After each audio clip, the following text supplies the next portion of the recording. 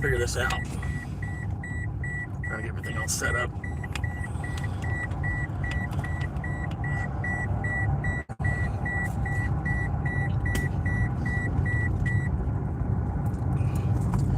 Well, maybe.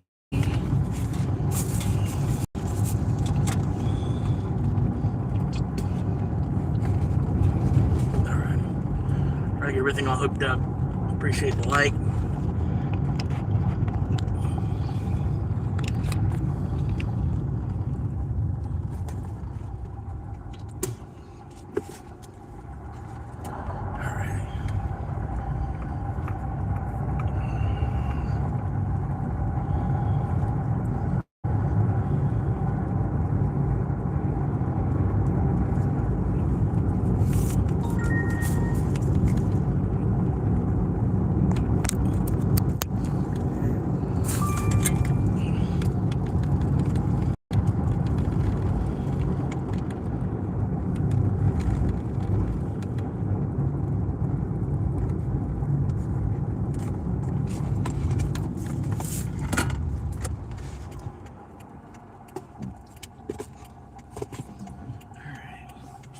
Hell yeah. Logged in. Got 4 viewers hanging out. How y'all doing?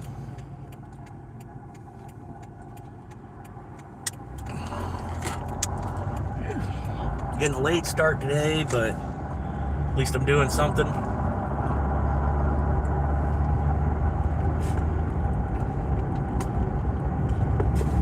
Just really just trying to take it easy on the car since it's making so much noise. I don't really want to be beating it up too much.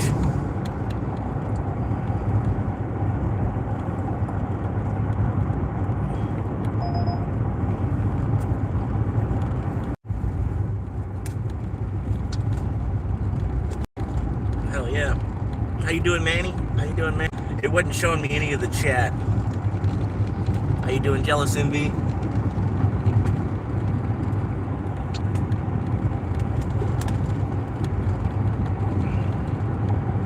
I don't know if it can be the best day yet, but I had my second best day about a week ago. My second best day ever. Made like $294 in one day. Which was, yeah, it's a pretty freaking good day. That's like 2 days. Sometimes 3. But anyway, I'm logged in now. About to hang out with this girl, but I'll leave you running. Hell yeah. Appreciate that, man.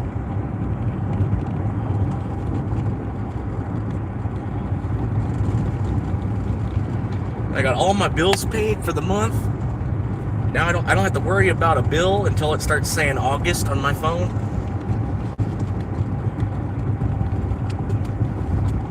So I can pretty much stack this whole month. Well, I mean stacking, and I'm trying to split it 50-50, kind of. Send half to Capital One and then send half to crypto. Oh, there's number 1. Wendy's, $7.50.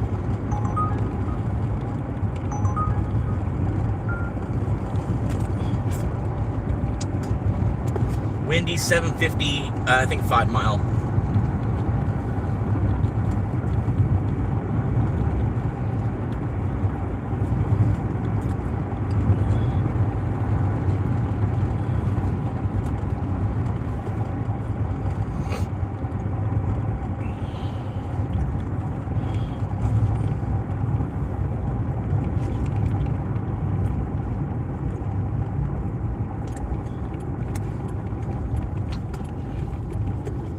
Yeah, we missed you, Manny. Yesterday was a pretty good show.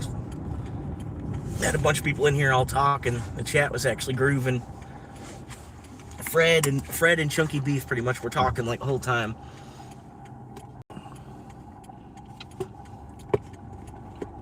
I was making some good points.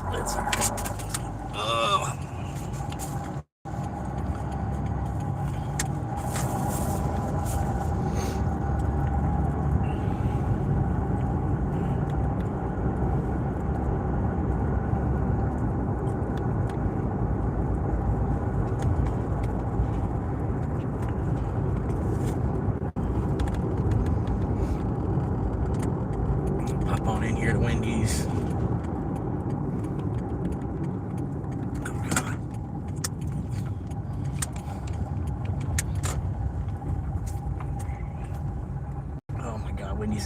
hit right now too.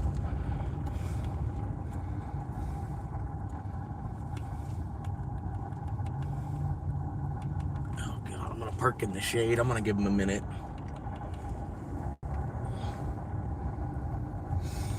I don't think that shit's anywhere near done.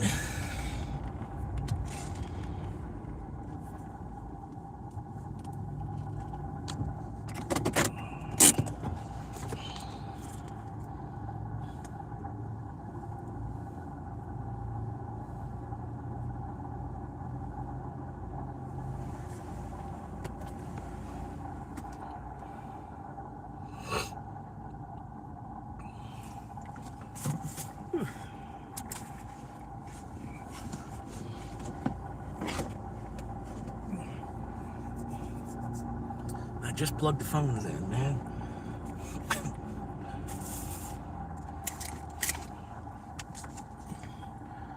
Shit. All right. All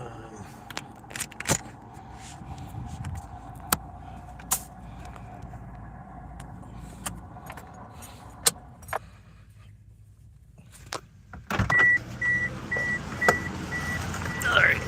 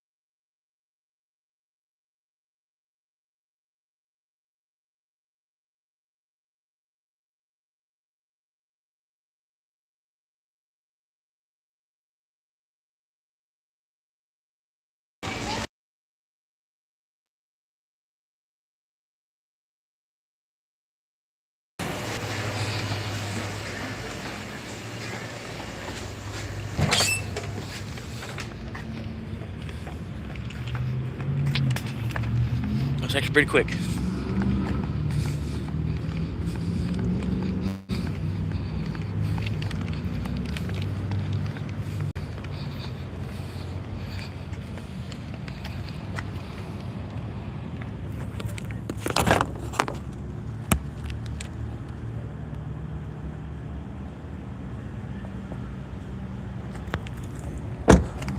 Somewhat insulated.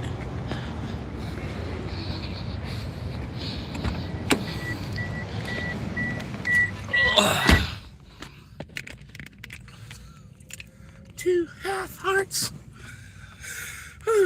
2 half hearts.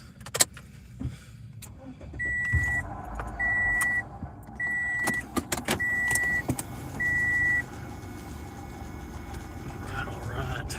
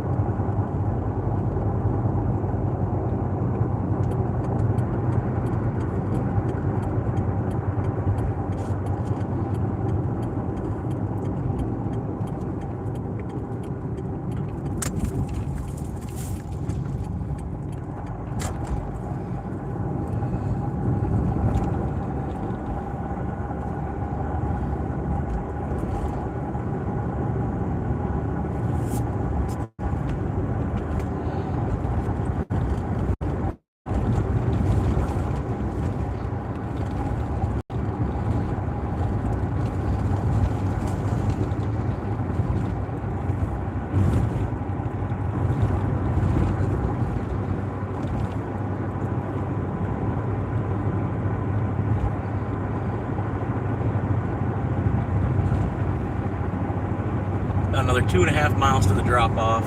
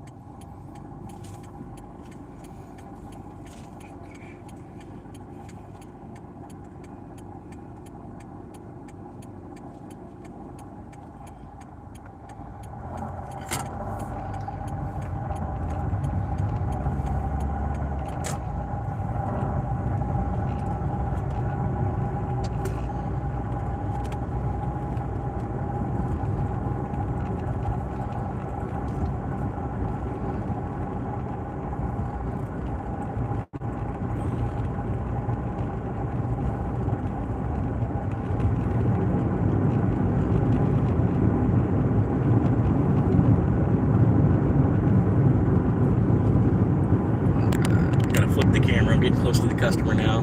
How y'all doing?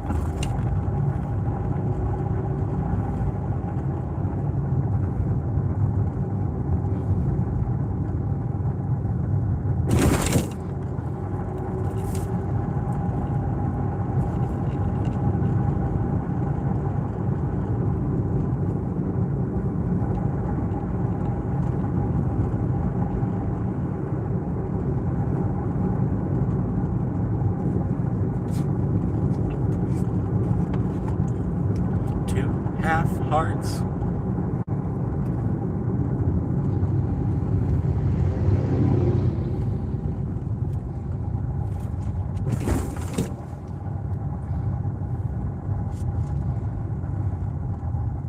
I'm gonna sit here and be stupid. Come on, buddy. Come on, buddy. Thank you.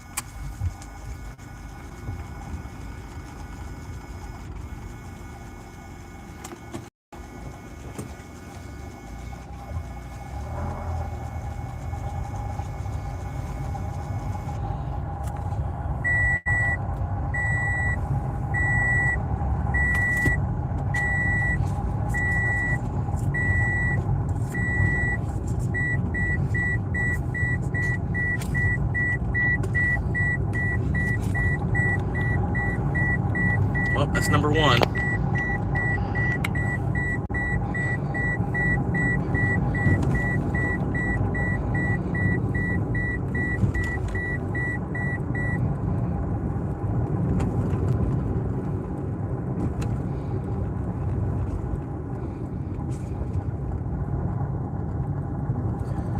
I think I just missed the turn. Yep, I did. Missed the turn out of here. That's cool. That's cool. I love this neighborhood. I love this neighborhood. They did a really good job engineering this neighborhood.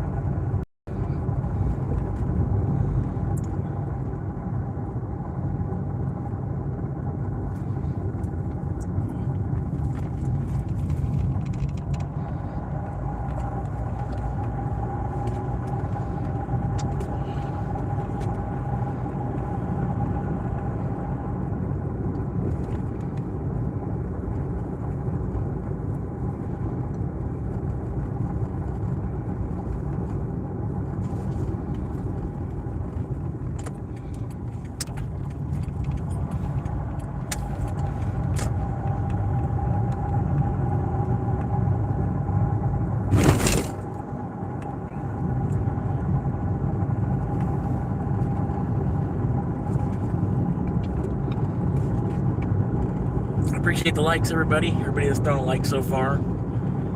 Pretty much, if you're finding me for the first time, I've been living in my car since September. I'm out here doing my thing as an Uber driver, trying to create a YouTube channel at the same time. Always been wanting to make a YouTube channel for years. I just never could quite, put my finger on what I was going to make content about.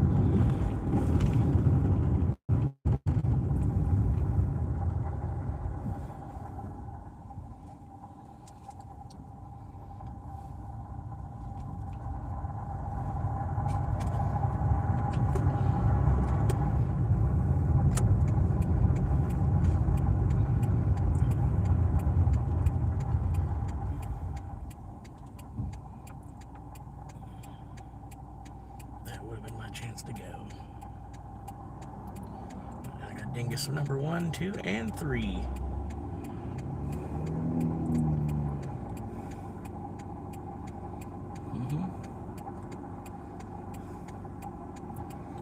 Come on, come on. Come on, come on.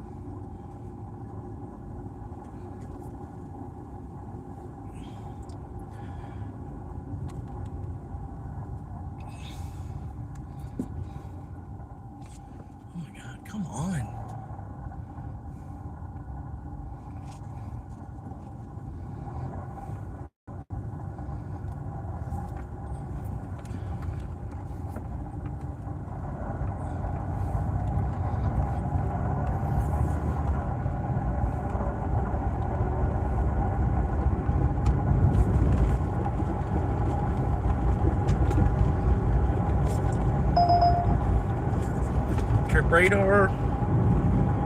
Nothing. 14 mile $4. Like, yeah, good luck. Good luck.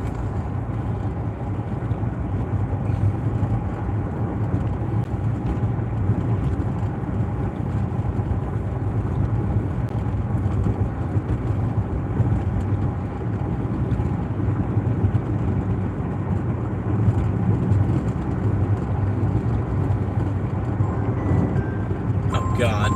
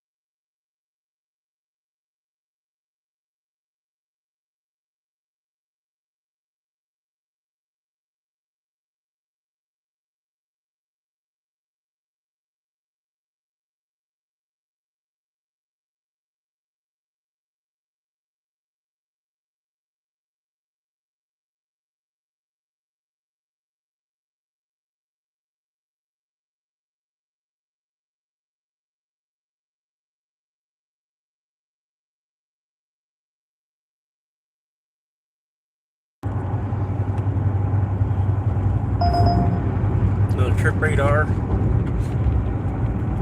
Crypto dripple. Nope. Good luck finding somebody to take that.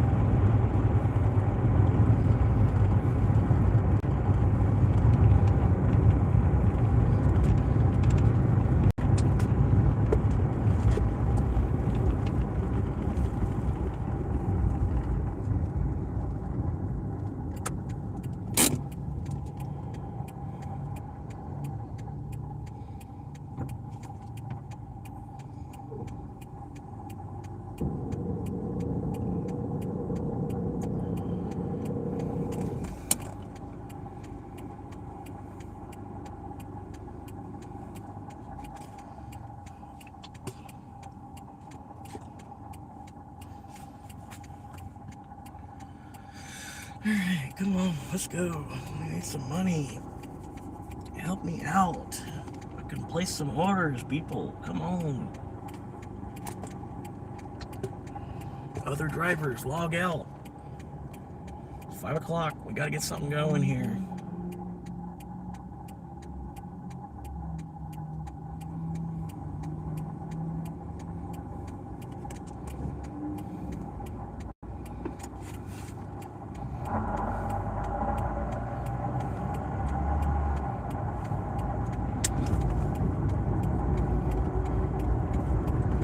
Just in time for this light to turn red. Amazing.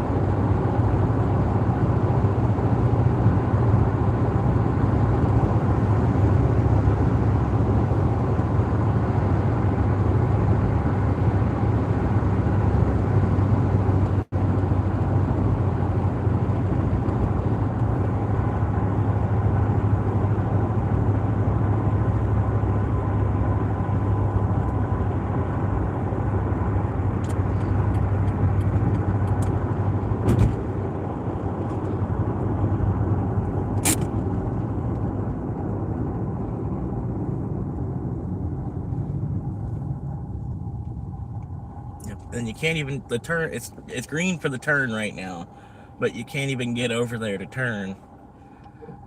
Mm-hmm.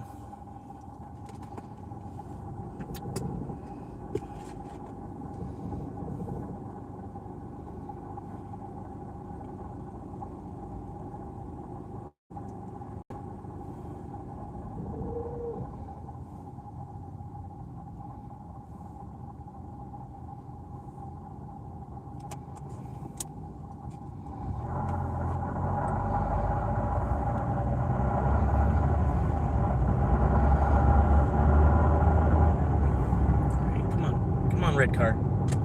Let's go.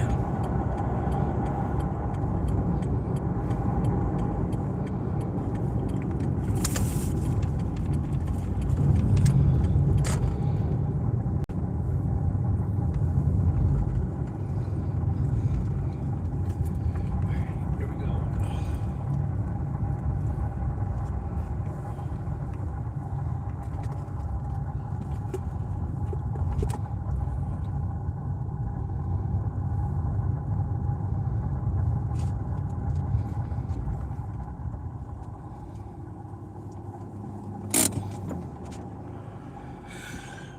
All right, 15 more seconds.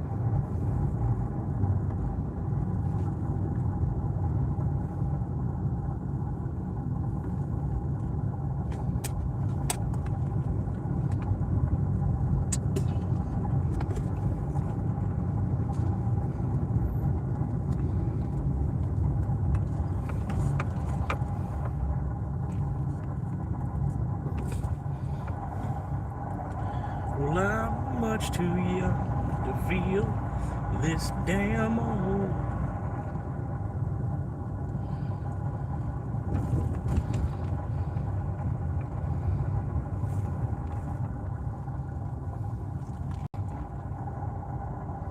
I said I'm much too young to feel this damn old.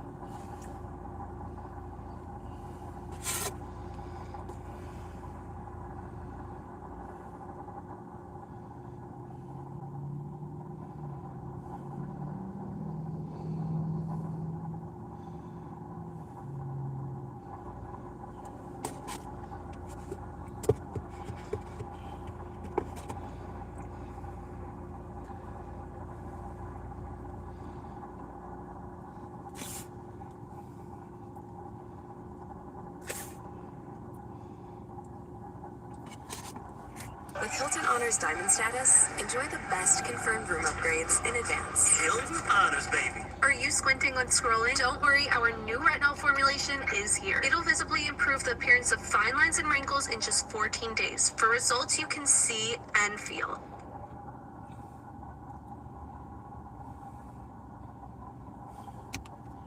Owen, how you doing? Come on and sit him down because today we're going to talk about something you probably already heard about. And that's the ongoing chaos between YouTuber Reckless Ben and Bricks and Minifigs, also known as BAM! Quick disclaimer. Everything we're talking about today is all things that we've seen that are public information from Reckless Ben's YouTube page, social media accounts, and from what Bricks and Minifigs has said online. This is just a recap, so that's the disclaimer. Is that good? What started as simply trying to recover money seemingly stolen from an old, sick man has turned into a full-blown fucking nightmare, dude. Currently, a big corporation is alleged to be abusing the legal system and working with corrupt police to silence Reckless Ben and others for uncovering the heinous acts of one particular Bricks and Minifigs franchise. Which, if you don't know Reckless Ben, we've seen some of his stuff before. He also did a video on the McCamey Manor as well, which I thought was sweet. He infiltrated it, but it seems like he goes into corrupt businesses and basically tries to uncover the truth or just expose them and like right the wrongs of stuff as well. Try to use legal practices that a lot of these businesses use against the people that they harm. I like to think of myself as kind of like the king of loopholes, you know, and so I kind of always want to go against like someone who's like the opposite. So I do like legal loopholes for good, but I want to go against someone that does like legal loopholes for bad. It's just seems like the perfect battle, you know, like we're both just using like legal loopholes against each other to like get each other in trouble and stuff. And Right.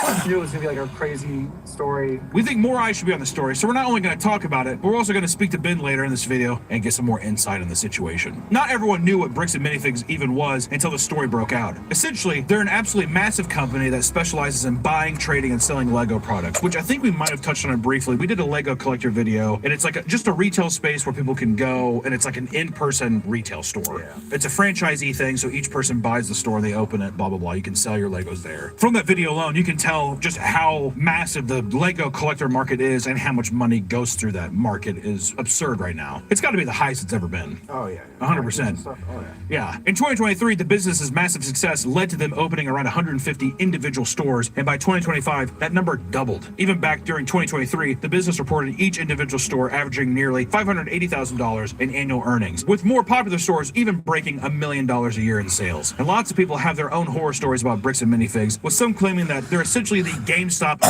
Lego. Online, there are entire threads of people complaining about selling their childhood collections, easily worth hundreds of dollars to Bricks and Minifigures, only to be offered about $50 at most at times. I think people don't realize how easy it is to just be like, put your shit on Facebook Marketplace. You'd be surprised by how quick people will jump on things. If you can. Because I know some people are, you're just in a pinch. I have to have the money now, but I don't know. Like your wife's kicking you out. It's you or the Legos. Yeah, me or the Legos. All right, bye. Yeah.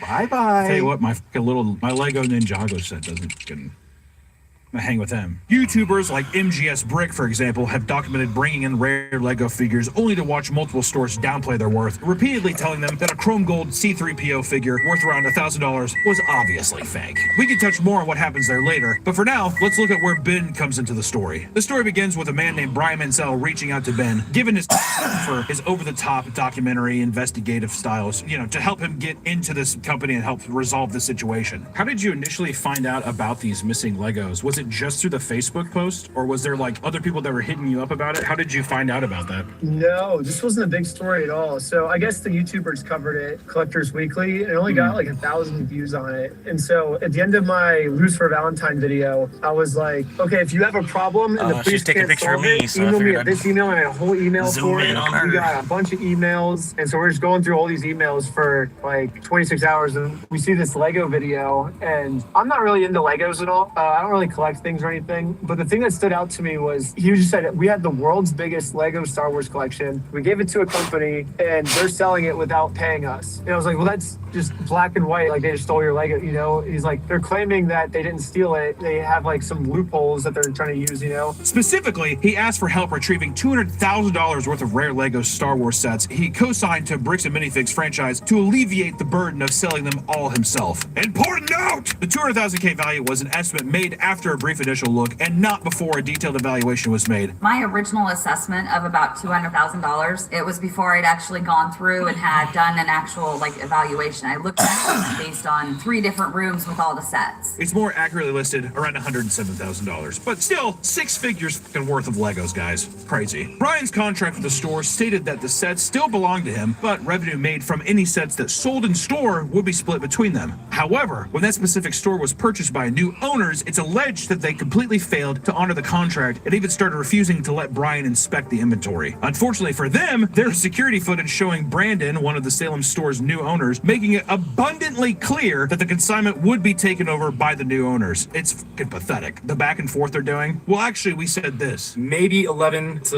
$15,000 total Star Wars, and that's all Star Wars inventory in the whole store. No, actually, we said this. All the photo evidence points to there being $20,000 worth of Lego in this of Star Wars Lego in the store that night. Well, actually, we said this. When Brian first came in, we identified anything that was on that list. Power on. Normal voltage. Waiting connection. Bluetooth connection success. Sorry. The shelves were empty. Which also, even if this is all legit, could you not look more unprofessional? To not have your ducks in a row? Or just to stand by your policy and be like, this is what we said, this is what it was? Well, don't get me wrong, with these videos and stuff, people are calling, harassing, all kinds of horrible shit. I mean, I can sympathize with that. But at the same time, if you righted the wrong, I don't think any of this would have escalated to where it's at. Well, they're being greedy because they're like, Oh, it's unbelievable. They're trying to get through a legal loophole. Like, well, we changed ownership, so. Well, man, it's 100% from what we can see so far, it just looks like it's a thing where it's like, well, you signed this consignment for the sale and all your pieces are here, but there's new management and I don't know where that's at. It's just like, just being fucking scummy. Yeah. Some of the video footage, man, that you see of this owner, like on the stoop of his house, talking to the cops, and he's like, hey, live the American Fork Police, you guys live, I love you. And him doing that is the crick.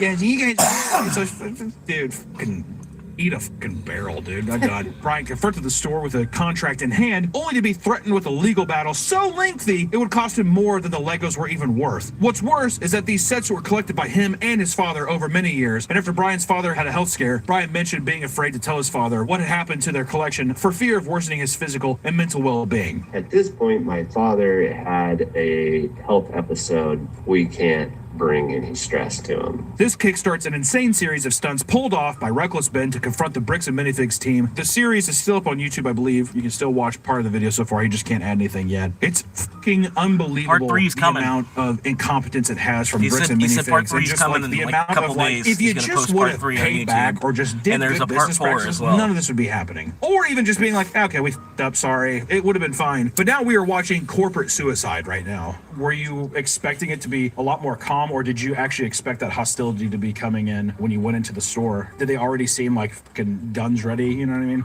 Brian did warn me when I went in the first time. He's like, hey, when I went to ask for my Legos back, they trespassed from the store and started like screaming at me. So he's like, they're probably going to do the same thing to you. At this point, I didn't know if Brian was telling the truth or not yet, you know? So I was like, oh, I guess I'll just go and see for myself. But I came in prepared kind of knowing that I was like, okay, I'm going to be like extra nice to them because I know they might, I want to get them to talk because that's my goal, is like hear their side of the story.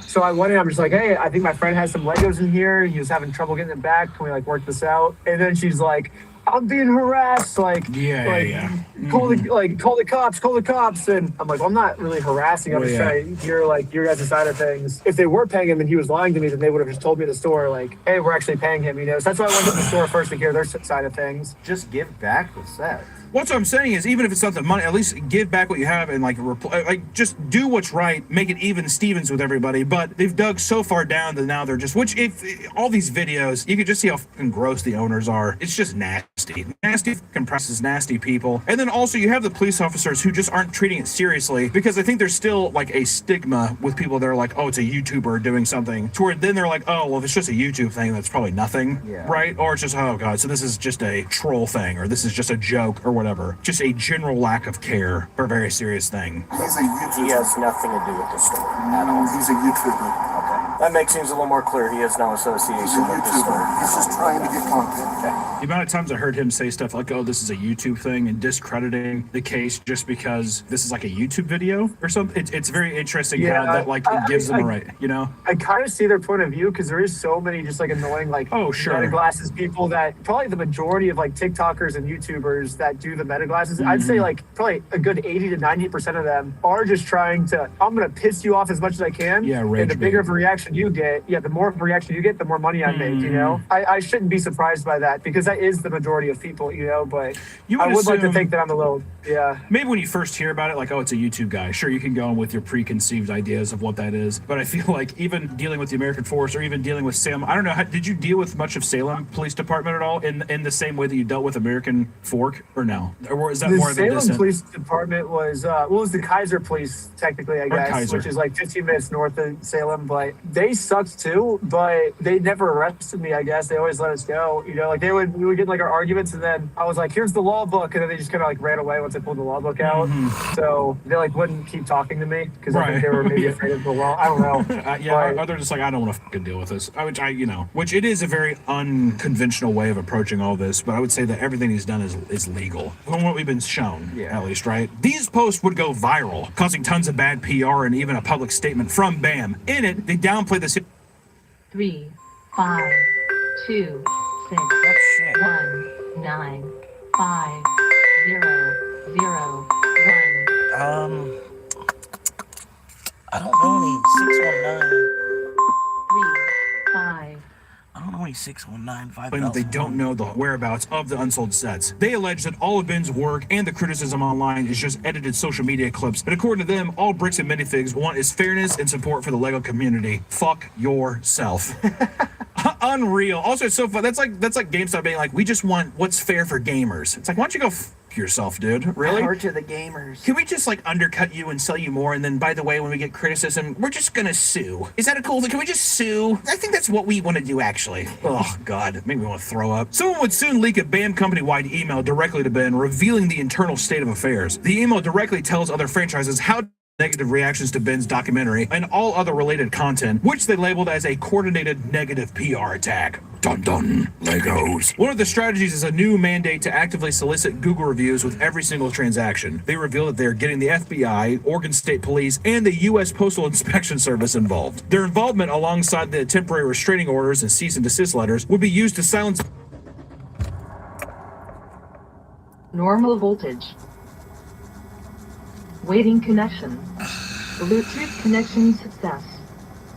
uses to sell merch, restraining orders, and cease and desist letters would be used to silence Ben and others' content. Ben was also sued for his website, WeStealFromOldPeople.com, which he uses to sell merch of their own company. By now, Bricks and Minifigs stores around the U.S. are receiving tons of bad PR because of this scandal. To combat this, BAM stated in their email that they would have reached out to Google, YouTube, Patreon, GoDaddy, and the Facebook to report Ben's content and anyone who's review bombing their businesses. Patreon's own CEO made a video responding to this, essentially telling them to basically go f themselves and to sue Patreon if they want. Bricks and Minifigs can stuff it. We're keeping Ben's page up. And if Bricks and Minifigs doesn't like that, they can sue us. Right, which good luck with that. The thing that'll save you thousands when buying a used car that no one talks about. If you're buying a used car, you need this. See, we've all been there. You're on Facebook.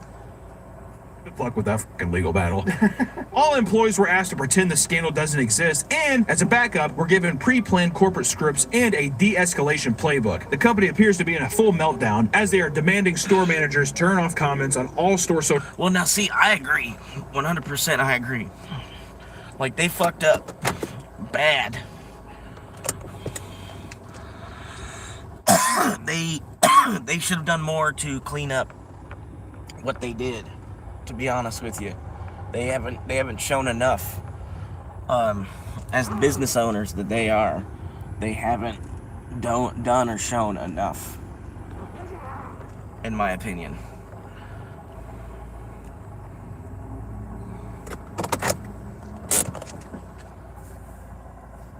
Media accounts. As stated in its public statement, BAM says its ultimate goal is to regain the community's trust and protect its franchises. AKA, please don't bankrupt us. Please don't make us basically start a new business, which is inevitably what's going to happen. Do you think so far? Do you think they're going to be able to weather the storm? I mean, as far as PR goes, I don't think so. I think no matter what, they're fucked. Even if they win the case against Ben. The court of public opinion is decided. Yeah, which is just like, well, these guys are pieces of shit. It's going to take years and years to regain the I can trust. see them changing their name and trying to get out of that that spotlight. All the or something. franchise, renaming yeah. their franchise or something. I bet you that's the route they take. Or they might do a thing where it's like, someone bought us, and then they rebrand. Yeah, We're yeah. under new corporate management. Yeah, but they won't say that someone bought us. I don't think so. I think it's going to be all secret. They're going to delete all the accounts, whatever, and they're just going to restate it, and you're going to look at it and be like, oh, these are all the same. It's in minifigs locations is what I think is going to happen. It may seem like bricks and minifigure stores attract managers, but not all employees are like that, all right? Some are simply there for a paycheck and have to deal with the nonsense that comes with it. Testimony from bricks and minifigs employees makes it seem like a living hell. It is common for the work schedule to be brutal and random, and on top of ridiculous hours, you can expect minimum wage at best. Several employees also claim that there is no opportunity for raises or career advancement. Of course not, dude. You have some manager who owns the store, and they're going to be in the cycle of getting like high school employees to come through. And it's that thing of just being like, God, you're lucky to be here.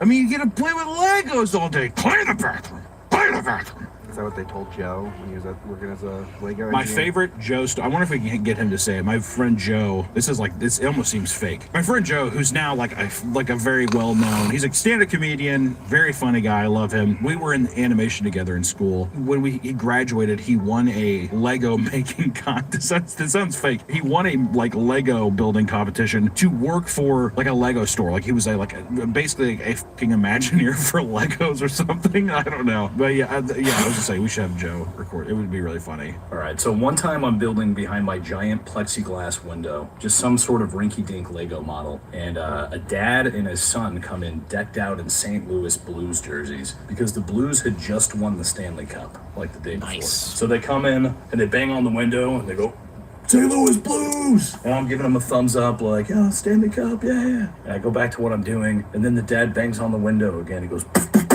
hey! Build the Stanley Cup! Build the Stanley Cup! And, I can't just drop everything I'm doing to build a 5-foot tall statue of a trophy or whatever. So I just kind of laugh him off and go back to what I'm doing. But he stands there for like several minutes with his son, and they keep banging. The kid's banging on the window. The dad's banging on the window. I think the window's going to break. Build the Stanley Cup! Build it now! And, really, that's what it was like working there at all times. Yeah, I don't know. I from the perspective of a guy who just works at no incentive of like reselling, I wonder what his perspective is on Lego fans. I'd be curious to see. The next big video Ben would release documents Bam actively thwarting his efforts to confront the store owner legally and taking their maliciousness to a whole new level. It's throughout this process that the American Fork Police Department starts to reveal themselves as straight up corrupt because the store owners and the CEO are part of the same Mormon church community. Brian alleges that some of the police are too and that they're protecting their own. Us Mormons stick together. The religious undertones too with like the cooperation of like even with the American Fork Police Department, how a lot of those guys even go to church together and they're all kind of in cahoots in some kind of way. So first off, I'm going to give you a little piece of insider information. I think someone found this on a YouTube. I saw someone's YouTube on this. It only has like 500 views on it. So no one's seen this piece of information, but someone dug back in the newspaper and found that Ammon and Josh, they went on a Mormon mission trip together. So they're like BFFFFs, which is crazy because they claim that they're two completely separate people. Like Josh is like, oh, corporate is completely different. Like corporate's not, we can't control what they're doing. Like they make their own decisions when really you can see they're like literally best friends with each other. Like Josh and Ammon are, I don't even think they're allowed to shower separately. Like they have to be in the same room at all times when they're on their mission trip because they're not allowed to like jerk off in the shower or something, you know? So like they have to shower with the door open and stuff. And so Josh and Ammon are like closer than any two human beings can be together, but they try to make it seem like they're like completely different. In order to have his case against Brandon and Josh approved, Ben first has to make a good faith effort to resolve the disagreement with all parties involved. When they try to approach Josh to make their good faith effort, police are already waiting for them and pull them over for supposedly not fully stopping at a stop sign, despite the body cam footage later proving this completely false. Body cam footage also reveals Josh calling the police to claim that Ben is stalking him rather than just trying to serve papers legally, and that he might be pushed to shoot someone over it. Correct. One of the dispatchers made a note. You were saying that you were on. I said, if they try to break into my house. Okay. I'm just saying, if they come inside, they'll have a surprise. Hello? This is Technology from Legoland Lego commercial. Galaxy at Legoland. Oh my god! That's too perfect. Surprise. Okay. Is that not a threat? And as for Brandon, Ben tried to speak with him at his home, only for Brandon to stand there in complete silence until the police made him leave under the I'm gonna threat move to of another jail spot time real if he quick. returned. He didn't steal anything. He inherited the store from somebody. No, he stole $200,000 because I've been spending the last 3 months in the case and I won in court. With his good faith efforts rejected, Ben's case against Brandon was officially accepted by the court. The police approached Ben and his friend once again, at night this time, to conduct a random 2-hour search of his car under a random suspicion that they are carrying heroin. They found nothing, but still tried to pressure them into confessing they were under the influence, claiming that their eyes were suspiciously dilated. They weren't. Fork PD was later caught on a body cam claiming that they were going to scare Ben and his team a little before letting them go. Can't we just have him pick his friend up? Then I'm probably tired of dealing with the police at this point. I'm not sure. Yeah, it's gonna scare him a little bit and let him go is all I really was gonna do. Making it even harder to believe the heroin lie. Which, who believes the heroin lie? No one. Regardless, being unable to amicably settle with Josh over this got Ben's court case against him approved as well. And with an official process server alongside him, Ben placed a sign in Josh's neighborhood that read, "I stole a dying man's life savings," on a public piece of land to lure him out to be served his papers. As they waited, 3 separate police confrontations took place, ending one officer trying to directly serve Josh the papers himself. He returns and says that Josh, quote, doesn't want them because he believes they're fake. Have you two been court before? No, he's a YouTuber. You've never been to court with him? No. So these papers that you printed up are fake? Yes, 1 billion, trillion, gazillion %. Okay. He's a YouTuber. That footage is crazy because it's like, you're getting served papers, no, they're fake, I won't accept them. If they're fake, then they're not going to do anything. Can I peek at it? What was that? Can I peek at it? It kind of puts me in a little bit of a bind. It's fake. There's no lawsuit in it. Well, yeah, exactly. It's also a thing, too, with, like, if you have a public server there who has no qualm with the case, who is not related to the case at all, should be able to go up, serve the papers, and, like, that's just it, right? That's serving someone. Exactly. But to have the police sit there and be like, well, they're fake, well, how do you know? What about these makes it fake? You know what I mean? Well, what's about the police body cams? They can just turn it off, or they can silence their mics. Yeah, that's crazy. They can just turn the mic off. Well, why would you be able to do that? I'm gonna have a discussion with this officer. Go on that little plot of land right there. Perfect, right there is fine. Yep.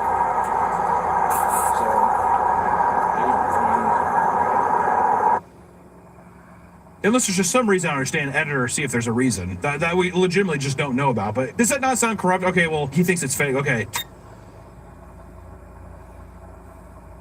Click back on. All right, we're just going to tell them to leave. A 4th set of officers confront them, this time directly calling the court to prove that the case is real. They are seen on body cam footage being told it is 100% legit. Yeah, looks like a real small claims case in our court. So they get fed up and just arrest Ben without reading him his rights. Ben gets out of jail, desperately starts a GoFundMe for Brian and his family and advertises it with another insulting sign. Police stop by and are seen scrambling to think of what excuse to arrest him again, right? In the footage, they're just like, I don't know. Is it disorderly conduct? Why? Did it raise the police to be summoned because it causes problems? Did he come out? Is he upset about it? I guess, but that's not. Look at your stalking code. See if it's that. If it's not, we're going to look at disorderly. If it's not disorderly, then we're going to look at the city ordinance. They eventually try to seize one of their phones and immediately arrest Ben's friend Sheldon for, quote, trying to destroy evidence after he attempts to lock his phone, which is his legal right. You're attempting to destroy evidence. That's a worse charge than what you're looking at. I was just locking my phone. phone. I was just locking my phone. I don't think so. Okay. Soon after, their home base in Utah gets raided on a warrant that included, quote, stolen Lego, which lines up with the piece of defamation Josh threatened to make about Ben if he decided to go through with the lawsuit. You stole them, bitch. I stole the Legos? Whoa. Yeah, you're a fucking thief. Dang.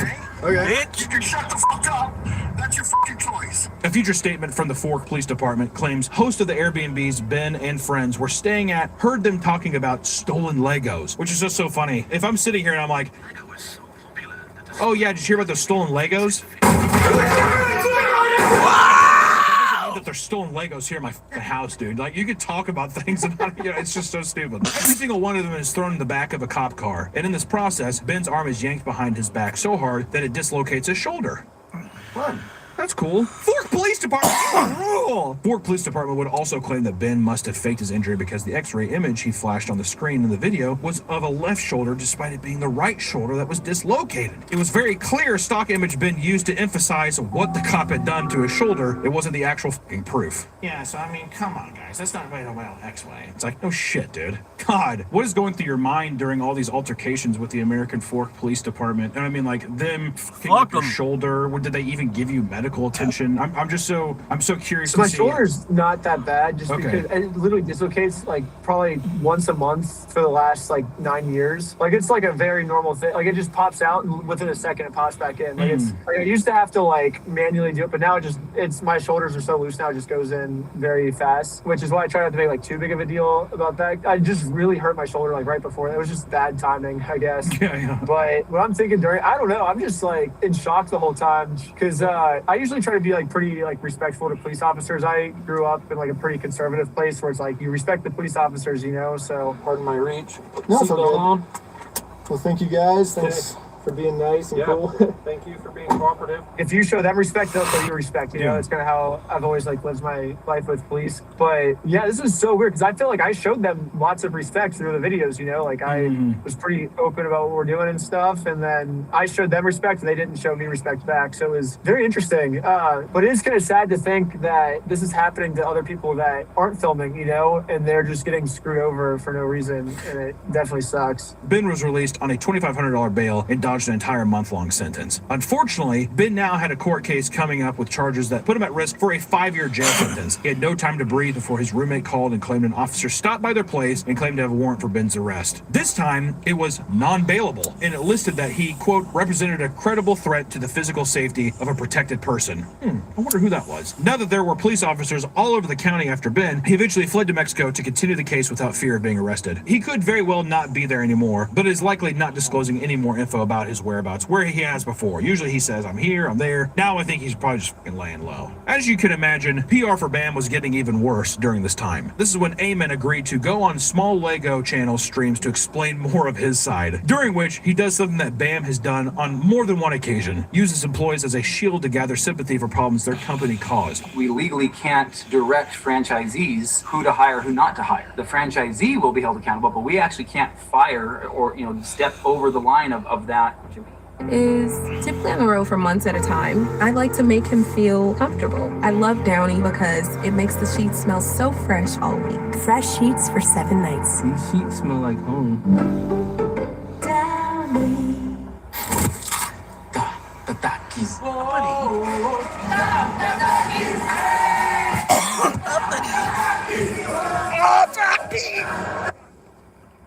Of that. We're a Lego company. Why are you being so mean to us? Isn't that what it feels like? Oh, they're bad. I'm not bad. I'm a 46-year-old man playing with Lego. I'm 48. My wife has sex with other men. It's unfortunately true that people have become so infuriated hearing about how evil Bam is that they began harassing employees at review bombing locations that had nothing to do with the controversy, which is a shame. That doesn't mean that you should go into a store and like fucking actually physically hurt anybody or whatever. But if you're review bombing shit, I mean, it's fucking blame Eamon, dude. Blame your fucking head honcho. He's the reason that this is all happening, right? And Josh and the Fort Police Department. A lot of people to blame. Yeah, it's got a lot of things. There's a lot of things. I think he had this for a while. He's been waiting. I think he had this ready. And then, like, when that controversy with Ben started, I think he, like, kept it in his back pocket. I don't think he, like, I think he had this for, like, the last couple of weeks. He was waiting to post this. There's a lot of targets you could throw up there. This actually hurts Ben's case, as Bam can now lump him in with the people that are doing these targeted attacks and harassment and label everyone as malicious. And it doesn't help that there have been both death threats and bomb threats made. My name is, I'm gonna you in the way you've never seen. You're the next one on the line. We go down from Salem, Oregon, and we come down the list. In fact, Ben alleges that Eamon called the police directly and claimed he planned on shooting up the store and burning the place down if the sets are not returned, which, don't recall Ben saying that. They sent people in saying they're going to murder our manager. They sent a lady in, and the lady's like, oh, I'm going to murder you to Amanda, the manager. Obviously, these are all fake threats. I would never do something like that. The police think that these are real threats. So now the police from Los Angeles, from Utah, they're all working together now to catch me. As we mentioned earlier, one YouTuber, MGS Bricks, visited multiple locations with a large collection of minifigures, including a Chrome C-3PO. Yeah, a Chrome C-3PO. Put the value up on screen, which we all already know. Of the 4 stores he visited, 2 offered 18% and 19% of his collection's value. The other 2 stores offered a measly 6% and 10%, meaning that on the low end, one store offered him $96 for his entire Lego collection. Oh my god, that's insulting. You know what's weird though is do you not get a better reputation if you actually just kind of pay good 50%? 50% what's worth? 60 feels 60 over half. Yeah. Well, you gotta think. Yeah. Then they're only making 40%. I'm only making 40%. Your Chrome. I mean, like it's a Chrome C3PO. I don't really know the. I'm not gonna sit here and pretend that I know the value of these things. But I'm like, if I sold that little motherfucker for a percentage, I'd be walking out of the store and I'd be looking back at him and shit, just sitting on the counter. When he went to the final store, he sent his friend in to make the exchange since the store knew who he was. After the employees combed through the Lego and handed them back, MGS Bricks noticed that the rare 30th anniversary Chrome C3PO valued at around $800, God damn, was missing. Both men checked the car and the collection again before heading back inside. As soon as they walked in, they saw the rare minifig sitting on the employee's desk. And when they confronted him about it, the Bricks and Minifigures employee handed it back to them, saying he had somehow forgotten to return it. What a fucking snap. Oh, that's weird. How did it end up over here? How did it end up in my purse? Sorry about that. That's called stealing. No. I just took it for myself. Right. What? Just as he handed it over, the Bricks and Minifigures employee made one more comment claiming that the rare minifig was actually a fake. Ugh. Yeah, it's actually not even good, so if you just want me to hold on to it, I can. Which made the situation even more suspicious. Obviously, the guy tried fucking stealing it. Come on. That's crazy. That's a crazy evolution as a human being, though, isn't it? I mean, like, you're stealing Legos. Can you imagine as a child, your future self walks up to you and they're just like, we're going to be in Legos, and we're going to steal from people. We're going to steal Legos from people. Really? I mean, kid me would be like, yes. Do you think so? I feel like they'd be like, why are you stealing it? I stole Legos as a kid. So I'm barking up the wrong tree. You're like, perfect. Never change, adult Nick. I won't, little Nick. I'm gonna be this way forever. After MGS Bricks made their video exposing their terrible trade-in service, he created a follow-up video revealing emails from COO of BAM, Matt McNeff, and their responses have some parallels, going on and on about how the store owner of one of these locations is currently handling the passing of his grandfather, and how another employee is directly involved in preparing to undergo heart surgery. He also claims there have been death threats made by people calling the store due to MGS Bricks video. It's just, the sympathy bait is just, well, he's only going because his grandpa's real sick, so let him be a piece of shit. He's going through a lot right now. Okay, he's getting heart surgery. He can be an asshole and he can rob from you. Okay? Yeah, I feel like they're too far gone, but at one point they could have just been like, you know what, we're sorry, let's make this right. Even if they couldn't get the, like, let's say for example they sold some of the set, you know what I mean? Financially get what was worth and give it to them. Buy the sets back and be like, that's really good. 1,000,000,000%. It's too far now. If they did it now, you'd be like, well, you guys are just fucking. If they would have gotten called out and they're like, no, even on later on, I mean, the rebuttal, no, we didn't do that. Yes, you did. Okay, fine, you caught us. Sorry. Wait.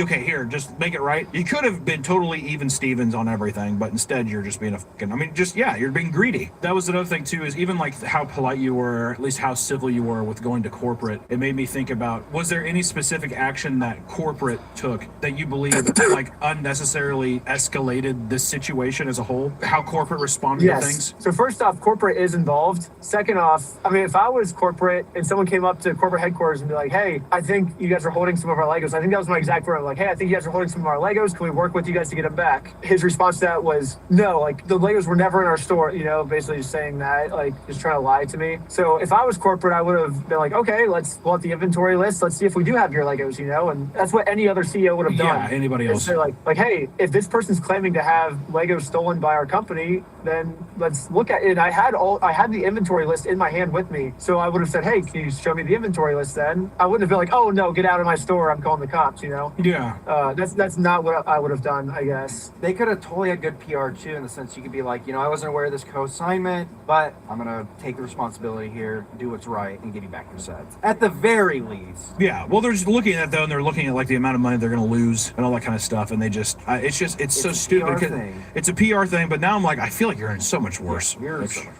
Well, like you're gonna have to financially. You're financially so much more down. I bet. Even if Ben loses, I feel like the damage, I'm telling you, they're gonna have to rebrand. They will do a rebranding, and they won't tell anybody. It's gonna be they're gonna shut down all the media accounts, and they're just gonna reset. And the thing is like it will probably fucking work.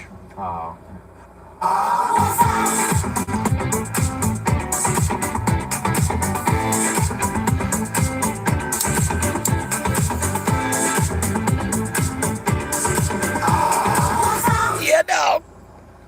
Your next fuel reward starts with your favorite drink. buy any handcrafted beverage and unlock a Wawa.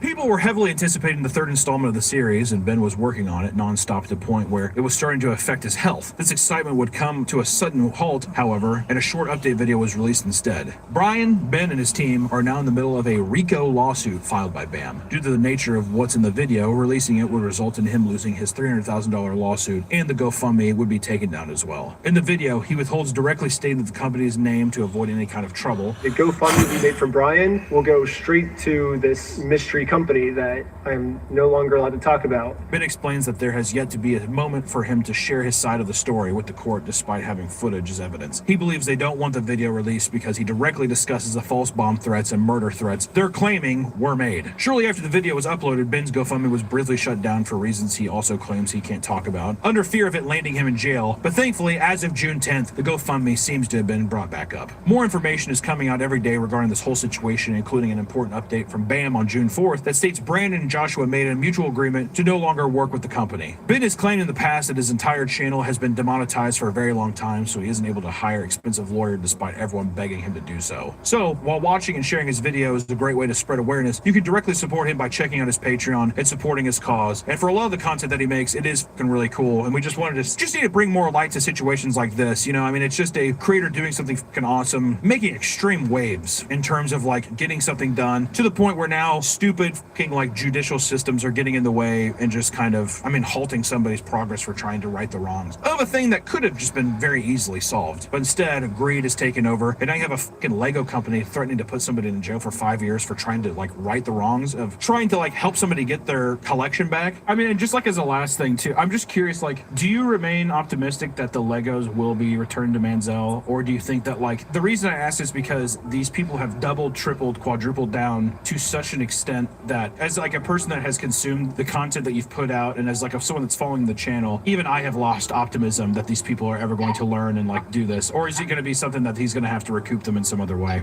I don't know.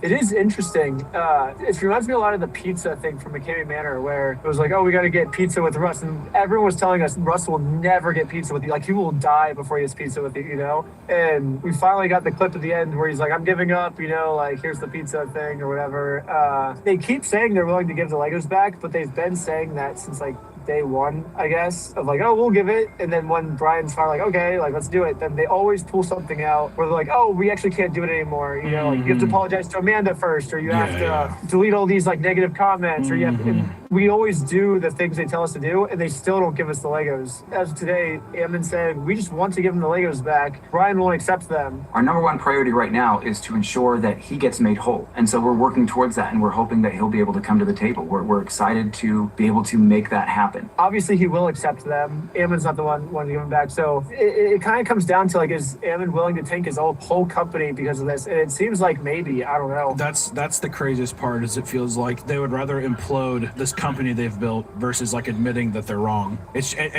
a level of delusion that just seems insane. I mean, like, even Russ had a moment of clarity where he was like, okay, like, I get it, you know. But this is you're talking with major news networks. This has become such a huge thing. It's crazy to die on this hill. It's just unbelievable. And that leads me, I guess, to like the final thing of how can we, like, is there any way to support you or Brian in this time of, like, I know that you have a Patreon and stuff that we wanted to plug and shout out and stuff, but is there any other way that we can help? Yeah, probably just those two things. Yeah, Brian's GoFundMe's been going crazy. And obviously we passed the goal within like a few hours, but Brian is now being sued by Bricks and Minifigs. Of course. Why wouldn't they? Not only did they steal from him, now they're trying to sue the person they stole from for literally no reason. Well, they got to squeeze as much as they possibly can out, you know. If they've dug this deep, they got to keep digging, it seems like. My God. Yeah, and they're trying to get us for RICO charges, which lawyers are saying, we're obviously trying to get it dismissed. So if it gets dismissed, we might be good. But if it doesn't get dismissed, they're saying it could be like millions of dollars in lawyer fees, which is crazy. So then the GoFundMe would just be a small fraction of that. But the good news is it would take about 2 years. So I think within 2 years, we probably could raise that because we'll just keep making content about it. So I'm not really too worried, but yeah, I think the GoFundMe and Patreon, like all of the money from Patreon and GoFundMe right now is just going towards like a legal trust is what we put it all in. Yeah, it's crazy. That's fucking awesome. I mean, you know, I hope that the situation can clear itself up soon. I appreciate you taking time. These are just some thoughts that we had in this crazy fucking roller coaster you're on. But I mean, you're doing a fucking crazy good thing, man. I mean, very selfless. And I mean, I know the entire all your viewers appreciate it. So, and I appreciate it too. So thank you so much. Oh yeah, that's sick. It's been a fun journey for sure. It's awesome. I just love doing like going on like fun adventures and stuff like this. If you help people out, then it's just fun for me. I guess I don't know. No, I don't. I think that's a perfectly reasonable answer. It's a sickening thing that's happening right now. You don't really know what to do, and all we can do is the only thing we have, Nick, is this channel to talk to people about it and to tell people to go support Ben's Patreon and help him fight this case. And also, hopefully, that whenever this is all said and done, we can hear some more of these stories that I know he desperately wants to say. Bricks and minifigs, go fuck yourself. You guys suck. Right? Also, I want to preface this too. That doesn't mean that any of you should go and harass and do it like bomb threat. There should be nothing of harassing these locations because it will not help anybody. But it's important to realize that like there is a shark in the water and there's blood in the water and these motherfuckers are lurking around and stuff. You know what I mean? So just be mindful of that. Be sure to tell your friends to never shop at Bricks and Minifigs. I hope it fails.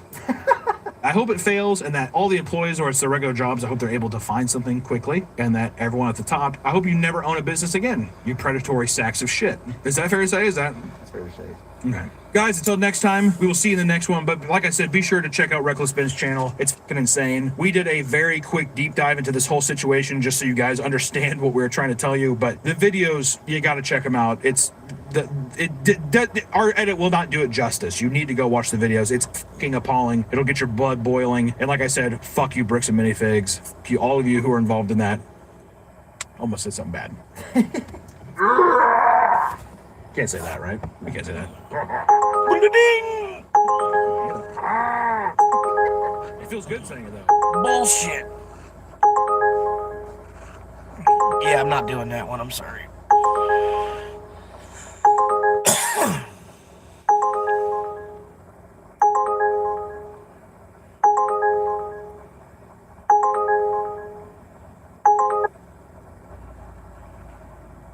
That one was bullshit. Oh, Jinxie B! What's so funny? Oh, it's hard to explain. Is it hard to You pay your bill. As a 40-year-old super aren't you like a child? I'm not. Wait, what did she say? So you can either go to jail or you can leave peacefully and pay your bill. As a 40-year-old super Aren't you like a influencer. child? 40-year-old super influencer. What is she on, like Real Housewives or something? I'm not acting like a child. A disagreement over a restaurant bill was only the beginning. Employees also reported that Angela was calling customers, refusing to pay, and refusing to leave. Oh, so just literally the worst human ever. Recording customers, refusing to pay. She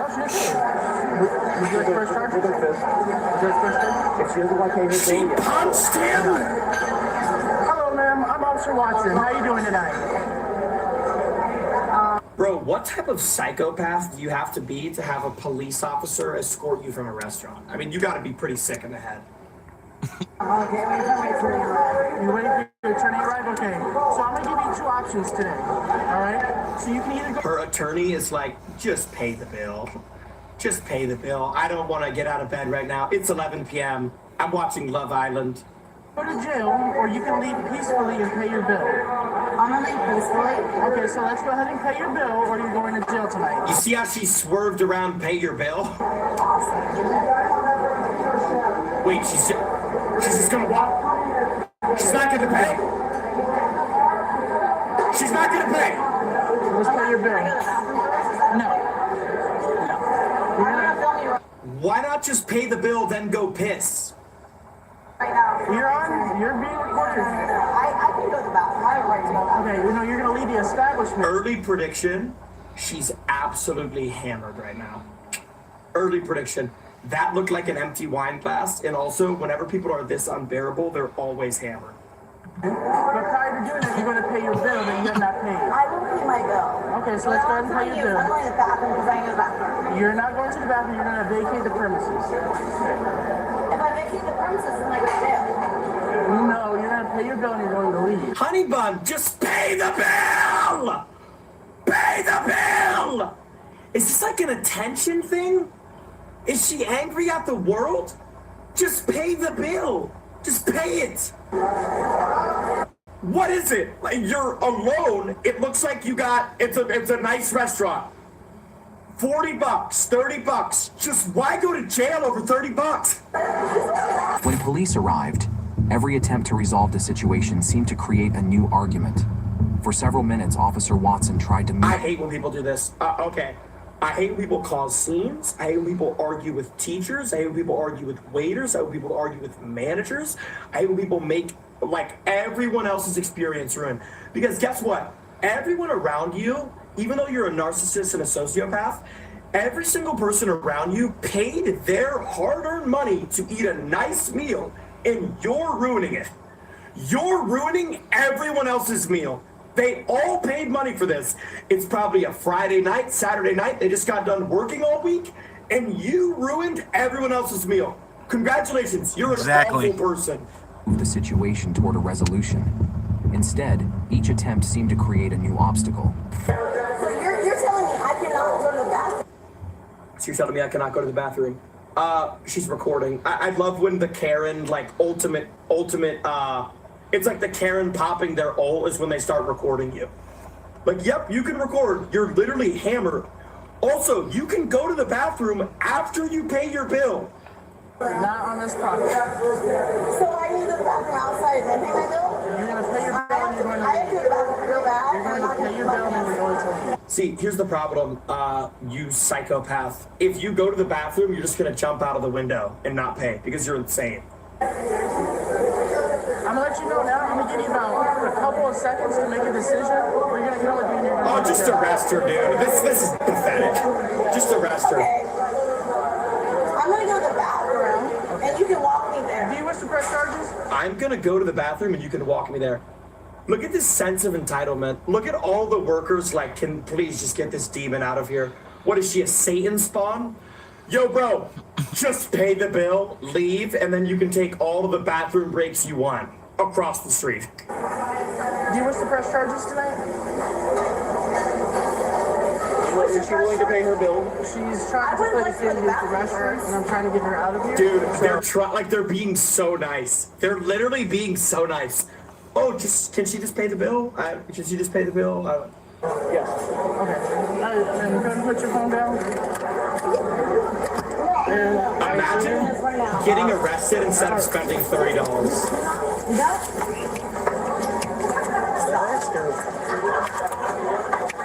Early prediction, this is either going to be in Florida or California.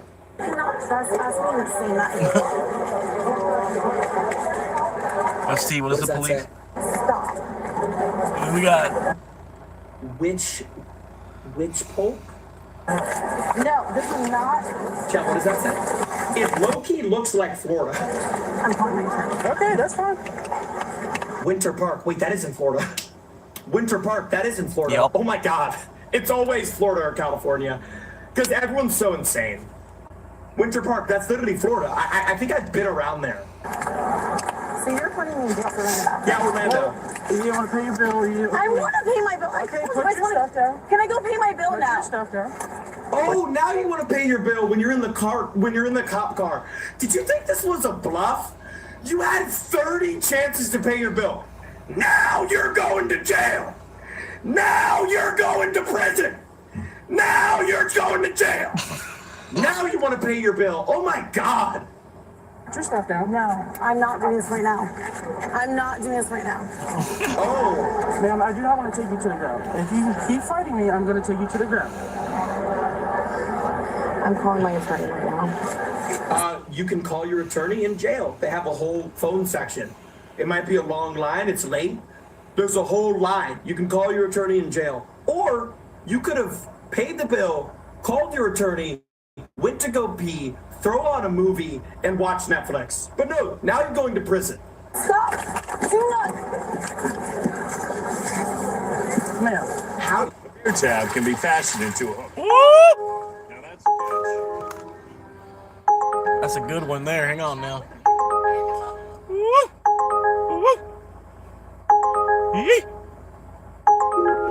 Chili. Heading on down to Almaville. What'd they get? They got a bunch of steak, didn't they? Nope. Usually people tip like that because they bought a steak and They don't want to not get their steak delivered. Alright. All seen it. It was like $13 for 3 mile. I'm gonna take the bait. Take the bait. Florida, no!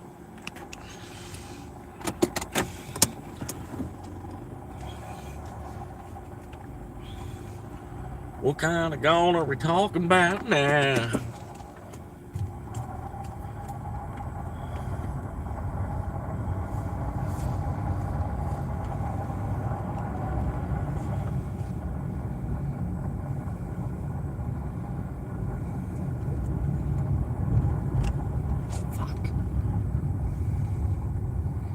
A little short little bit here to the restaurant.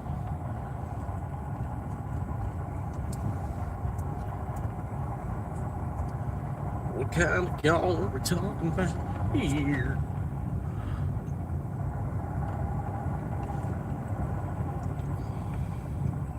Well, they're gone for good, and they're good and gone. There's gone with the long before it.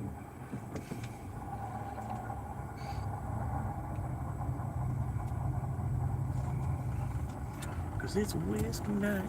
I just want a beer.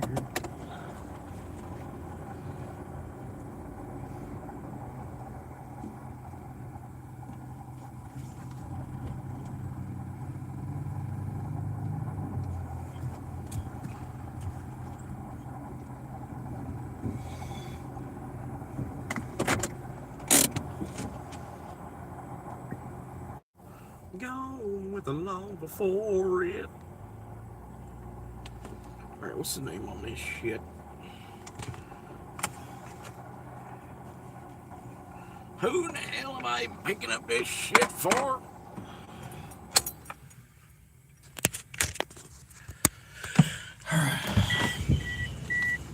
We're gonna be eating chicken on Wednesday. Oh wait, today's Wednesday. Yes! Yes!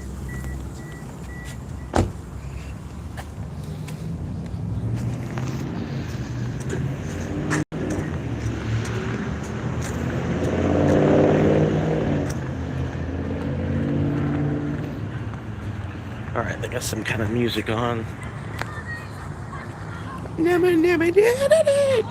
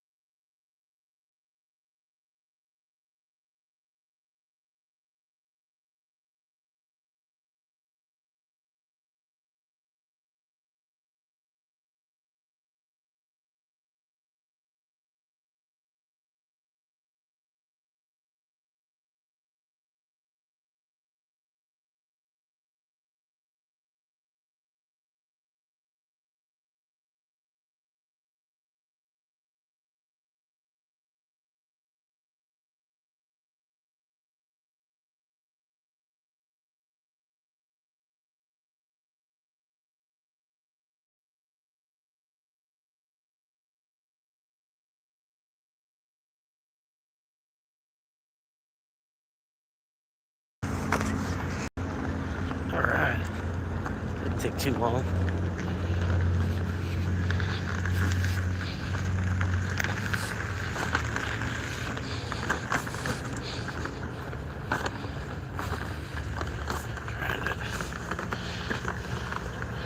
Twist up the strings here. There we go.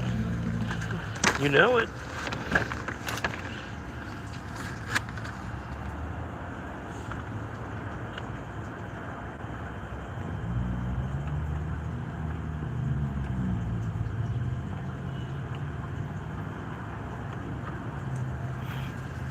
All right.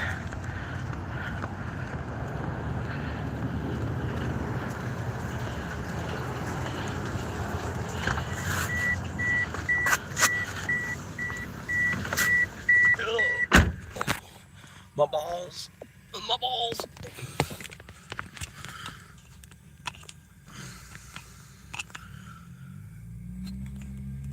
Just sat on my balls. Normal voltage. Wing connection.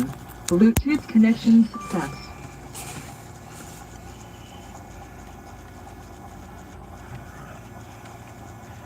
Rolling up to a little place called On Top of the World.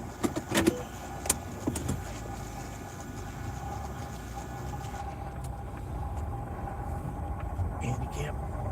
Yeah.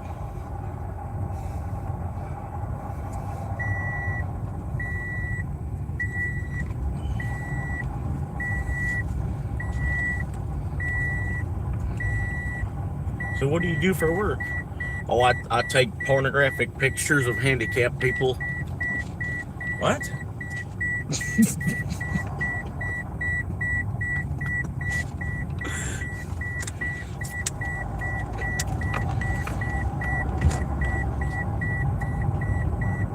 How'd you get into that?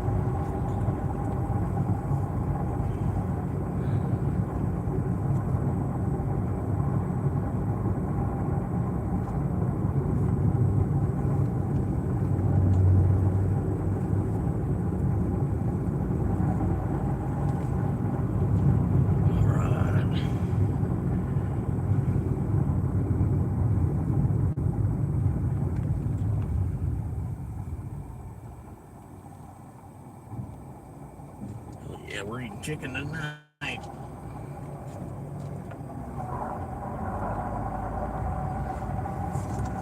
Pulling it out.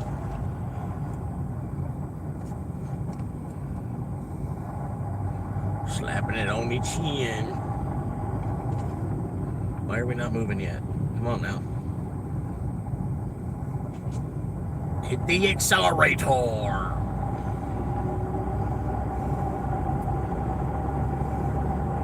Accelerator.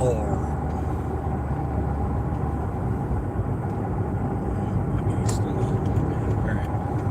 I don't know what's wrong with that guy, but we'll sit there and wait till he figures it out. The accelerator. Ding.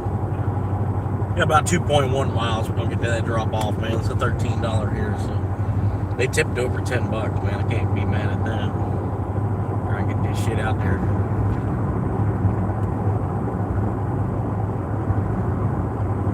Put this motherfucking shit in a bucket.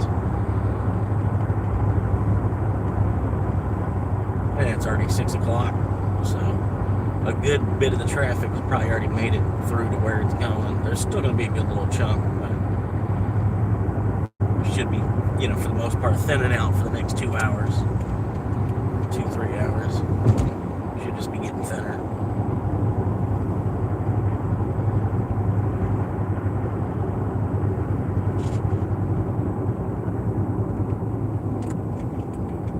Back over here, yes.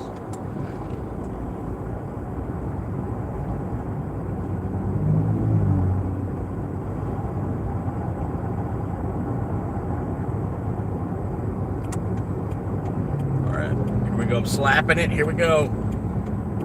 I'm going for it.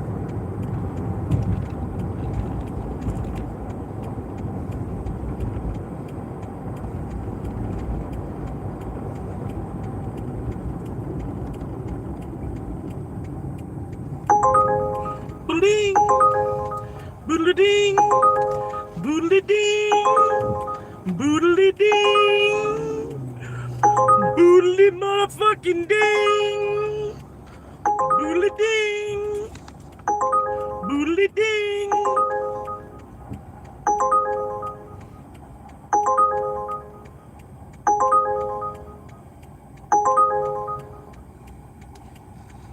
Boodle ding. Come on, come on. Come on, Mustang. Come on, Mustang. Come on. Hell yeah. Hell yeah. My man.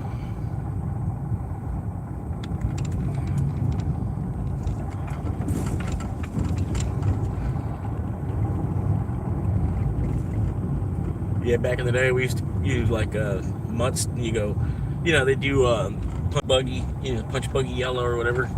We used to do Mustang, spit stang, and spit on each other.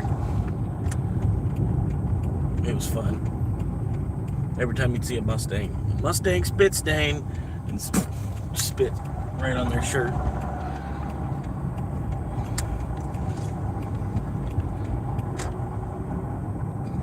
Or the other one was we'd do a Pontiac slap back, and you just smack someone right square in the middle of their back, hard as you can. What's up with all these shitty ass orders? What are y'all forwarding all these shitty orders to me for?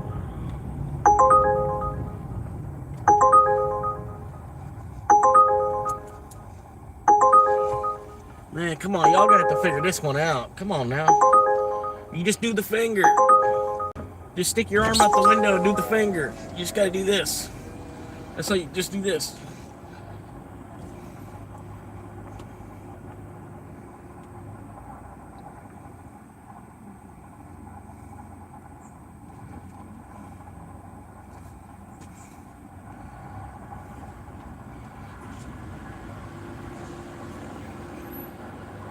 Good evening. Welcome to our talk room. Your entry has been verified. Please proceed. Just give him the finger. That's what I just flip them off.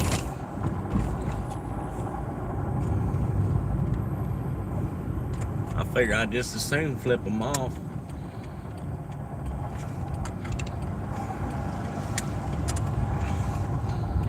Nice signal. Nice signal. So use the signal there, but not one here. That's cool.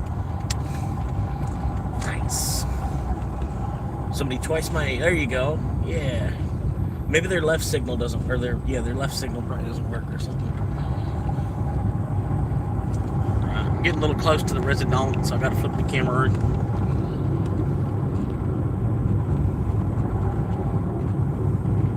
I don't know who the hell that is.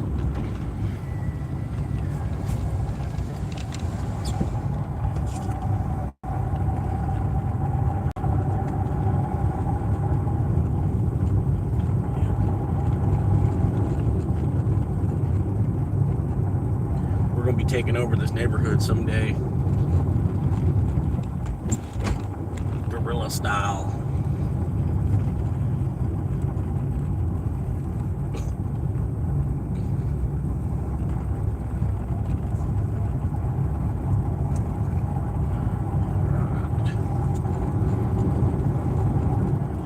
Hair's got a lot of volume today for some reason.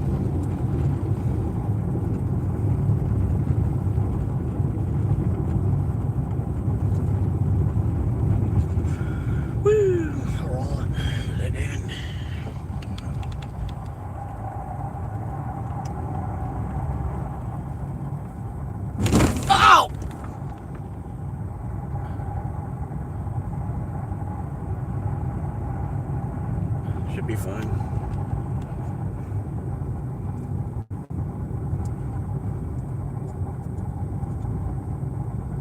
All right, here we go.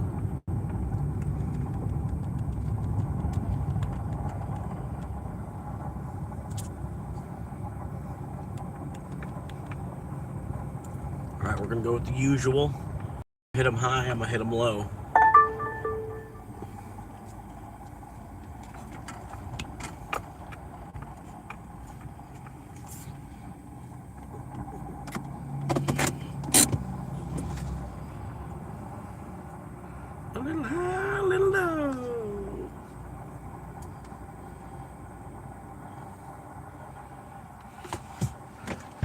bit more, a little bit more, a little bit more, a little more. I'll be right back.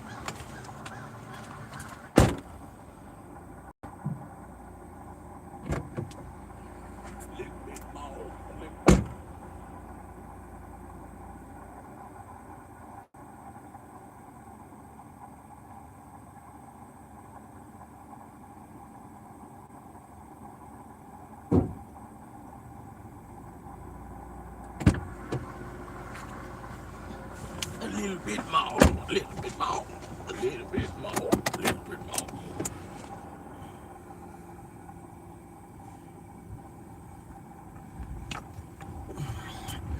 Oh. All right. How you doing? You're tuning in for the first time, Florida Swamp Monkey. I've been living in my car since September. Basically living in the car to save as aggressively as I can in Bitcoin while it's still sort of within reach.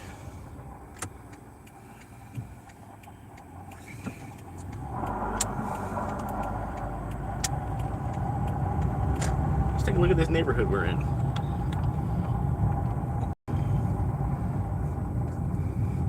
Not a bad spot here. Just a lot of old people. You gotta constantly be on the lookout. A lot of old people. Maybe out here. They be doing like whatever too, man. They're just out here going. But I'm sorry, my fault for only going 10 miles an hour, I guess. I don't know. What was the problem there?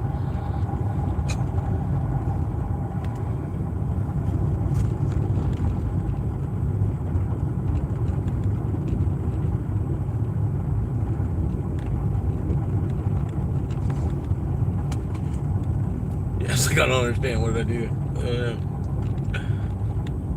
It's like only going like between 10 and 15 miles an hour.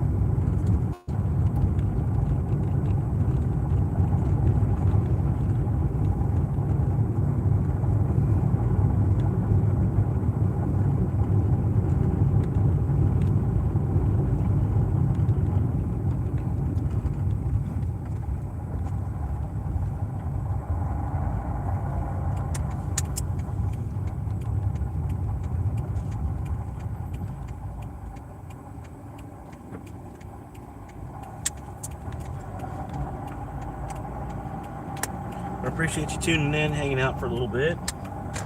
You've been just watching 5 minutes, you know, just watching for 5 minutes to make drastic improvements in my life.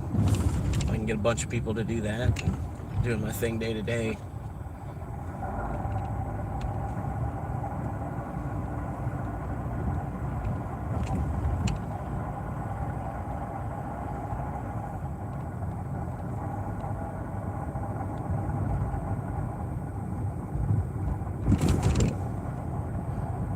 I'm not asking for like super chats or nothing like that. I'm just trying to find people that are willing to subscribe and watch, or even just subscribe.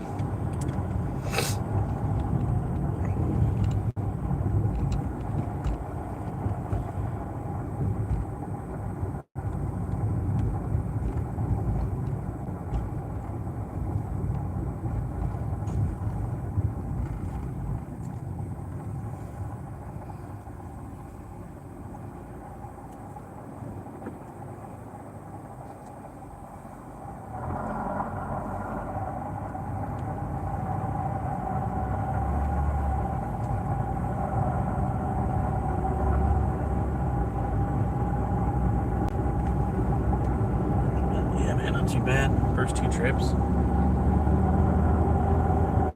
2 runs was $20 together. because it was like $7.50 on the first one and then like $13 on the second. So that's $20 that buys gas for the day, and I'm still using yesterday's gas. Not too bad. Basically, I'm heading back up to Chili's now to kind of wait somewhere near there, because there's 3 restaurants that be popping with orders. The Hibachi Grill, there's a Chinese food place, and the Chili's, and then there's a Hungry Howie's around there too. Like there's a couple of places right there, so it's usually not a bad spot to wait.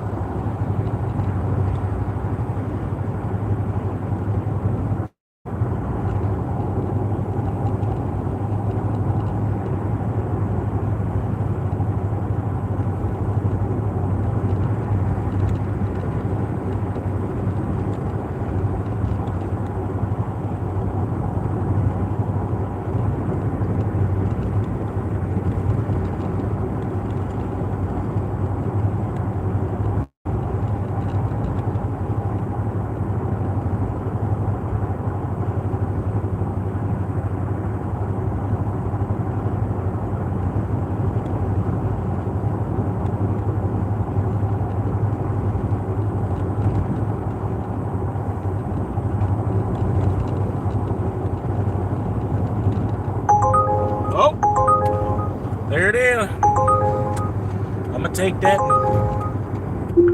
Diddly ding.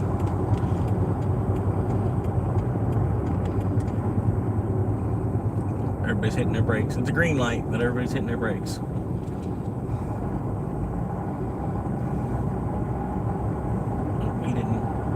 He had his turn signal on, that van, or he's gonna let him go in front of me because he had his turn signal on.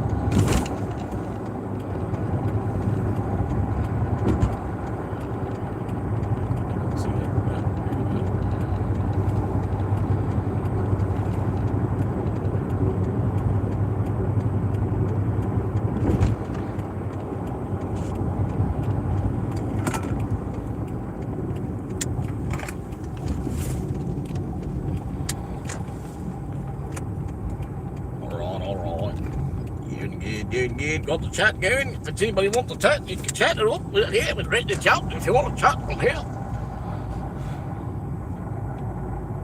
We can chat it up. We can chat it down. We can chat it around. We can chat it down to Chattanooga.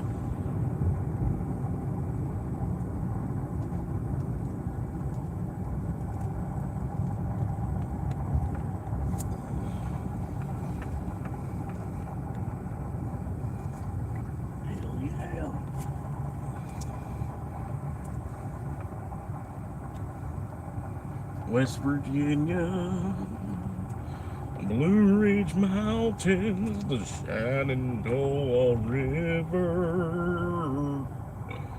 Life is old there, older than the trees, younger than the mountains, glowing like the breeze. Something about a road, the country road to the place where I belong, West Virginia.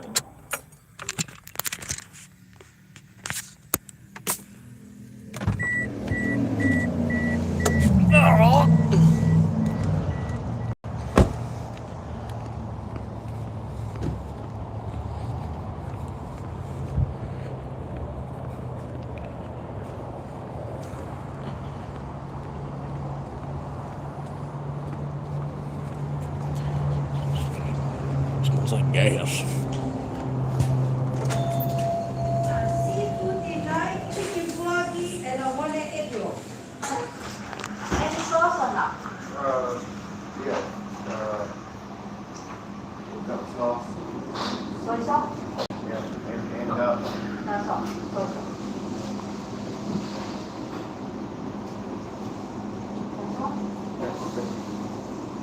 Yes, sir.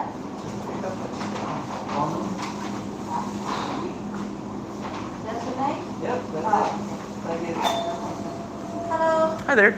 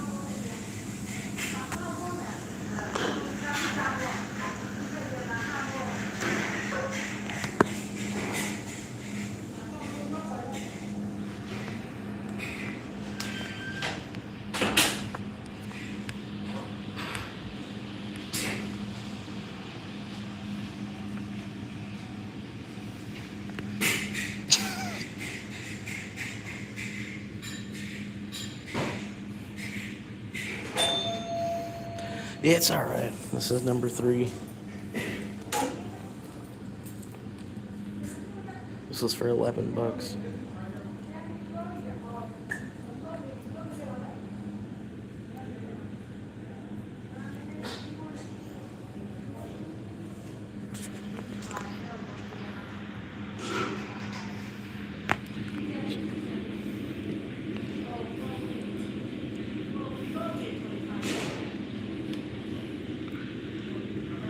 Great.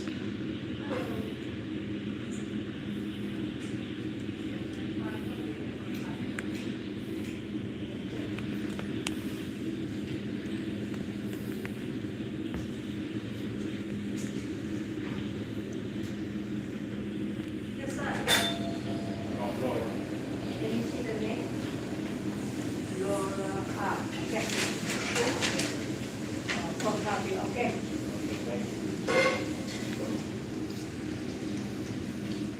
And to your drop off at 5894 Southwest 87th, please.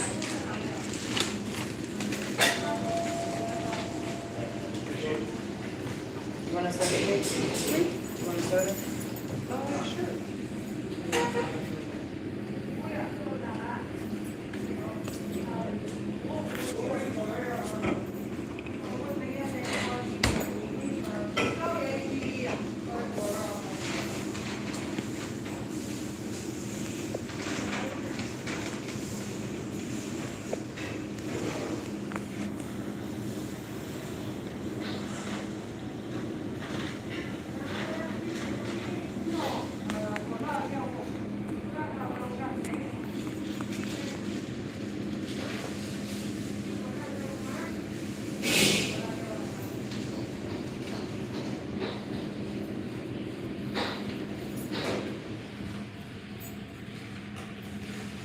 I think it's almost ready.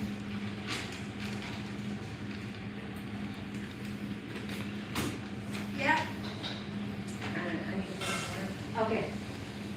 I need to get, UC sodas.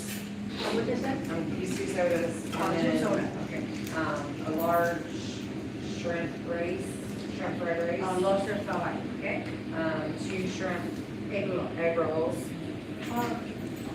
Can I get the sweet and sour chicken with lo mein combo? Oh, sweet and sour chicken combo with lo mein, okay? And then can I get the, What do I give you? the general Tennessee grape with lemonade? Can I get the general tofu With lo mein? with lemonade? Okay. Can I try with please? Crab English, okay? That's all. That's all, okay. $63 even.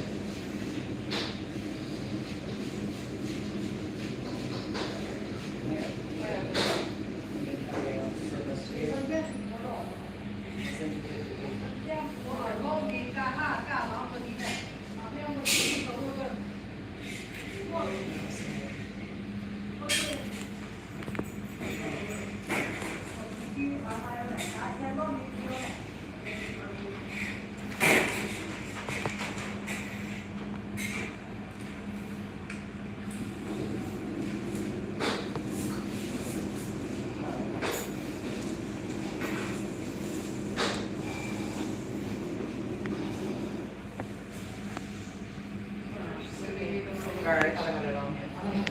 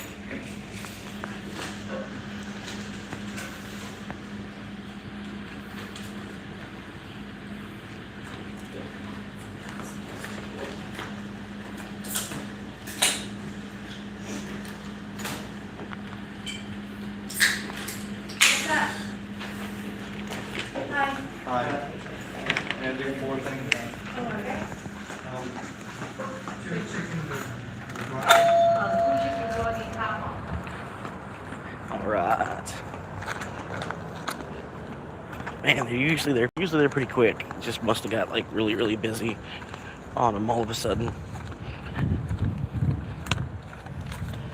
I mean, she was still pretty quick, but yeah, usually it's like 60 to 90 seconds if it's not ready.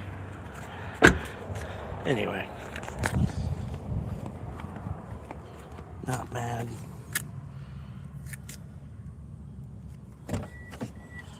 Okay.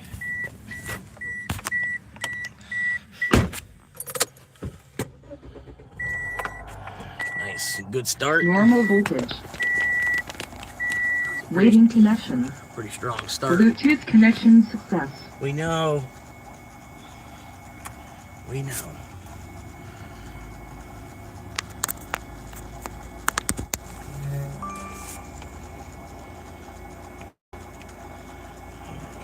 I'll try to get a little bit of the way there.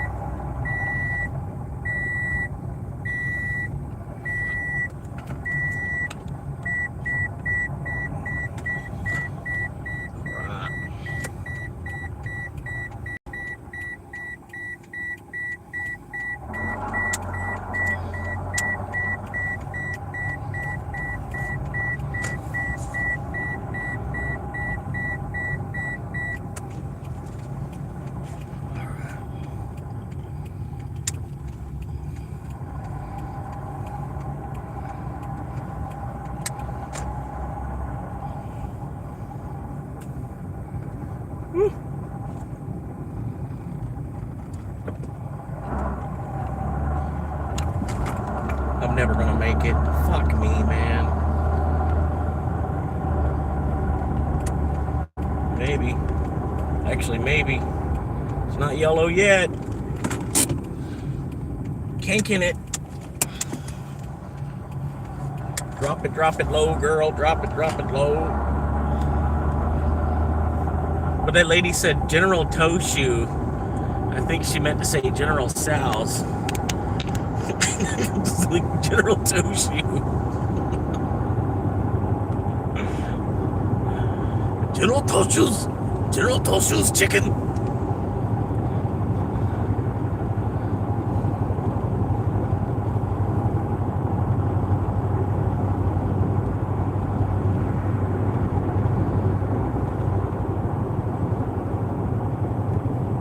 Everybody knows General Tso is chicken.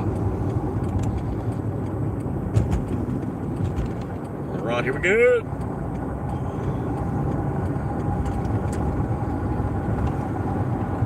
Light them up.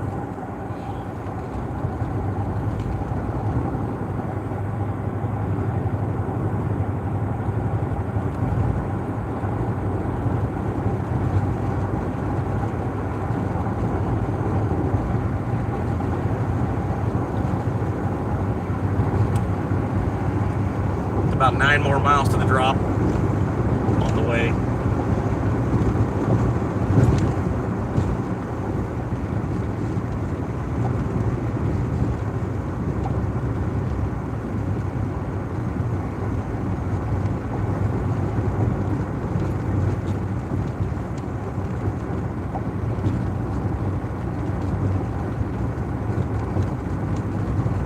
Be able to pull a little bit of draft off the back of this minivan here. If they were only going the speed limit, like fucking for real, like what?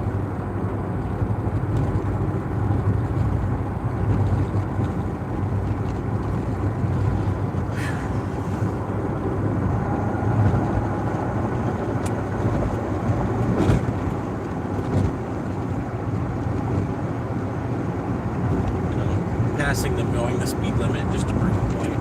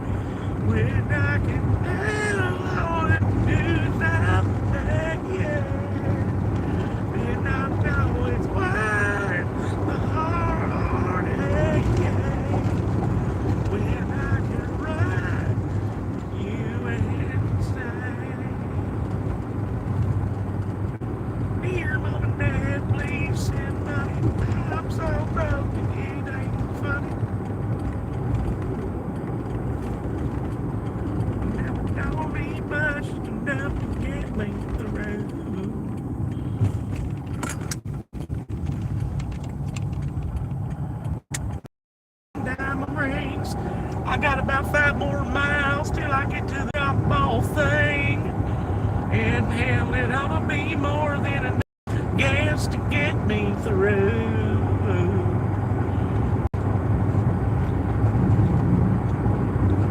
And I damn sure need this 11 bucks too. Love your baby girl.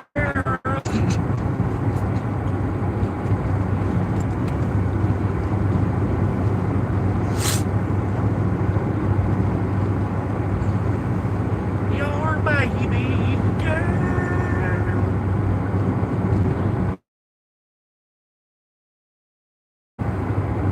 But you can just remember me and remember. Love your baby girl. The name of my gang is 50 Boys. That sounds like a Diddy party. 50 Boys. 50 Boys.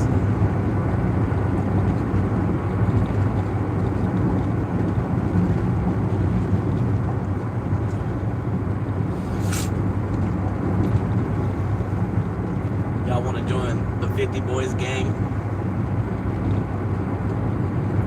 50 Boys.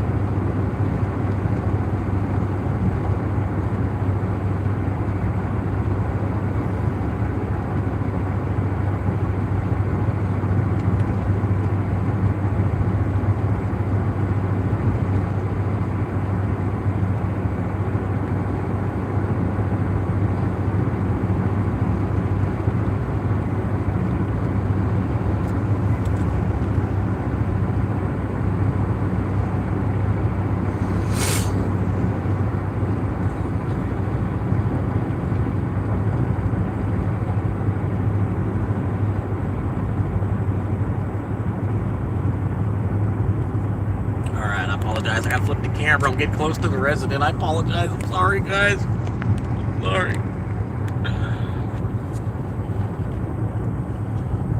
General Toe Shoe. General Toe Shoe's chicken. Never heard it pronounced like that.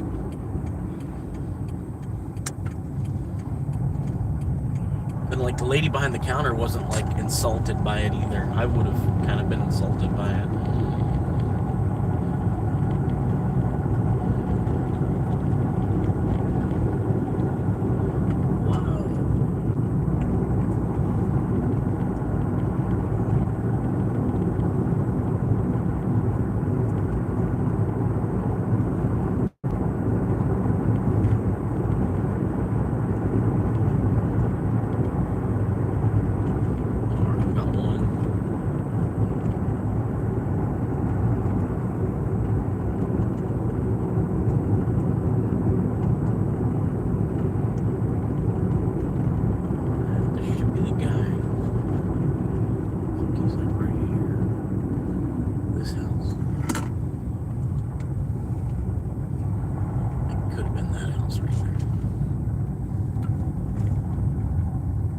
thinking it's a little bit further down.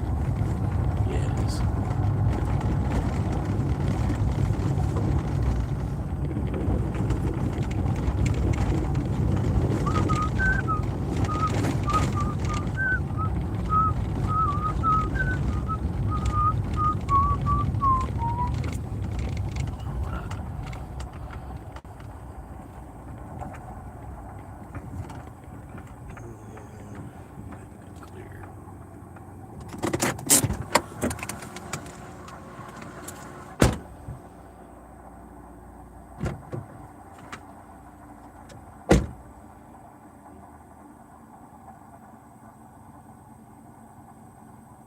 I'll do my best.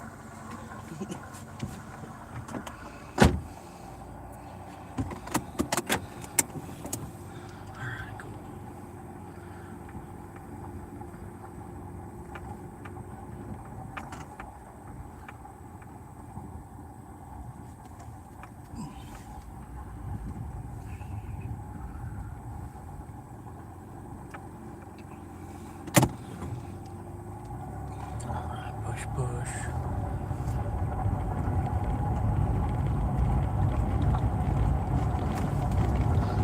I think it's fine, honestly. Alright, that's number 3. Bringing me up to $31. $31.03. Almost to 50. Almost made it to 50 already. Gas light just came on. I'll have to put 15 in the tank.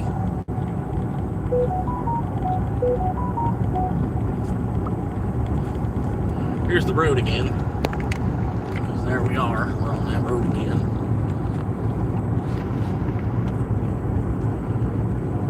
Going places that I thought I'd never been. Like a gypsy, I will ride with my guitar by my side till the day I die.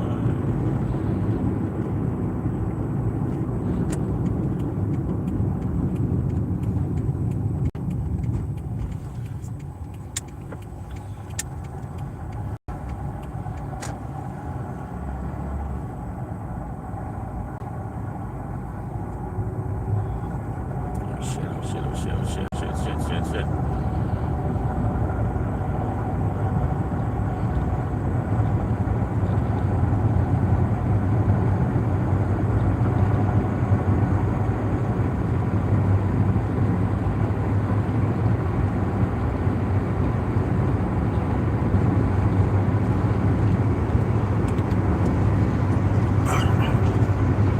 Sorry, there was a guy coming up behind me really quick. I can't quite accelerate that fast.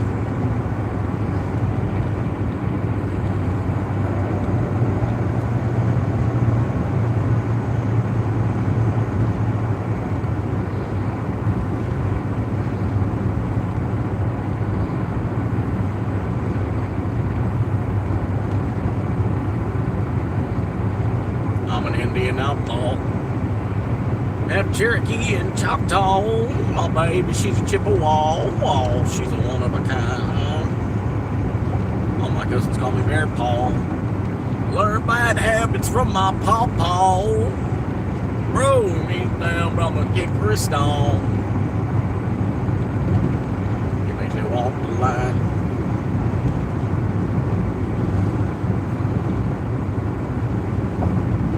Cherokee people, Cherokee pride.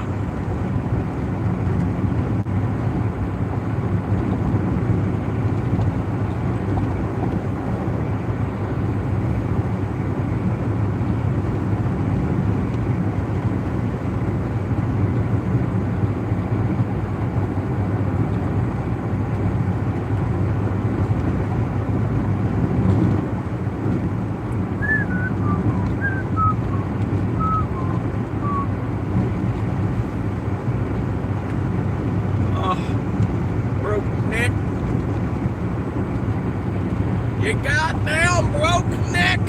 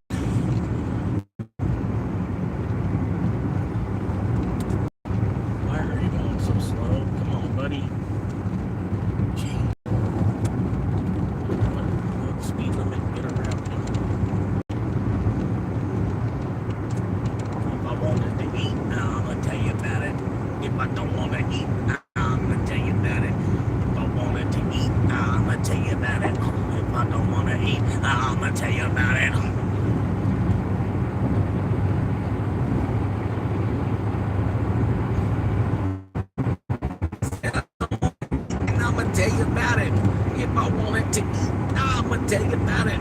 If I wanted to eat, I'ma tell you about it. If I don't want to eat, I'm gonna tell you about it.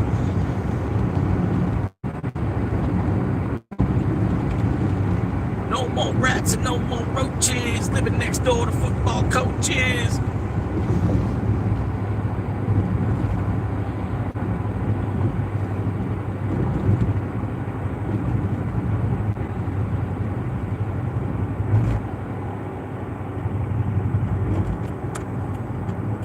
Now I got a new place to sell more crack. And now I got little white kids to jack. I stopped wearing blue, but wasn't tripping on red. Too busy squabbing with the skinheads.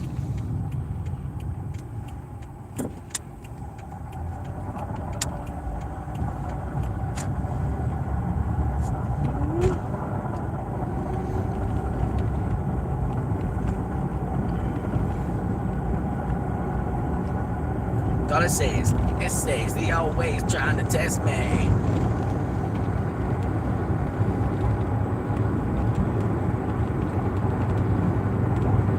If I wanted to eat, I'ma tell you about it. If I don't want to eat, I'ma tell you about it. If I wanted to eat, I'ma tell you about it. I said if I don't want to eat, I'ma tell you about it. If I wanted to eat, I'ma tell you about it.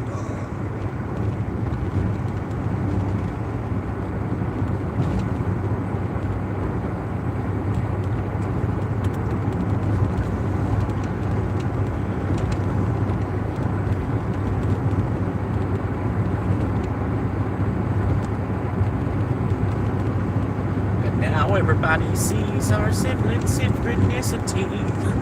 Sister, sister, sister, sister. I've got my own mind. I do my own style on my own time. Now everybody sees our sibling synchronicities. Sister, sister.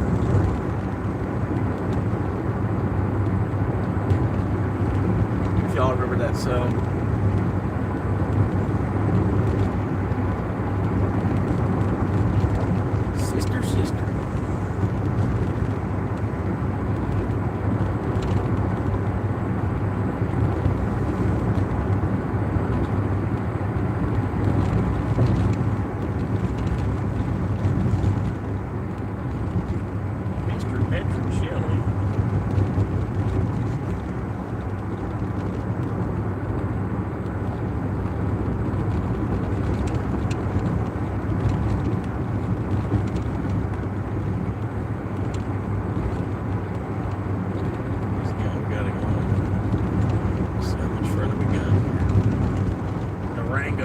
Durango, license plate 03D ZWH.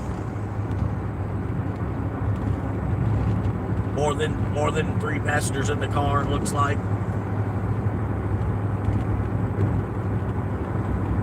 All over the lane. All over the lane. Are they trying to pass somebody? I don't know what they're doing there.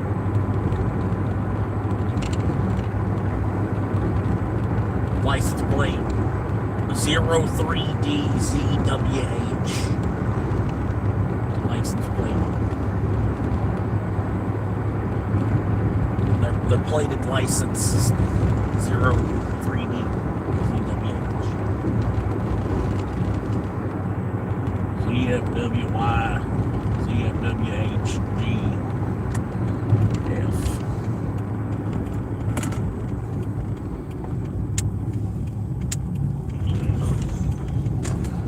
Zoom, zoom, zoom.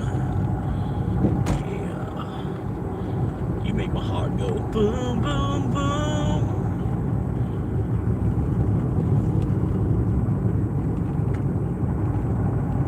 Yeah, zoom, zoom, zoom.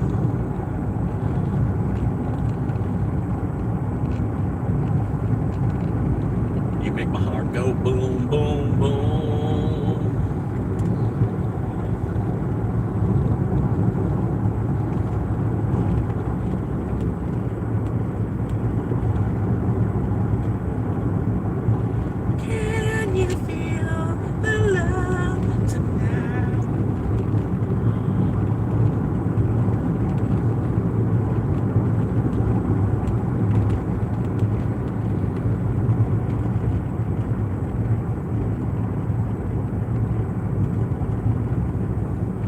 Puppy Lover Lane.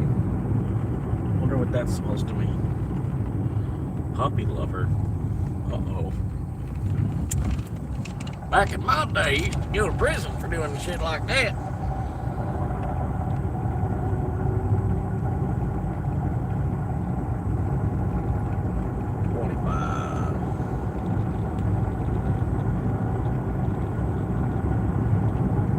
Yeah, we got 3 deliveries in today already. Looking at a cool, calm, and fresh $30 and 3 runs. Not bad, not bad. Enough money to get a tank of gas and get a little sandwich with. That's all you need, you know. Shit, man, rock and roll it, man. Give me a 4-pack, a sandwich, a little bit of gas, and I'm ready to keep going. Yee-hee.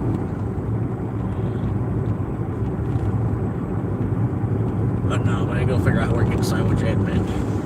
That's the hard part, man, trying to figure out where to get the sandwich. Better go ahead and get that $20 sandwich going on. $20 sandwich deal. Come on, get it. $20 sandwich.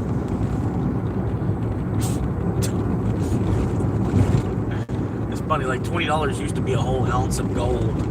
Now it's 1 sandwich.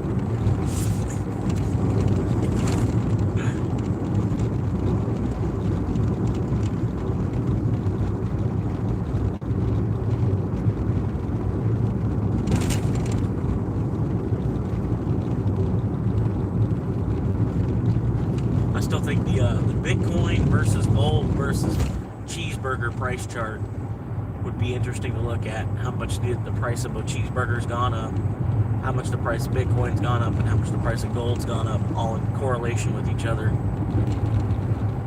What were you up to earlier before the stream? Just hanging out, man. You know what I mean? Had my wang in one hand and the TV remote in another hand.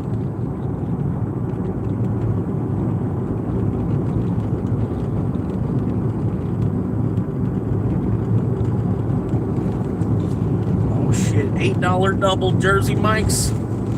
Hell yeah. I was just talking about a sandwich. Why is this not?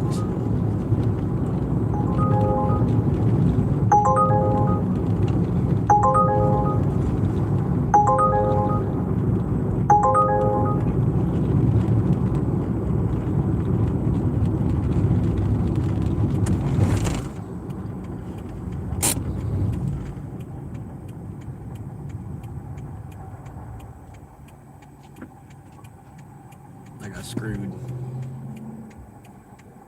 I just have to sit here and wait for fucking 4 minutes for the next light.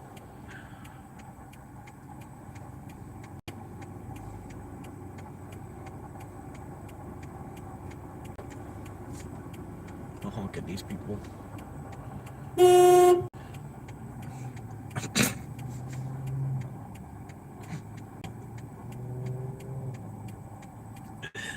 Honking at traffic going the other way to go. Alright, I'm already tired, man. I'm like super fucking tired. Oh, man.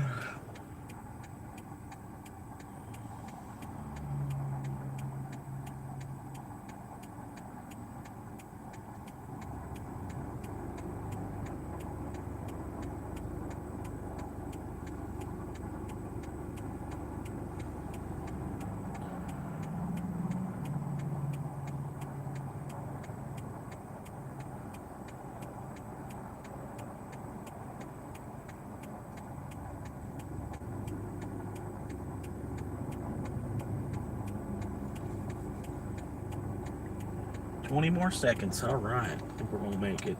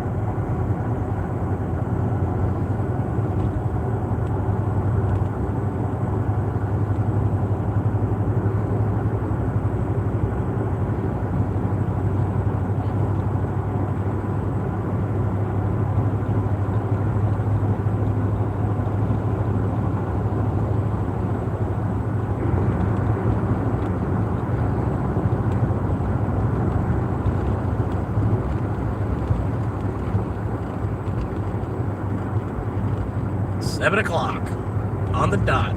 I need a rock.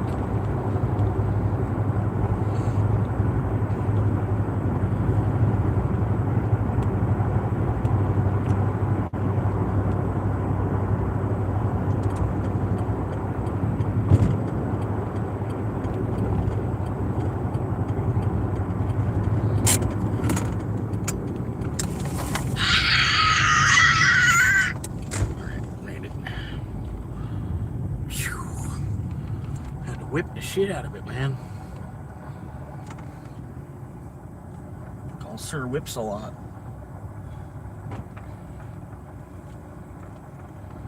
Oh my god.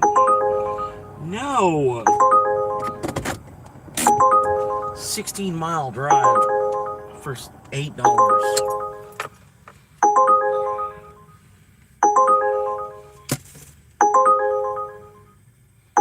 Bluetooth disconnect. Waiting connection.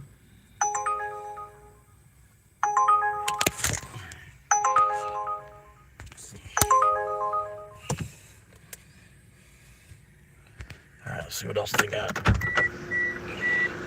Everybody knows General Tso's chicken. Oh.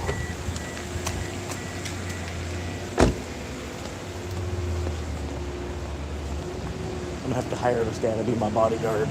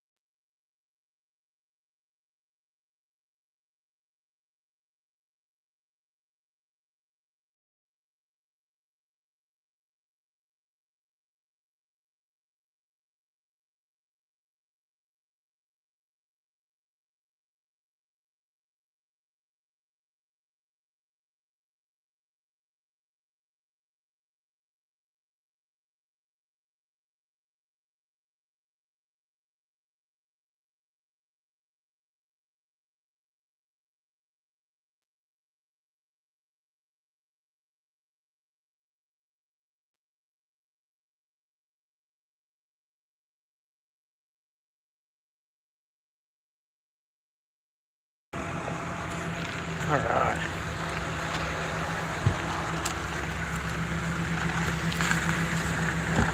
I caught a Taco Bell while I was in there. He waited for me to open the door to back up. Okay, maybe not. $6, 6-mile Taco Bell grab. I was planning on going to Taco Bell anyway, so yeah.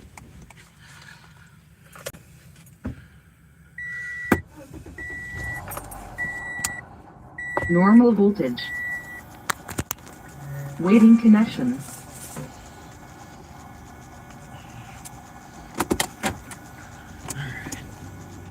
Get some goose. Oh.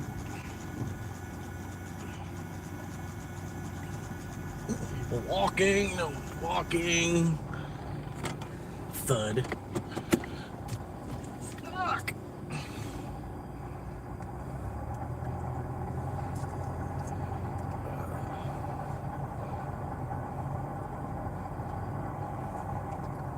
Did I miss Byron's reward? Brian's award, Peter.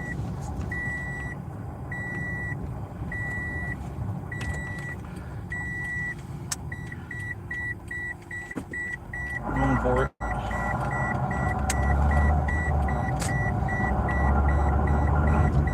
Woo.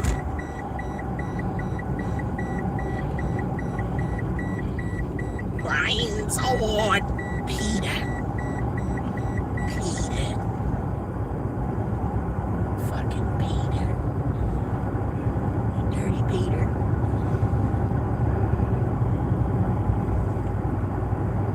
Don't do it.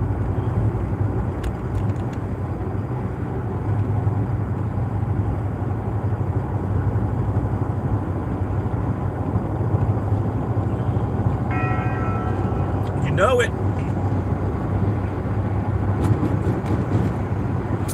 The best part of waking up is a cheesy bean and rice burrito.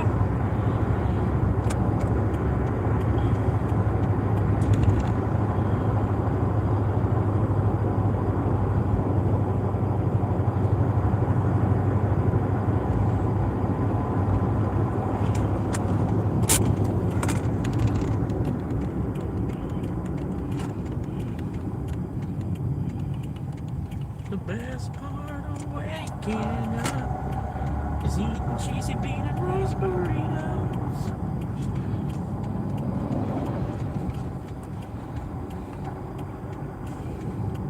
How many? 3 chicken quesadillas. Holy shit.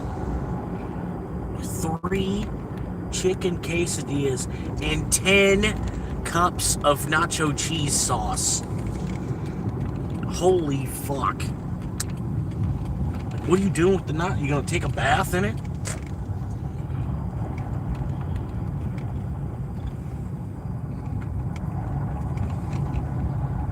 Taking a bath in the nacho fucking cheese. The best part of waking up is taking a bath in nacho cheese. Pretty nice. It's crazy, like, you know, Freemasons usually they don't want to advertise that they're Freemasons unless it's on their license plate. They love putting that they're Freemasons on the back of their car.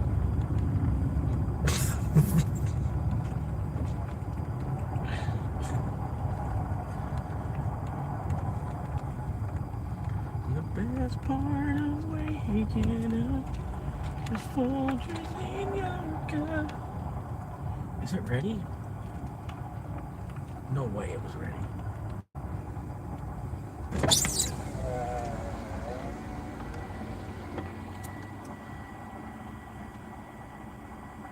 Thank you, Mr. Taco. What can I get started for you today?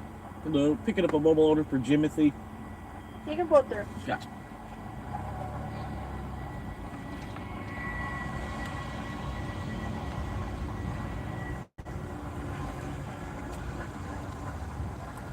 Folgers in your cup. Ooh.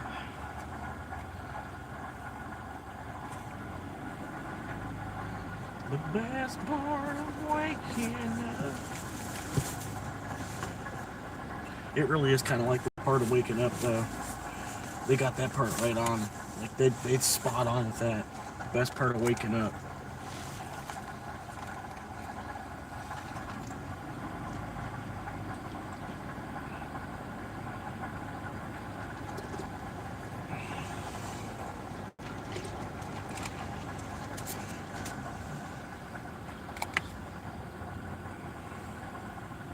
Folgers in your cup.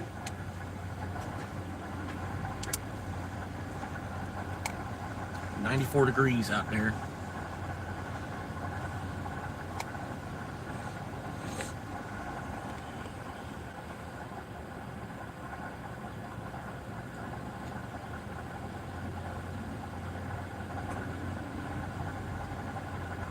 Man, my car's starting to sound like a diesel.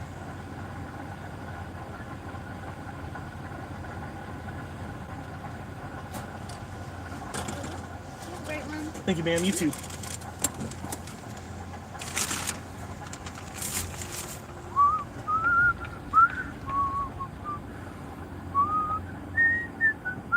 You're good.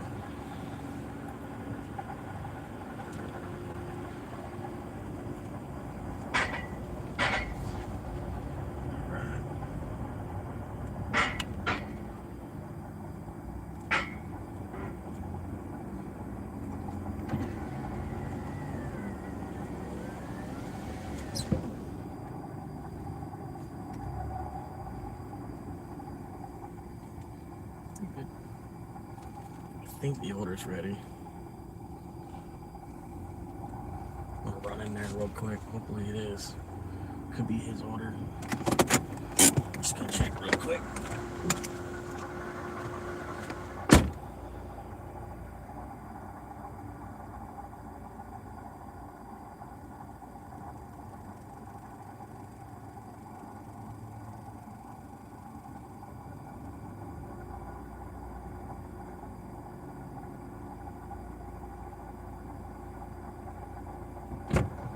Hell yeah.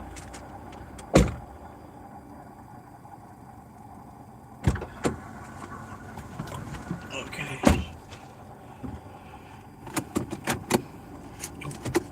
Beat him out here. Race, race, race all the time. Go, go, go. Go, go, go, go, go.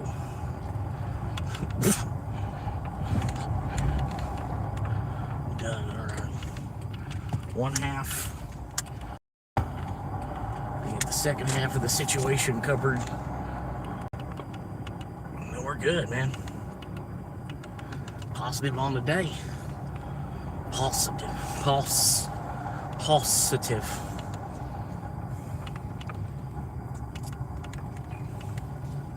Right. What they got for gas here? $3.50 a gallon. Holy shit. What the hell are you doing, Trump? This fucking Biden price gas. What the hell are you doing?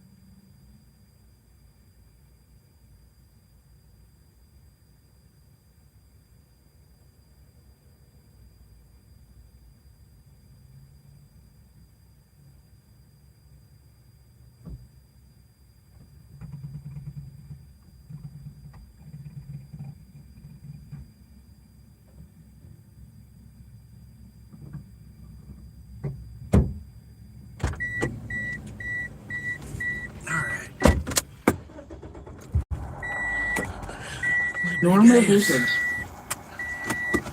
Waiting connection.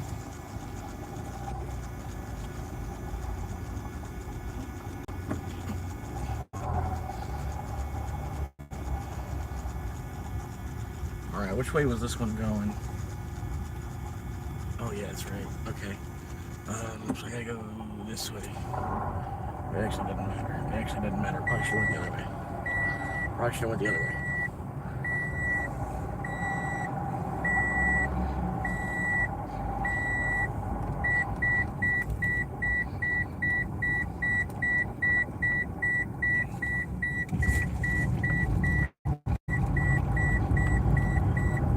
We'll forever break the chain.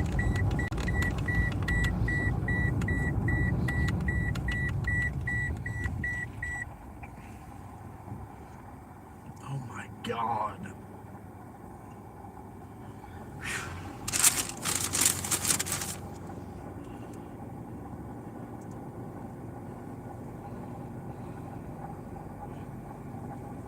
I don't know who's inviting all these people to this city. This is nuts, man.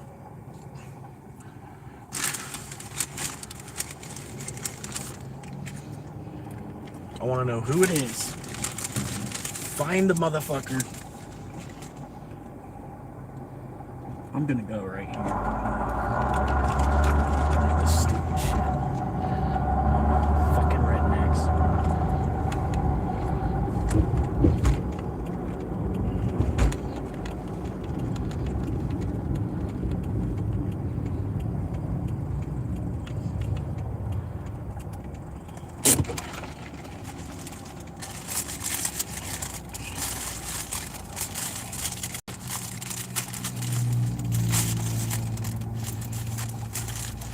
Bring it on down to Amaville.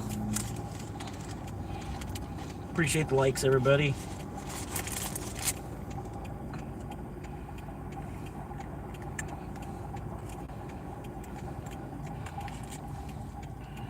It's a lot harder to get likes without boobs. Y'all all know it.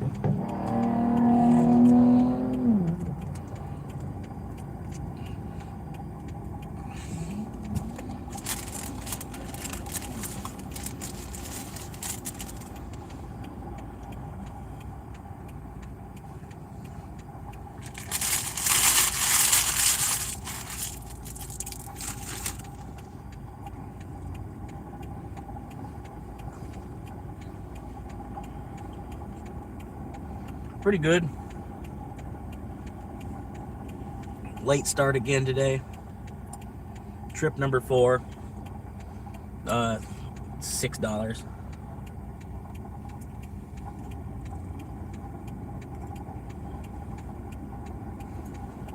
I had to go to Taco Bell anyway, so it's all right. They bought me lunch. They bought me dinner.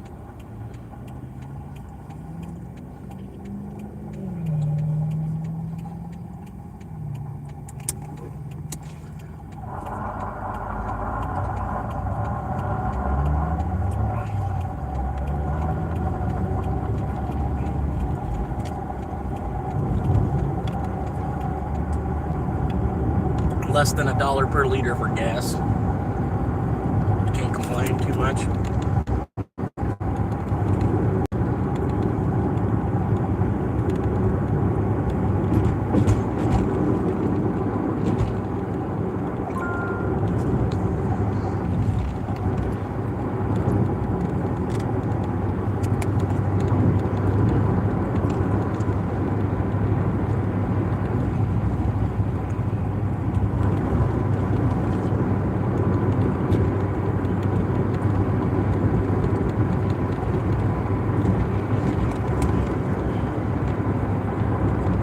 I got about 29 liters of gas for 25 bucks. Hell yeah. Dollar's still holding strong.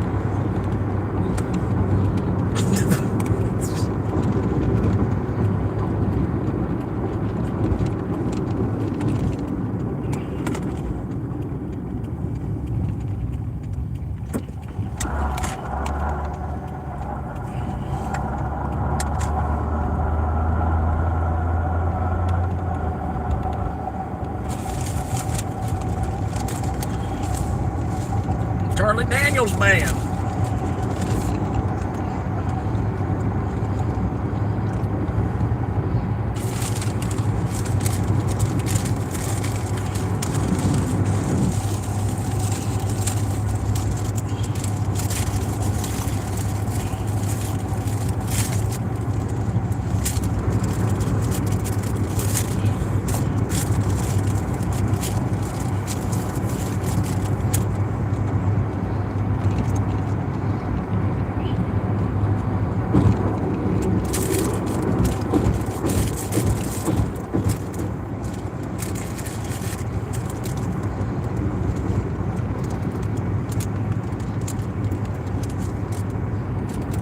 I'm glad I got in front of that guy. He's not moving at all.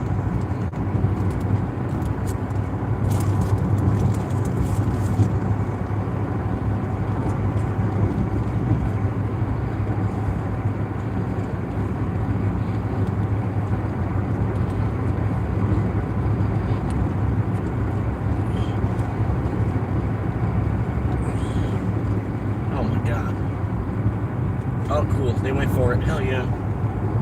They went for it. 2.4 miles to the drop.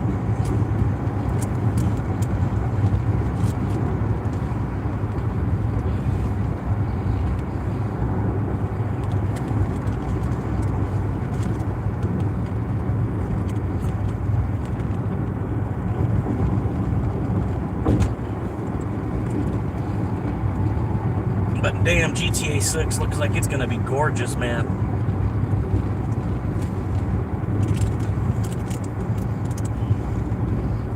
It's gonna be amazing. I can't wait for it, man. Just have to figure out how to play it. What are you doing, bro? Go! The fuck?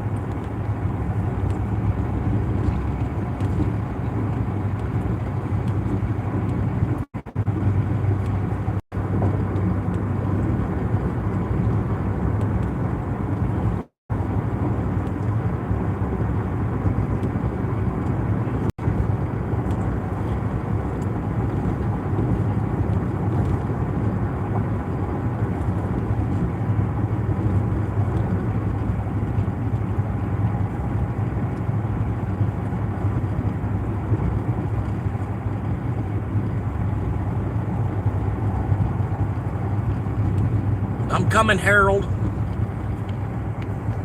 I'm about a half mile away, Harold. Almost there. Oh no, I'm going for it. Don't even, yeah, let's just go. Just skeet it.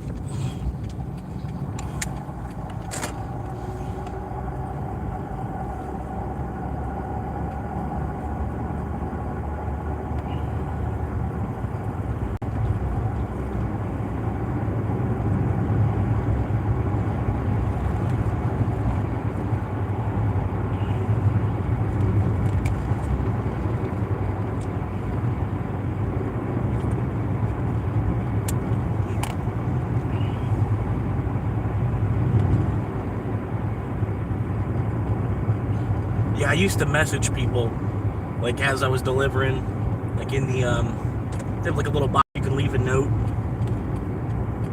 I would type in that little box, like, hey, check out my YouTube channel. Probably wasn't doing anything.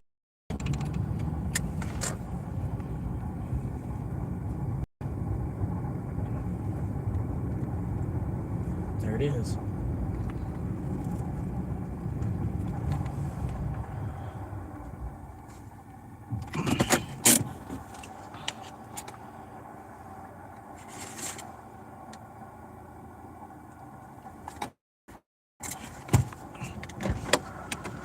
I'll be right back, youngins.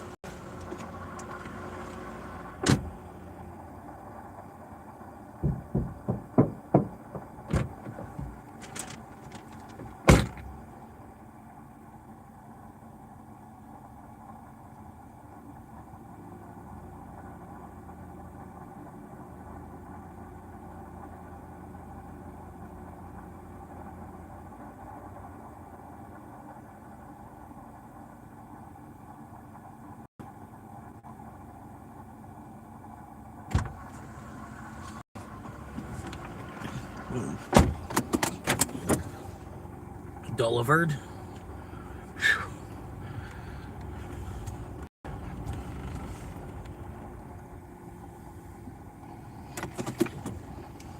Boom.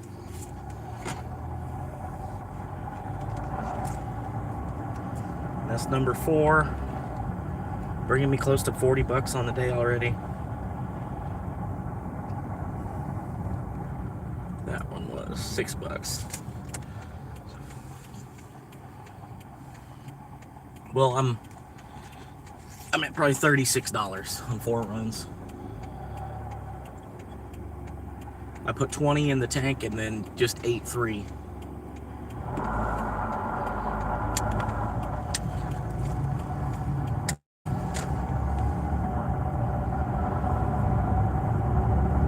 My hair's got a lot of volume today for some reason too. I don't know what's going on with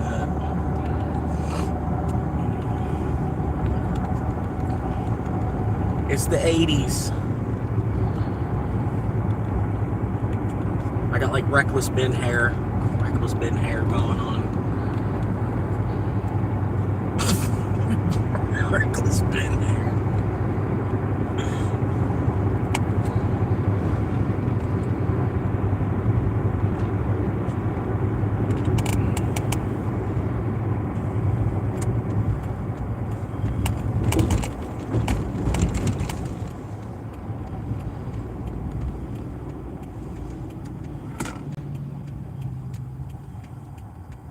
I wonder if I can sneak through right here. A little sneaky. I snuck it.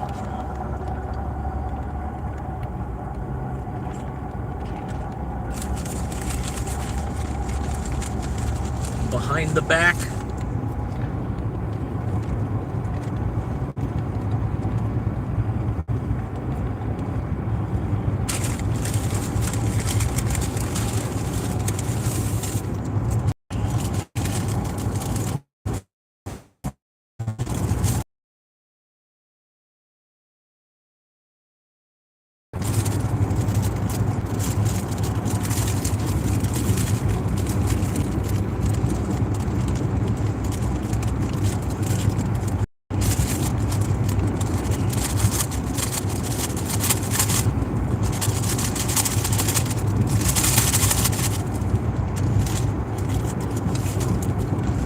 Welded to the wrapper. Had to do what I could there.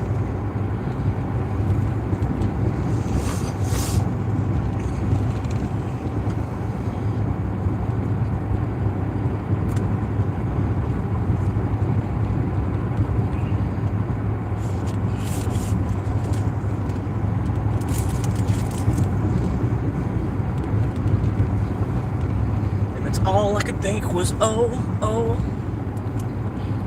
I said, now there's something else that I really think you should know.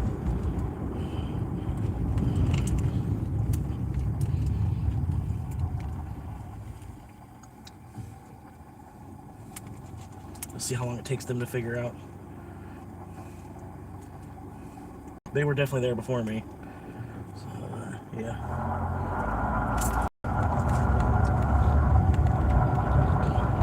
I said, oh, and that's all I could say was, oh.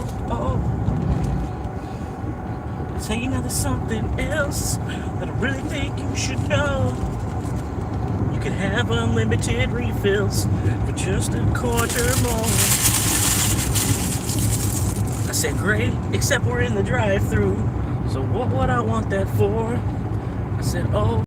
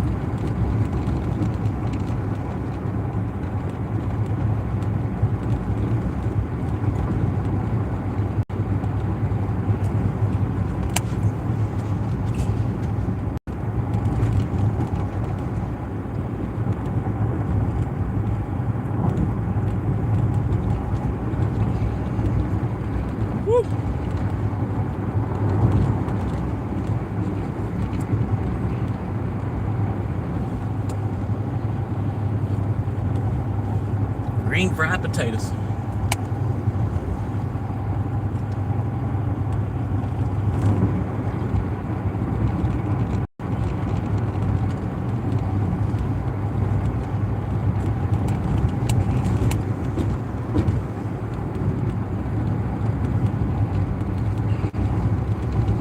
Lord, if I get stoned, I'm just carrying on an old family tradition.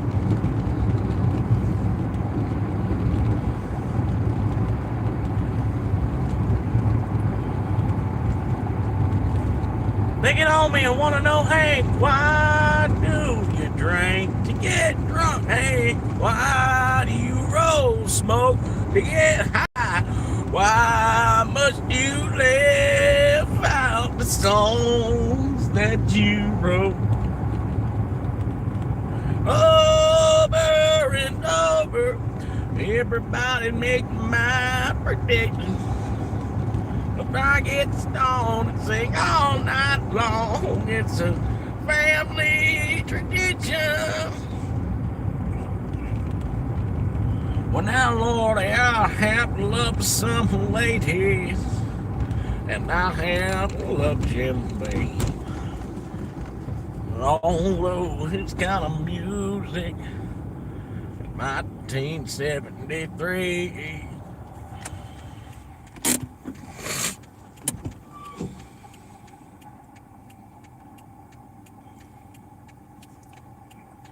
Their bumper sticker says, "My grandchild is a cat." I immediately thought, I'm sorry to hear that. The economy's tough right now.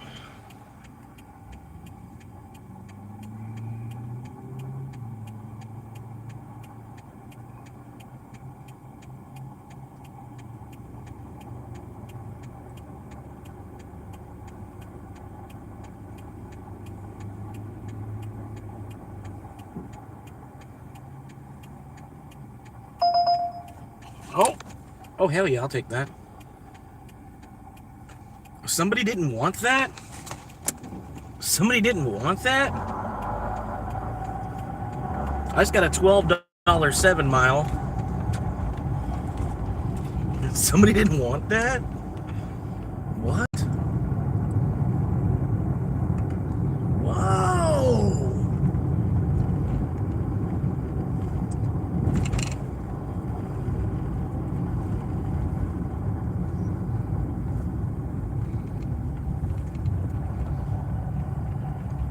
That dude on the bike almost got planted early.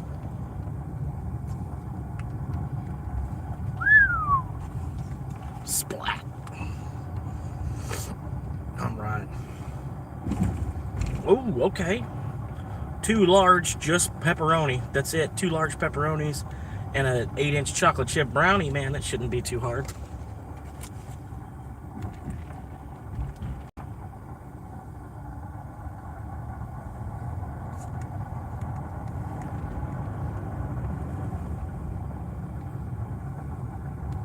Maybe.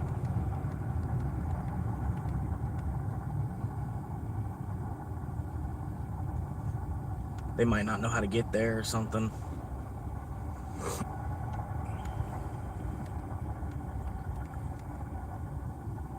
Well, Lordy, I have loved some ladies, and I have loved Jim Beam.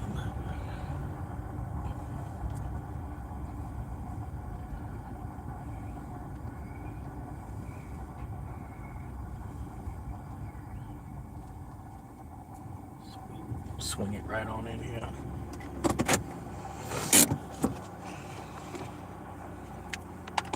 All right.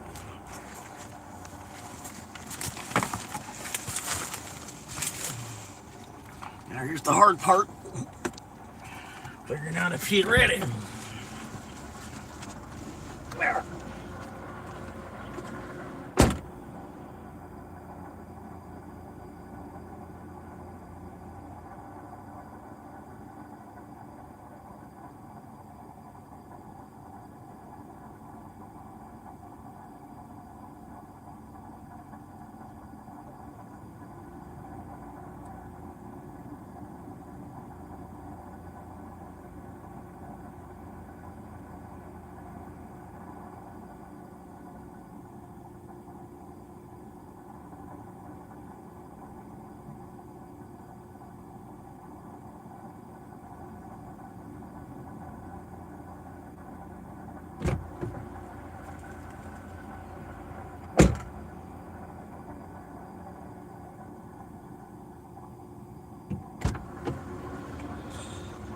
Well, she said about 5 minutes. It's already in the oven. Probably not even a whole 5 minutes. I don't know. Around 5 minutes-ish.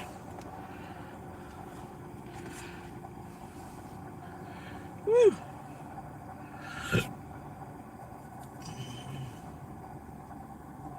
Lord, and love from the lady. And I ate all of my burritos. Fuck me. Too many.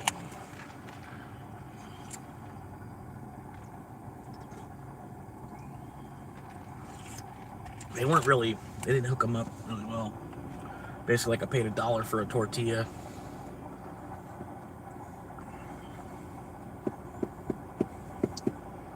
Tortillas, $1 a piece.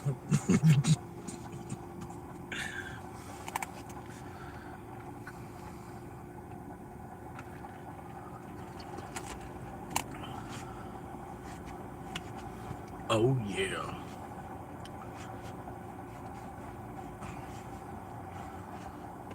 You remember that DoorDash chick that filmed the dude lying naked on the couch? Yeah. It was Wendy's. She brought up Wendy's.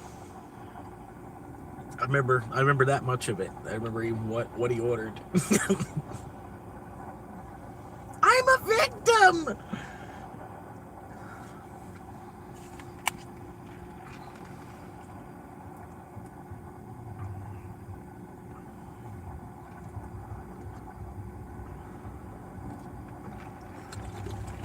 Lordy, I have some ladies.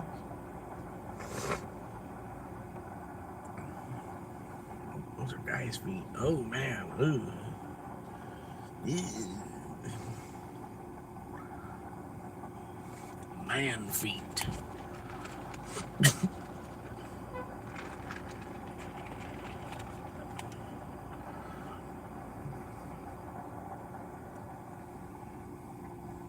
Yeah.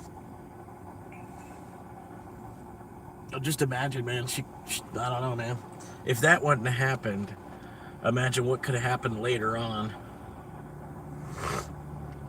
Like, that's gonna stop her from doing a lot of stupid shit from like there on out. You know what I mean? She's gonna be like way more reserved a person. I don't know. She's like gonna stop her from doing other stupid shit in the future.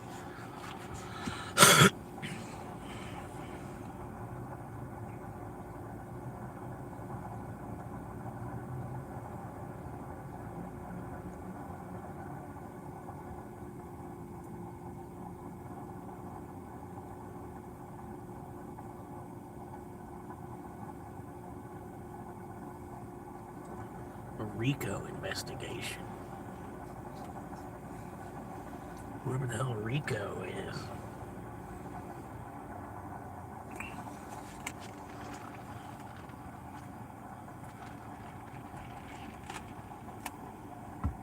Oh man. I'm eating chicken.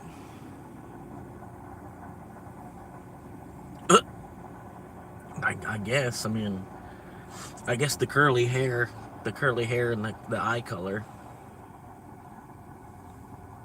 But I don't know, just the way her screaming, I'm the victim! The way that she was, it's like, it's just completely the opposite of attractive. Like, I could only imagine her screaming other things at you. I'm the victim!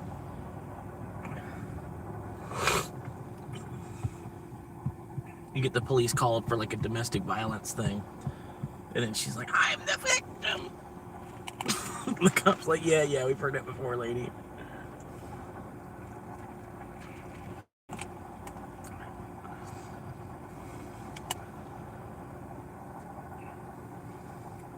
Number 5. I think this is gonna be $50. Like, once I get this one, I forgot how much this one even was. I think it was like $14. It was something weird, like $12.50 or 14 or something. I don't know. I think it was like $12.50. 14 seems like a little bit too much. But if it was like 14, this is $50 right here. Like, once I get this food and put it in the car and get headed out.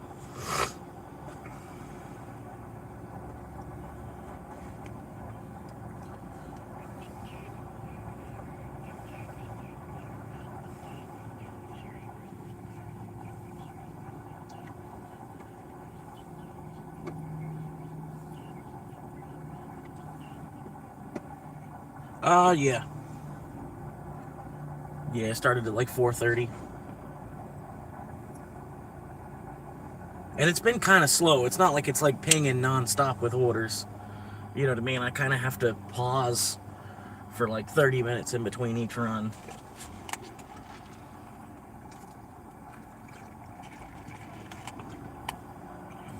Like right now. Alright, we'll run back in there. Maybe they've got it together.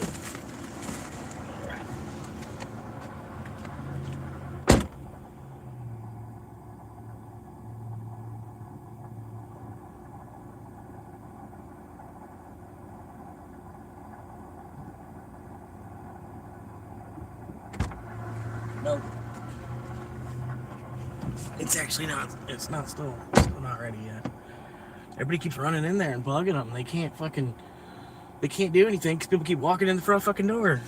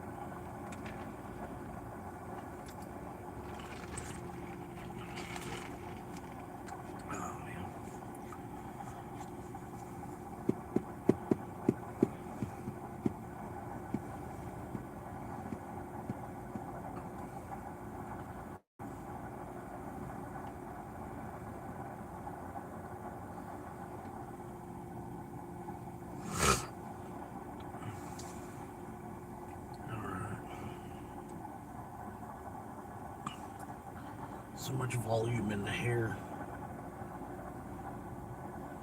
I think I'm gonna get it cut tomorrow. Been too long.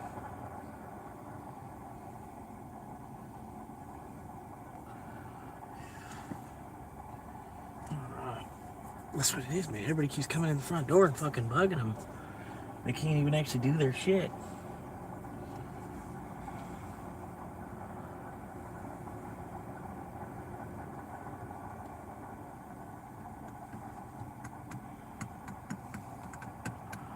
That old guy right there, he just went in there and fucked with him, slowed him down another 2 minutes, and they're fucking with him.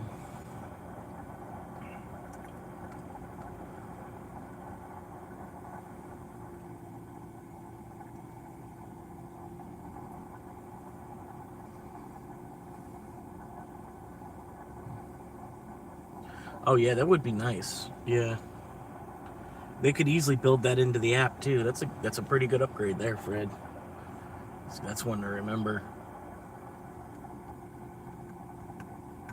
Oh no, you just the app like you could hit not ready because you got to tell your AI boss. You got to tell so I got to go in here and tell him not ready, and then hit not ready on it, and then there could be they could have like a thing where it vibrates when it is ready. And you're like, oh, time to go.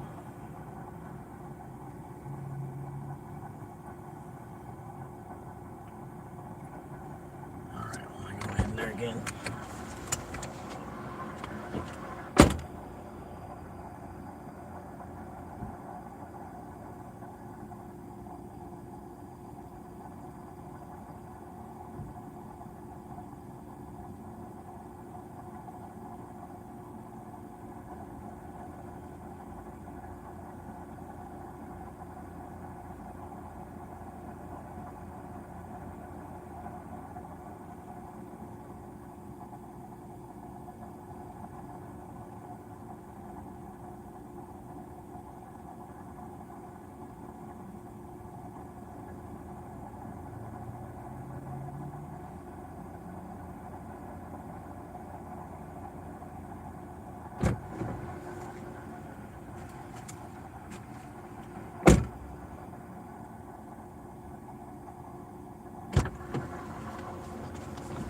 Go make $6.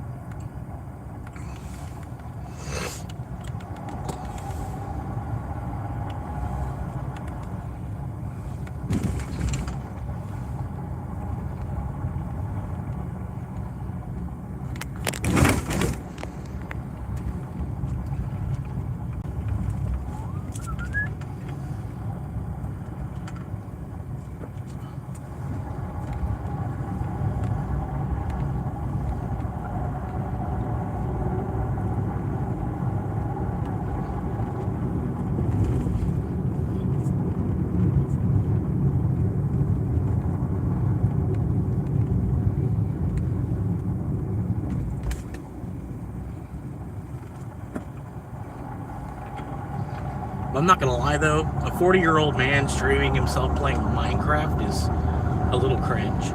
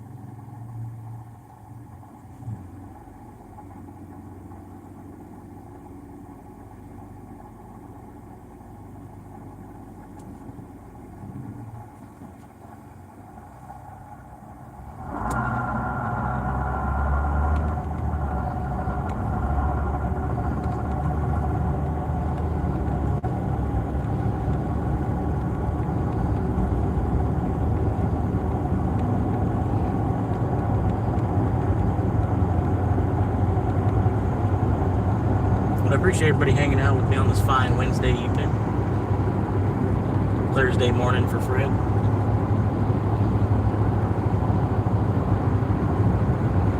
Man, they stole the car I was looking at buying.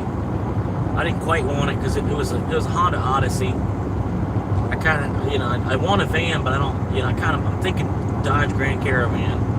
Just because, I live in America, it's going to be easier to find Dodge parts. If I do need to replace anything, it'll be easier to find Dodge parts. I'm gonna go this way. Than it would to find, Honda Odyssey parts. I mean, granted, probably be just about the same nowadays. But I bet the Dodge Grand Caravan would be a little bit easier to work on and stuff like that too.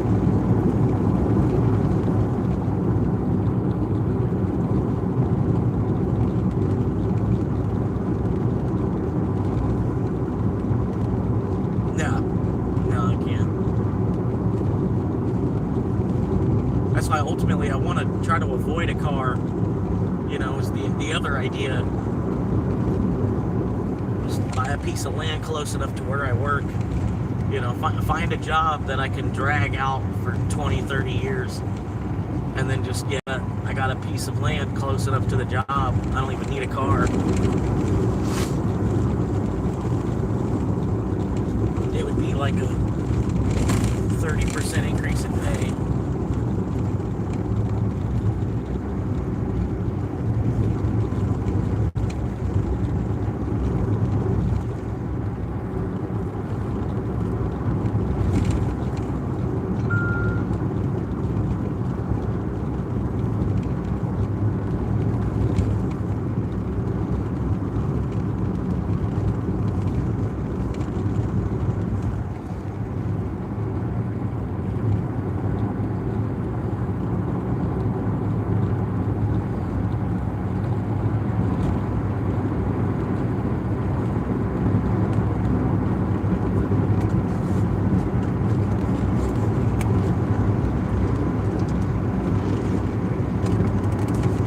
Expected by 8:11, so they gave me almost 20 minutes to get there, sort of 18 minutes to get there.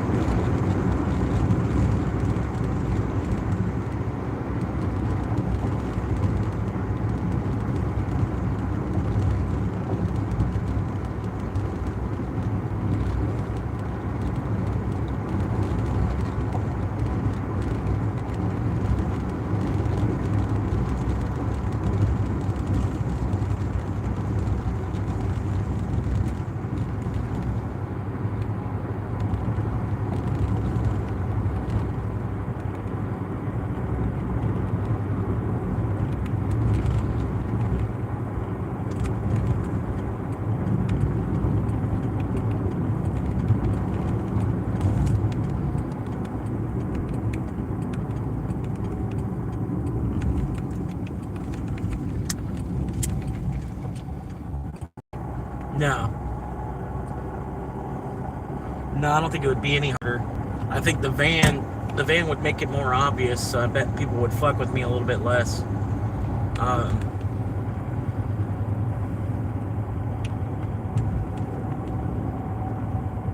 Yeah, I know it would use more gas, but this is an old Corolla anyway. I bet I'm gonna get roughly about the same gas mileage that I'm used to with the Corolla. I bet, because this being a 20-year-old car, I bet this car, I don't think it even saw 35 miles a gallon when it's new. You know what I mean? I don't know what the gas mileage. You know what I mean? I bet it was barely 50 kilometers, or I don't know how they do that. I don't know. Probably kilometers per liter is your gas literage. Your fuel efficiency would be like what? Probably 10 kilometers per liter. Would probably be a pretty efficient car.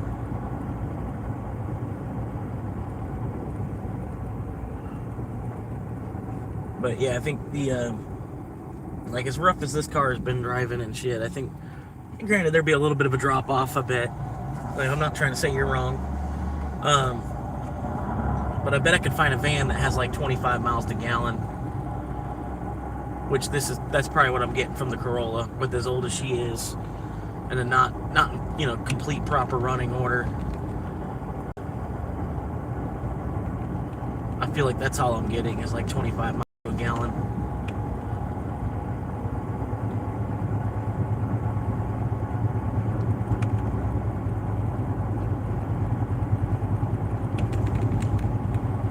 Probably less than 10 kilometers for a liter.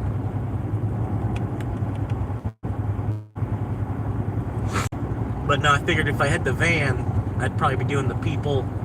If I was doing Uber with the van, I'd probably be doing people moving. I don't know exactly, man. If I got the van, I'd probably get more hours at the job to try to suffice not having to drive so much. I mean, I don't know, man. I really don't know. I'm just going with the flow, trying to find another job.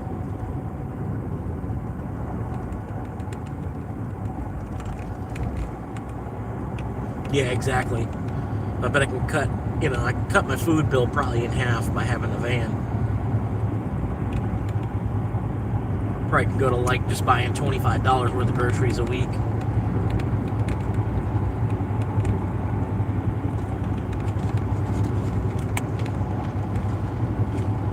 Hell, even $50 on groceries a week would be cheaper than, I'm spending basically $10 a day to eat. Not all the time, but on average.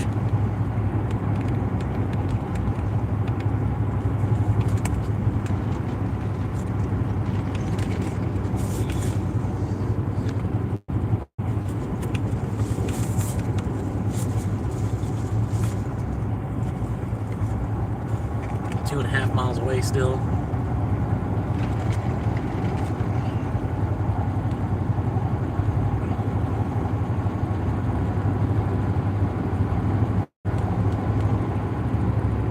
What's up, Chuck? How you doing, man?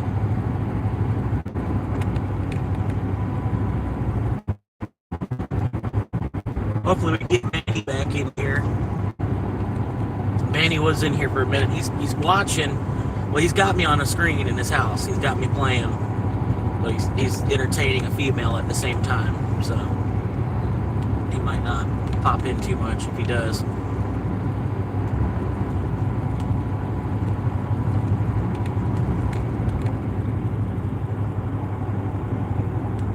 The main squeeze from Melbourne.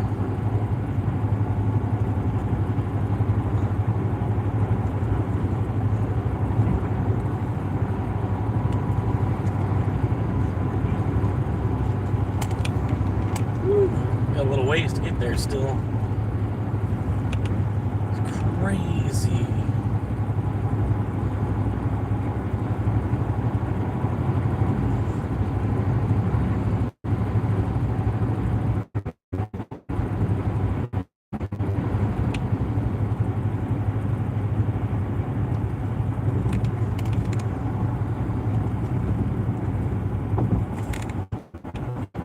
one, probably a little chunk. He's got a little chunky.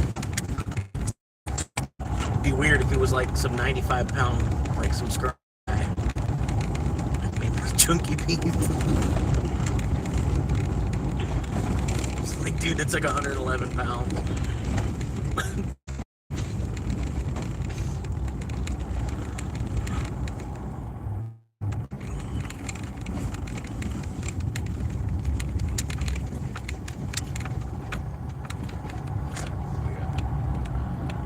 Sun poisoning from being out in the pool. UV shirt.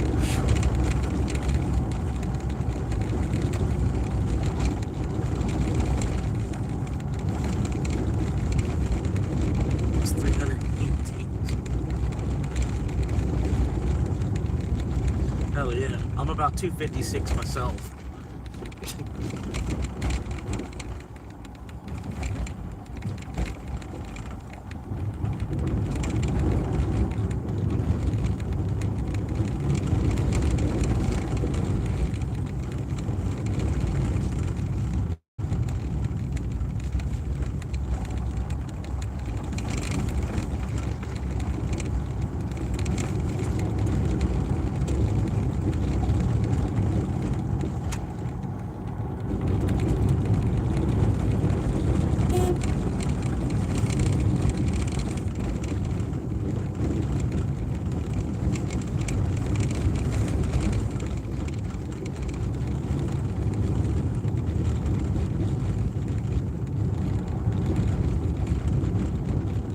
That's like 25 kilos.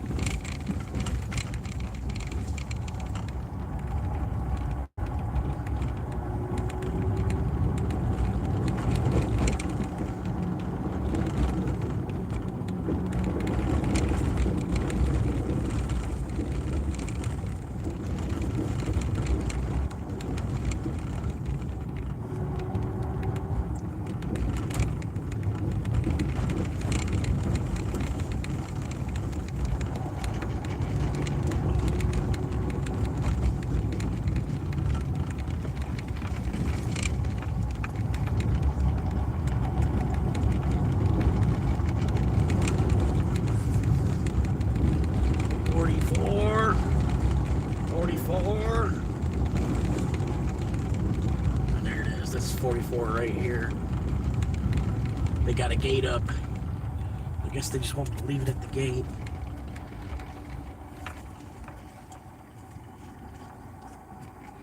Give me a gate code or nothing? No, no gate code. I'm just gonna leave it at the gate here.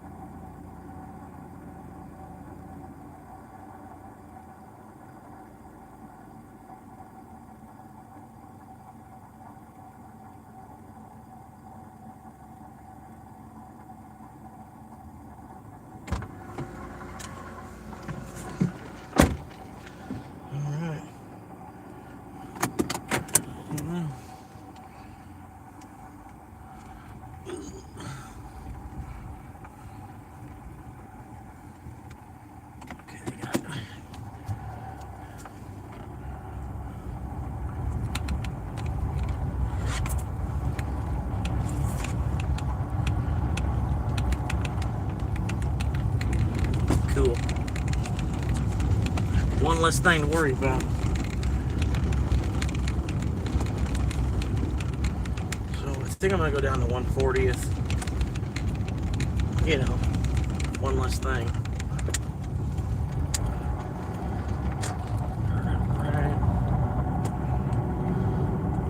Because I could take 128th back. It's a little bit shorter.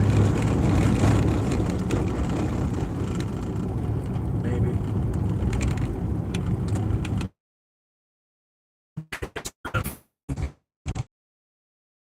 Just wrapped up on being homeless.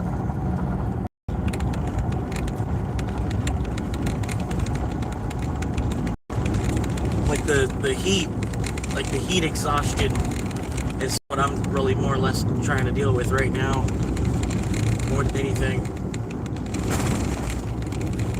Which it would be nice if there was more access to water. Like when I was younger, there was more access to water and stuff like that. You could get to places to pop in the water and cool off for the day. I think I'm supposed to turn there.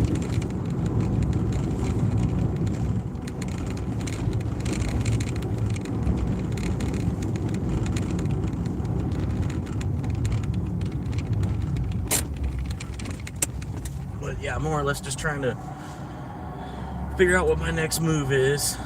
I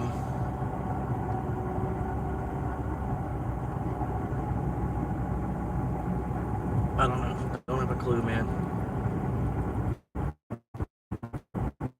Because the car, I feel like the car's about its end. The car, it's almost done. It's done. Done doing this Uber stuff. Which I could feel it. It's getting closer and closer each delivery. So I was hoping I could find a job before then, find something I could do. Because I don't need a whole lot of time either. I just need like 25, 30 hours a week. Not, you know, I don't feel like I'm asking for that much. Just like enough to, you know, like I'm decently on the schedule. And then yeah, I don't want 5 days. I'm not trying to have 25 hours in 5 days. You know, it's just it's usually to me. It's not. I don't know. It's not the way I'm trying to be employed. I don't know how to explain that, but it's just not cool. Not cool to me. Really, what I want is like 312s. I just want 312s to come get 36 hours. They want you to do 40. So I'd come in, I'd get 36 hours in 3 days, and then 4 days off 4 days off, 4 days every week where I don't even have to give a fuck about the place. You know, don't even have to worry about what's going on. Nothing. Like, and that's the dream. That's the dream to me, is hopefully find a job that I can just work 312s at. But that's neither here nor there. It's not possible. It's not actually possible. They're so wanting to work you for 5/8s. They don't want to work you for 312s.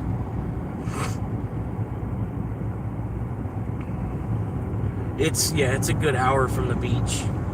Do we need to find production? That's yeah.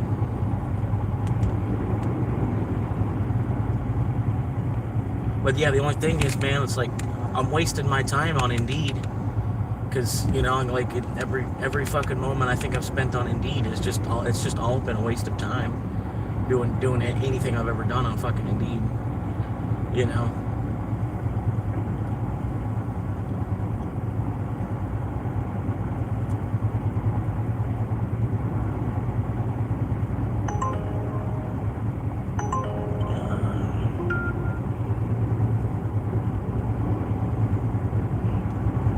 Another 11. 6 miles to the restaurant. Stuck behind this guy that's driving right down the middle of the fucking lane. I don't know why this guy is straight up like in the middle of the lane. Look at him. Like even when there's a hill and shit, like he's like way over on the other lane. There'll be like a hill you can't see around, and he's like over in the other lane. Took words right out of my mouth. Yeah, I mean, I've gotten like one actual job through Indeed, and then about 1,000 hours of just piddling around on the fucking website. It's I don't know. It just doesn't seem to work for me. I'm not the candidate that they're looking to hire. So like every everything that I'm doing on Indeed, it's for nothing because I'm not even, you know, my application still doesn't even like make it to their desk. It's just sad because like that's what I'm saying. Like I've kind of given up on even looking for a job. Like I don't. It's not that I don't want to work. It's just the bullshit involved with trying to find the work when you know all these places need workers too. I don't know why they put this big huge speed bump in the way of us actually being able to go and make money. You know what I mean? Like just the tax forms are enough, really. The tax forms, bringing in your ID, you know, I don't know, man. It's discouraging. That's where I'm like, I don't even want to fuck with it. I've fucked with it enough to know that it's not fucking worth any more minute, not even worth another minute to do that.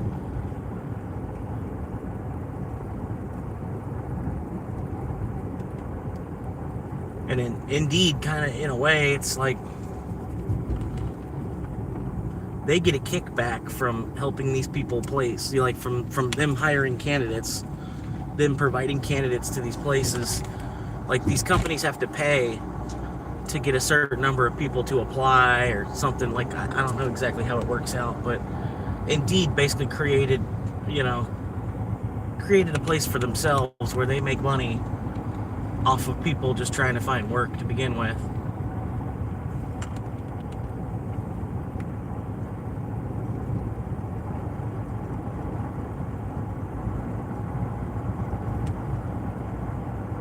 But look at this guy. Like, what are you doing? The whole way down the street, he's been over in that other fucking lane. Look at this shit. Like, what are you doing? Are you afraid you're gonna hit these people's mailboxes or something? Like, what's going on, bro?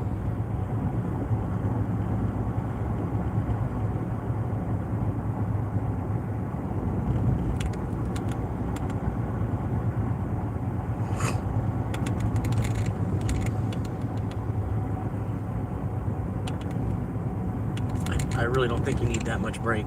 This is not really a turn in Kentucky right here.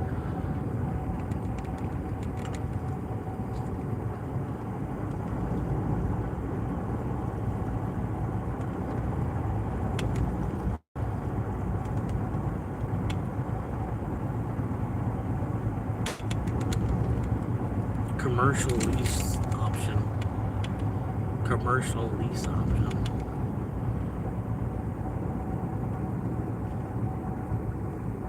I'm not sure what you're meaning by commercial lease option.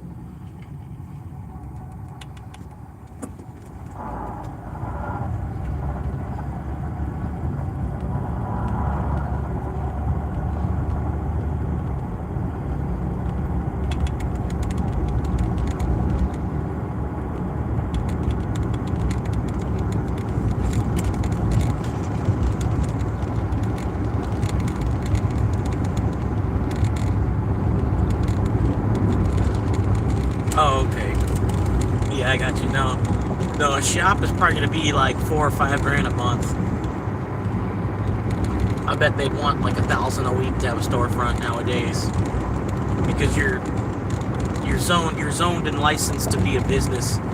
Like it's different from a residence because it's where you intend to make money back out of it. I bet it's going to be probably $4,000 a month to rent the shop space.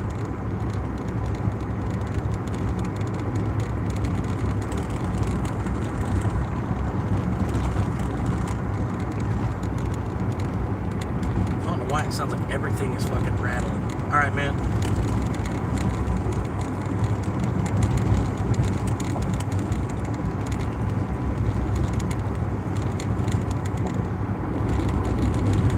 What the fuck is wrong with these people in front of me?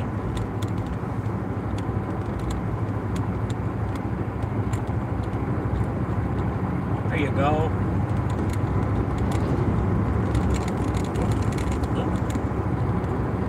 Yeah, they can't hold their spot in the lane very easily at all.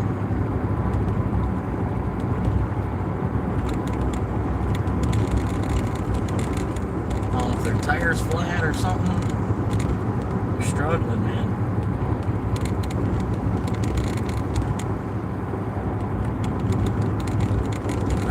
legitimately going the speed limit.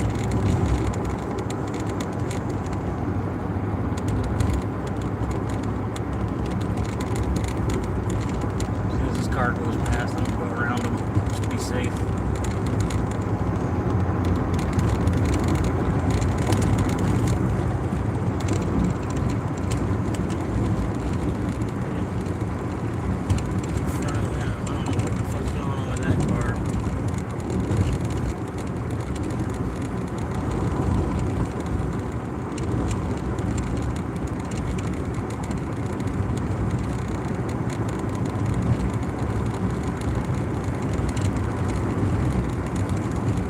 Yeah, but that's more like later on. That's like 10 years down the road, because just the price involved. I'm priced out of being able to do anything like that.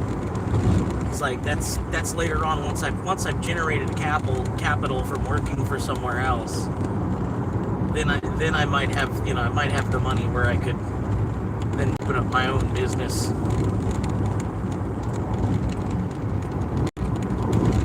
But I can't just, I can't, the $0 that I have now to try to like put into opening a business with, it's not gonna work.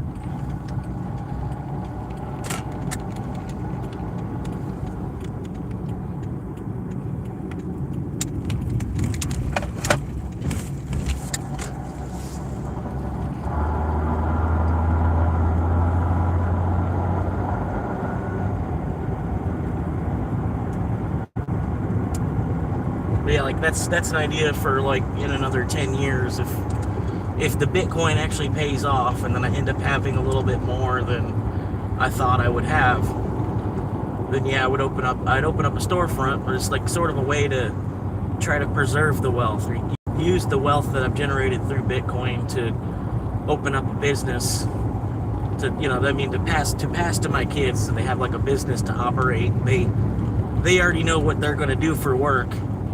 They're going to run dad's smoke shop. You know what I mean? They don't even have to worry, just graduate high school. Show me that you can graduate high school, and then, I'll start teaching you how to run the smoke shop. It's not really that hard. Pretty much just runs itself. Frito-Lay does their own stocking, and Pepsi does their own stocking. So, there's part of the snacks, the whole part of the floor, that's all done by the company that provides the snacks.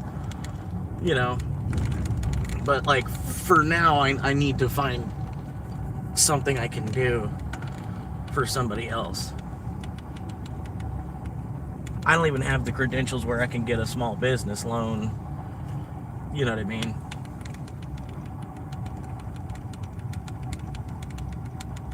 But basically, like, here, I'll show you, like, this place right here. Basically, like, open up my own version of this. My own version of this right here. Smoke and tobacco and vapor shop. Right? But I would have more snacks. I'd have to it's like a convenience store. Snacks and drinks and stuff. You know what I mean? But this is for, like, you know what I mean? Like, I don't know. That's for, like, way later on down the road. But I still need something to do now so that I can accumulate Bitcoin, so that, so that it's even possible later. That's the hard part I'm having. It's like they know that I'm trying to get money to spend it on Bitcoin, so it's harder for me to find a job at the same time now too. You know what I mean? Because they don't really want me to have extra money to put into Bitcoin, because they didn't, you know what I mean? I don't know how to explain it.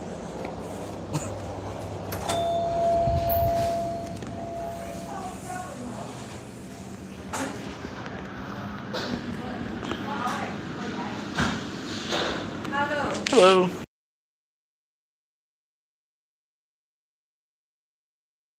Thank you, ma'am.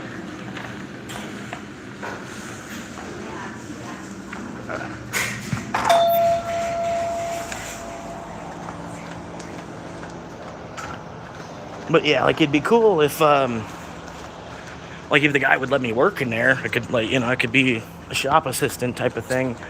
But he doesn't have that much business to where he needs a helper. You know what I mean? So it's pretty much it's run by the owner. And whatever money the place makes, probably after $1,000 a week for the rent of this shop, probably is $1,000 a week to rent this storefront right here. Today's world and everything. But probably like every dollar he makes after that 1,000, he keeps minus the inventory cost of having it on the shelf. You know what I mean? But yeah, it's probably a lot of hours he has to work himself, which I'm halfway prepared for. If it's just like a slow convenience store, like bring it on, man. It's gonna be chill. I'll just be chilling in there watching fucking TV all day. You know what I mean?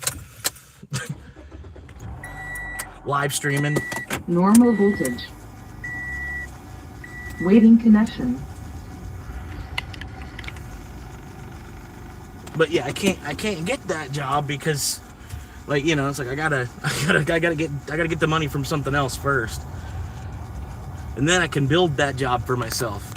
But I can't just get that job. I need to build it for myself. It's kind of weird, but that's just the world that we're in. The only work that's actually available is bullshit. You know what I mean? If it was something easy, they'd probably just do it themselves.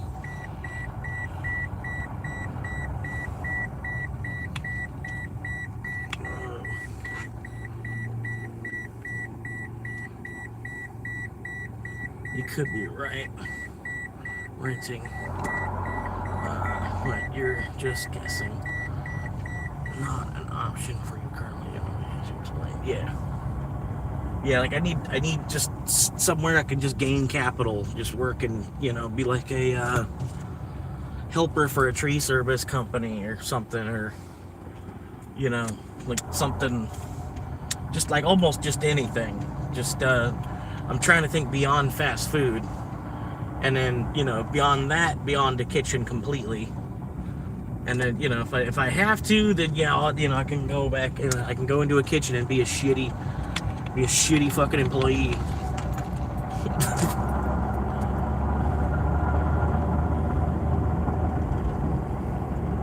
Because my head can't work like it did to work in a kitchen. It doesn't, like, my head doesn't work quite as well as it used to where I can handle being in a kitchen. And I don't like doing prep work either. Like doing kitchen prep. If I'm doing kitchen prep, I might as well be in jail.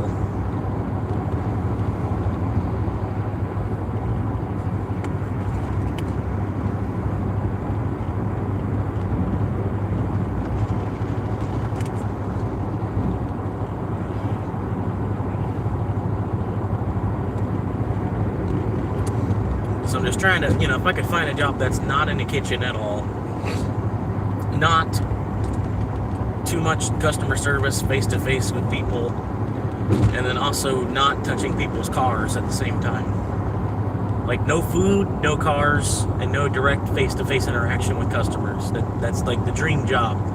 And 312s.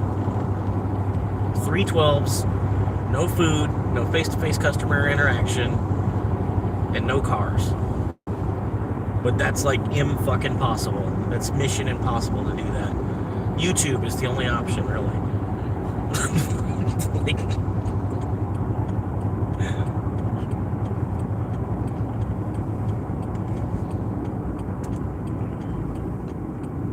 But I think I could make this happen, man. Honestly, I'm just gonna keep pushing it.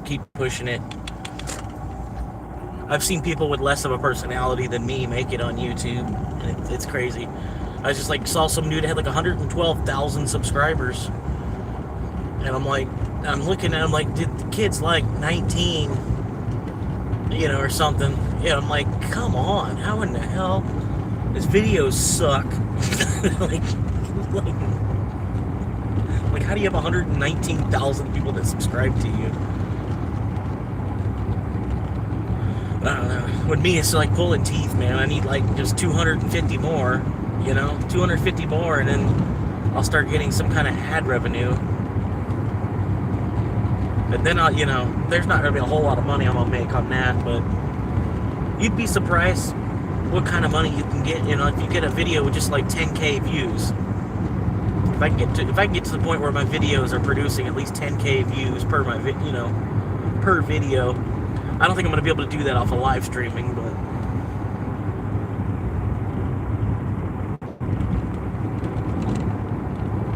it's okay, man. Anyway.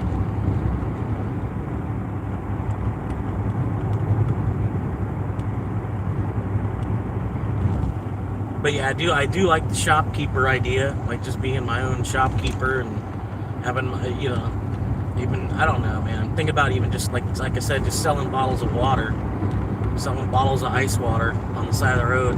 I probably could have made a killing this summer just selling bottles of ice water.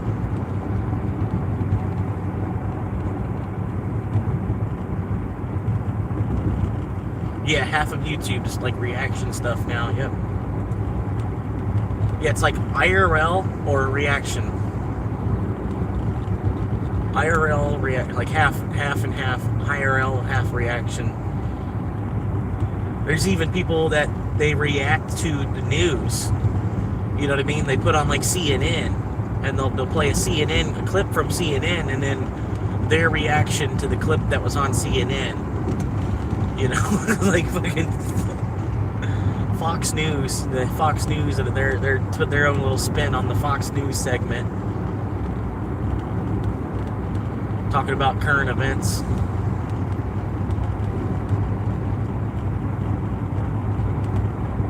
But I'm thinking about making a video on just my morning routine, like what I do in that first hour before I go live, pretty much.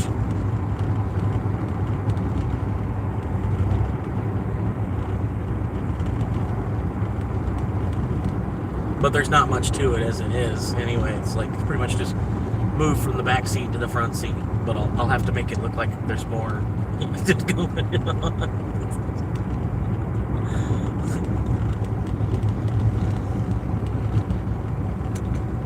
But yeah, pretty much I wake up in the morning and have to find a bathroom. And then depending on how much drink that I have from the night before, I have to race to get a drink somewhere. Because I usually wake up thirsty and then happen to use the bathroom at the same time. That's pretty much it. It's my morning ritual. I think of where I'm at geographically, and then who has the cleanest bathroom from where I'm at. Who's probably got the toilet with the least amount of asses on the seat. Are y'all gonna go, or?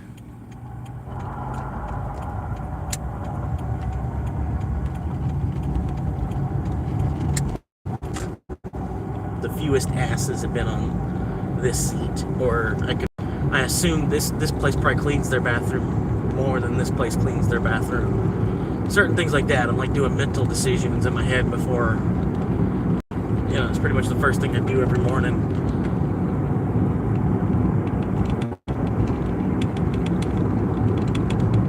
I appreciate it. Appreciate you coming back, man. A Wawa $6. Where's that one going? I guess I can make that happen.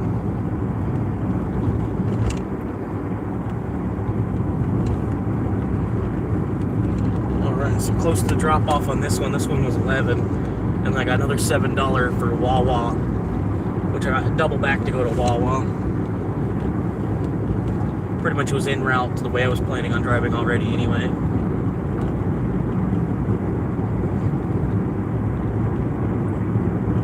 Welcome back, Chomp. Appreciate you coming back, man. Hanging out for a little bit more today.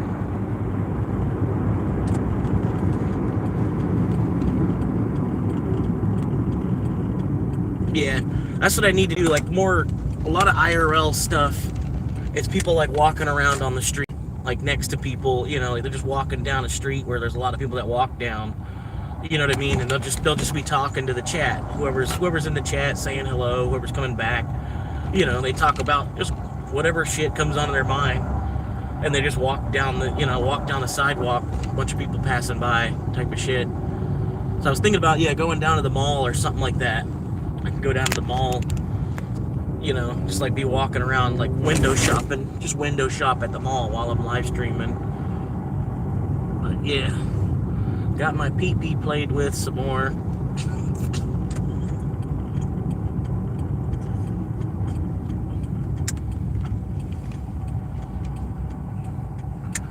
Hell yeah, man. Sometimes it does, not necessarily, man.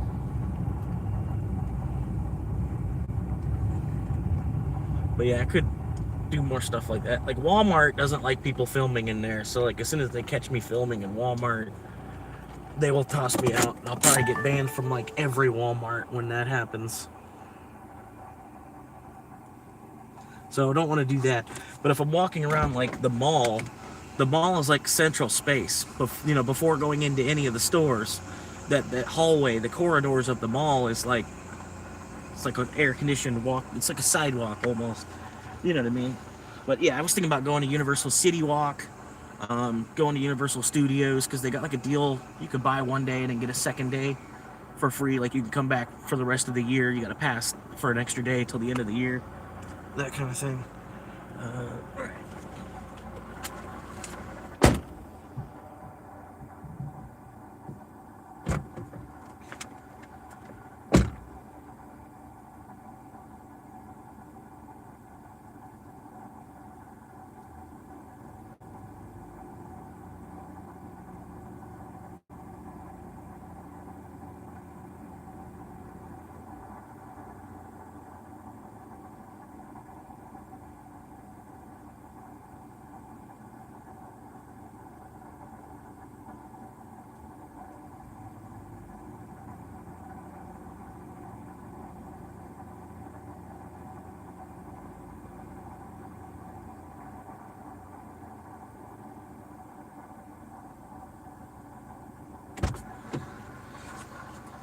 All right, okay. It's so funny, man. Some girls, they see my shirt, and then they're like, oh shit, he's actually an astronaut. Anyway. That guy's actually an astronaut.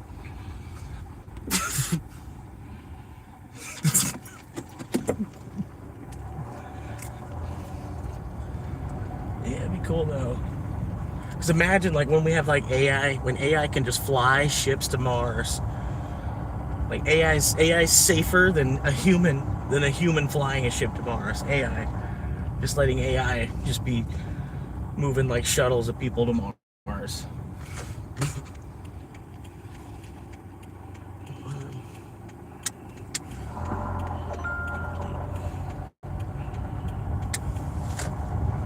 Alright, what we got here? Once a streamer called Cheeto, and his stock peaked when he banged some hobo near on cam, even though the guy was a complete don. Elon Musk's cousin is here.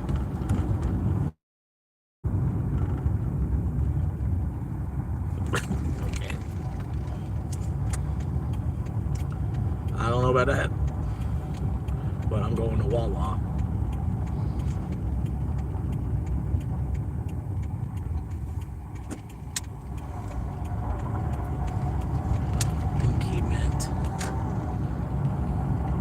Nuisance, yeah.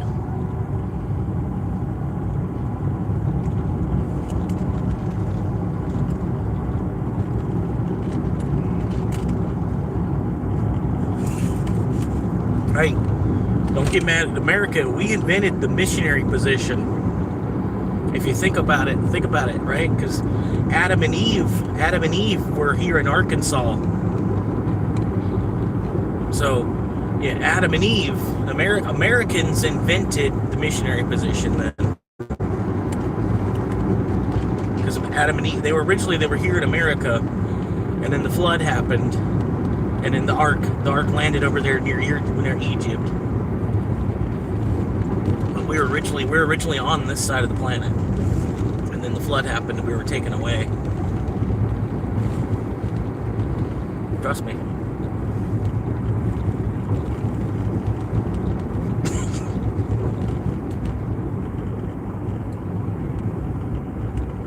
Slang term for a child molester or pedophile. Oh my god.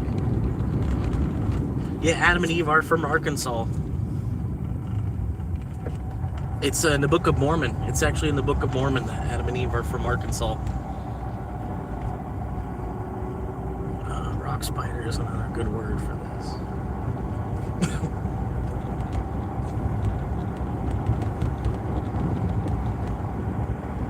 50 boys? 50 boys? That sounds like an Epstein and Diddy party. 50 boys? Your gang is 50 boys?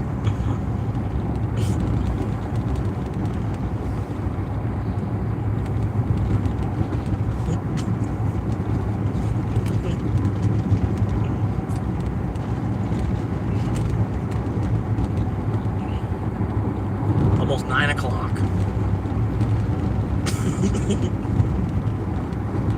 No, it was on this one dude I watch. He goes on GTA RP and fucks with people. And this one dude had a chain. It said 50 boys.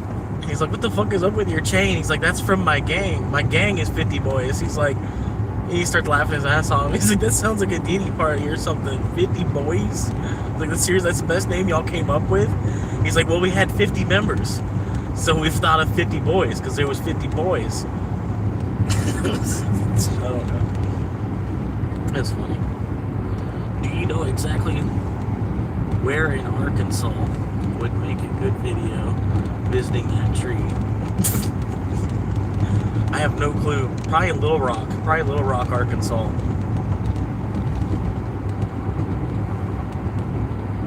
But I haven't looked at it too quite closely.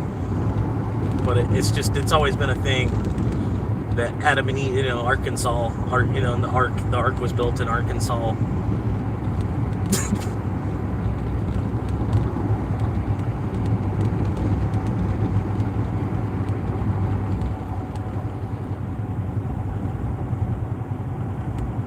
Because I don't know, they tell us, like, as Americans, people that are born here, they tell us, like, this is the Garden of Eden. It always has been. It's just been renamed. But like anything that the world has to offer, you can have here as an American. Like, you just have to put in the time and work for it first. And as long as you're willing to put in the time and work for it first, you can have anything that the world has to offer. So it's almost like we're in like a man-made Garden of Eden. And then mankind has just changed the name of the land since the creation and now. But that's pretty much it. Some people, it's a fairy tale to some people, and then some people, they actually do start to, like, realize it. I don't know. So I don't know. I believe that the Spanish were right when they found the Fountain of Youth.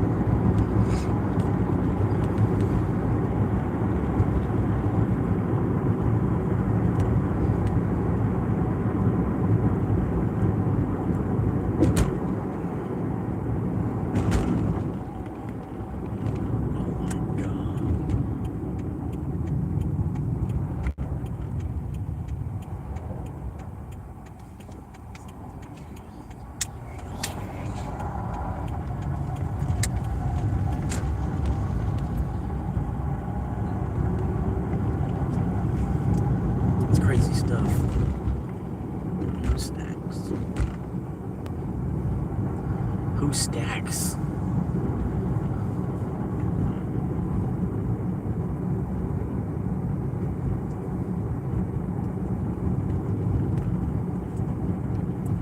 But yeah, man, I'm playing it on a fucking GTA 6, man. Stacks Wapo. Oh shit.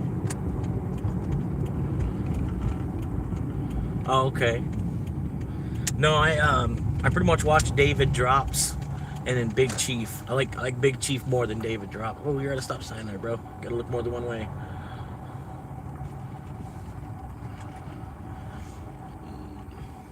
Johnny Cox. Hell yeah.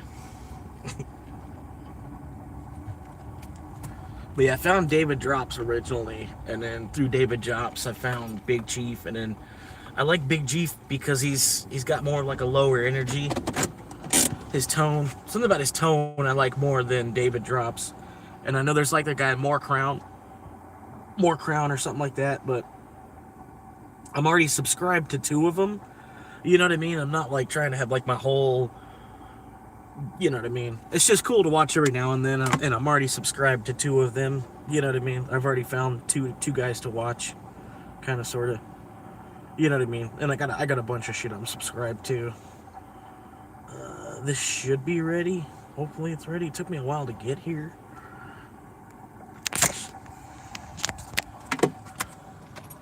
Wawa stands for walk away with anything. Alright, here we go. 7 viewers hanging out. How y'all doing? Appreciate you popping in, hanging out for a minute. Alright.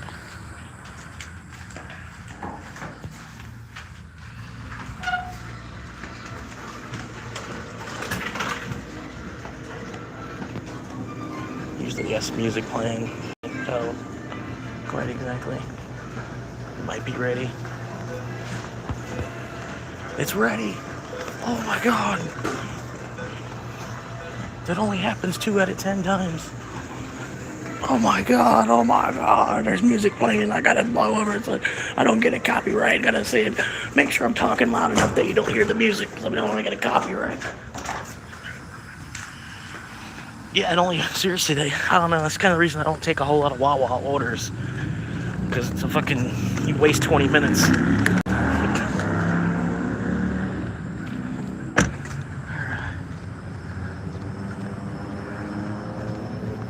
Walk away with anything. Alright. Popping it down, shaving it. I'm gonna give it back as soon as I get it done shaved. Once I'm done shaving it, I'll give it right back, I promise.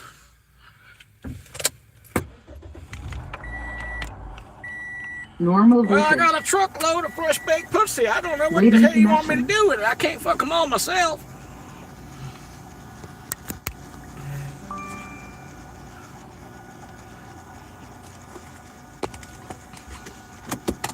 Alright.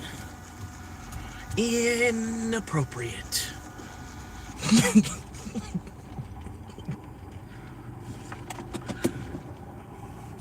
That's from an ICP album, like in between a couple of tracks. And he's like on the phone. He's like, "Hey, I got a delivery for the Insane Clown Posse." And he's like, "I don't know what the hell you want me to do with this whole truckload of fresh baked pussy."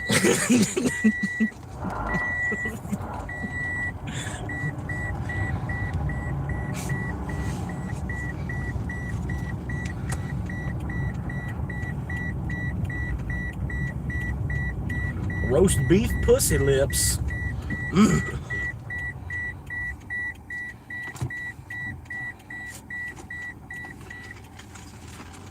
Made it up to 66% on the phone battery. Doing pretty good. That's like the highest it's been in a couple days.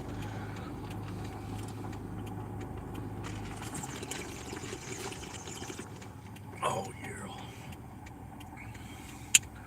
Winter fresh milk tastes much, much cooler.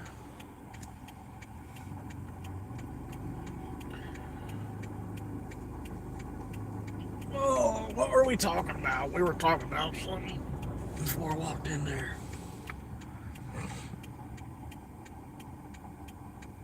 But yeah, I don't know, man. Just hanging out, man. That's what I said, man. I kind of hate this town. I can't even think of somewhere I even actually want to fucking work. Like if there was a place that I would be like, all right, I can deal with the 2 hours of, dealing with the fucking trying to get the application in, but even still, even to do that, you got to know somebody that works there. Otherwise, you're just doing the application for like no reason. Like even if I was trying to get in at Lowe's, I would need to go and start introducing myself to people at Lowe's before I start doing the application. And I don't know if I really want to fucking work at Lowe's. Like, I don't know.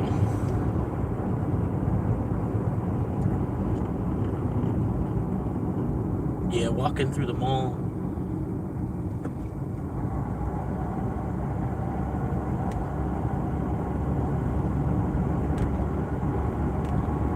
But no, I know it's not just bad luck either. It's I don't know. It's like I drive past all these places like every day, and I'm honestly trying to think, like, as I drive past these places, like, you know, where's some place I wouldn't mind working, you know, like, what's not going to be a trap? And doing an overnight at one of these Circle K's, that seems like it'd be pretty cool. But the lady that does the hiring, she doesn't like me from like years ago. So, you know, that's not going to happen because, like, you know, the lady does, you know, yeah, it's just not going to happen.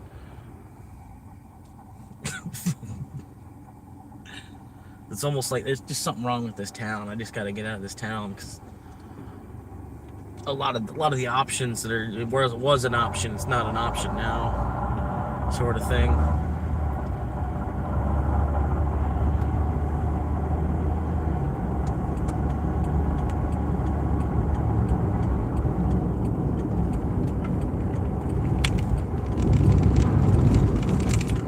No, I appreciate it, Fred. I really do. I'm not mad at y'all for trying to give me ideas. You know what I mean? I'm definitely not mad at y'all. I'm not, you know, because honestly, I can't really think for myself. Like, I know if I just wanted to work a restaurant somewhere, I could, you know, by the end of the week, I could get in a restaurant, I bet. But I'm not just trying to just go not trying to go backwards in the career ladder, basically, either. Which I know, you know, it's not, I don't know, but. And then I can go to the job that I have. I could ask for more hours and then deal with the bullshit of working there. But I don't know, I'm kind of getting sick of that place altogether, too.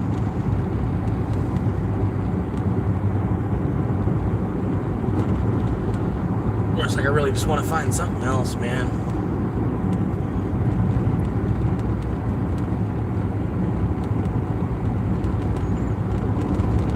But yeah, it would be cool to just work a couple overnight shifts at a gas station.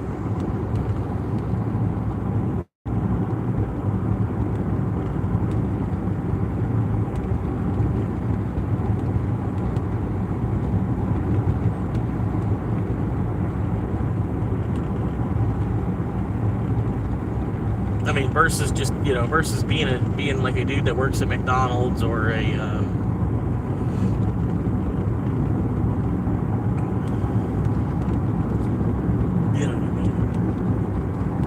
Just working at a convenience store seems like it's way easier than being in the kitchen anywhere.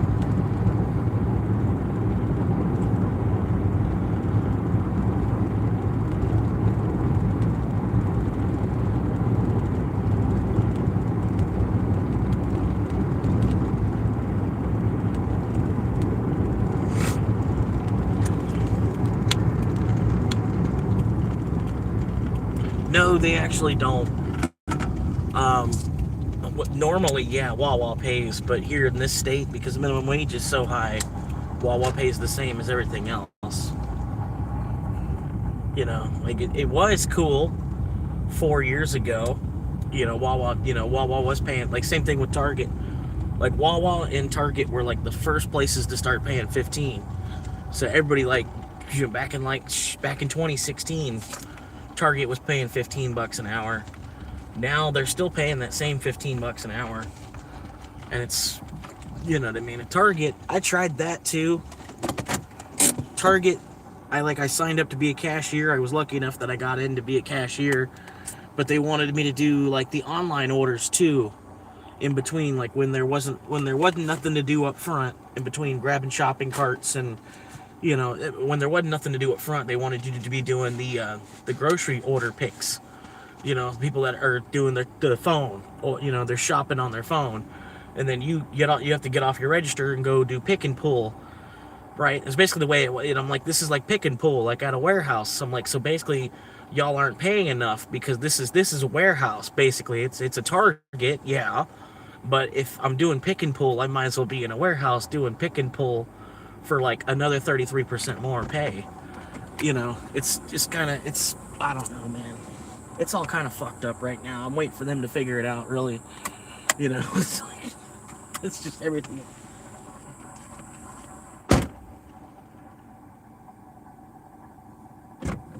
now Wawa pays $15.50, which is only 50 cents more than minimum.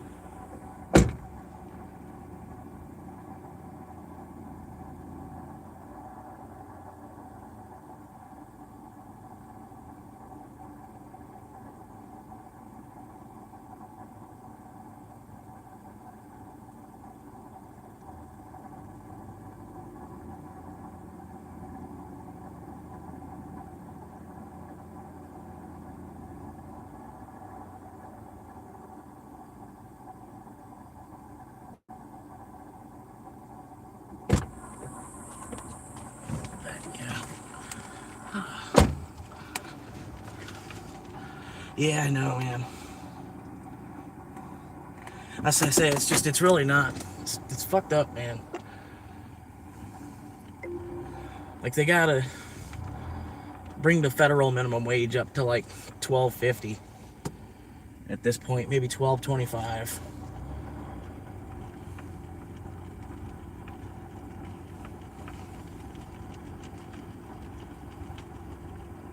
But I don't know, man. I really don't know, man.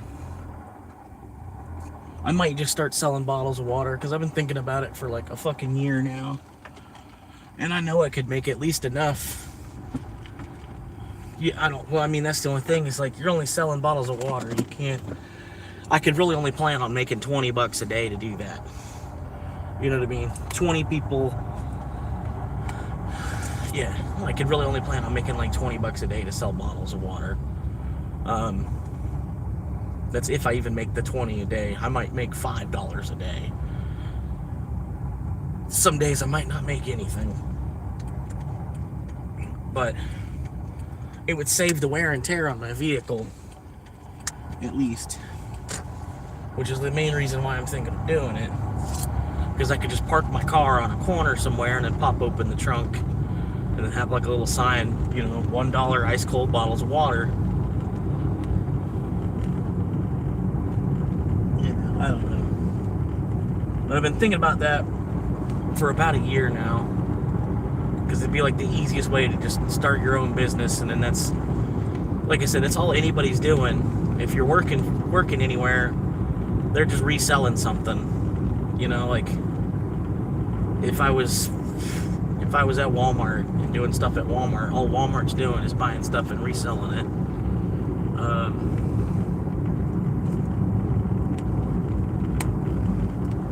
Yeah, I could probably make $20 in 5 minutes too. You got a point there.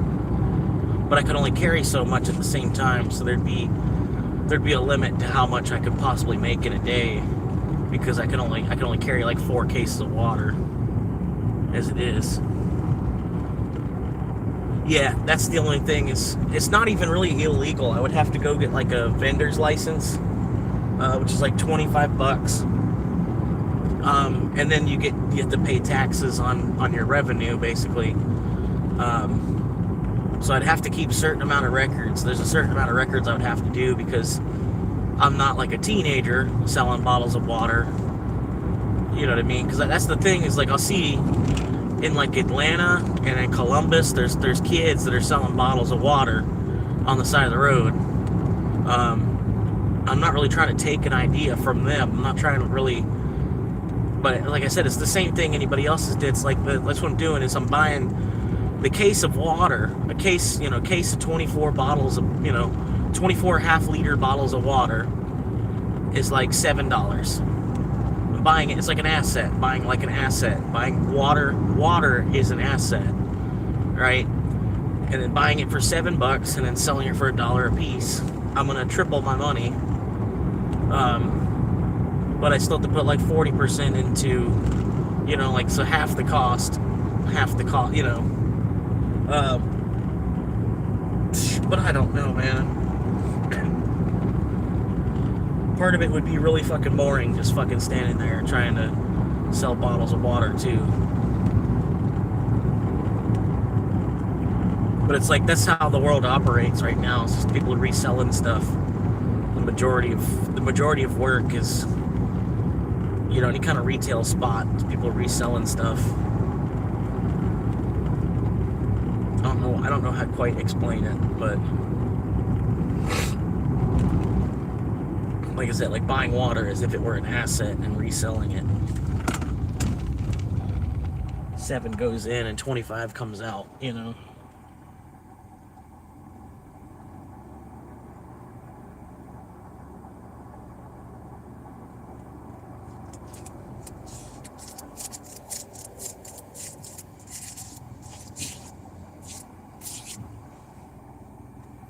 That's 7 trips today.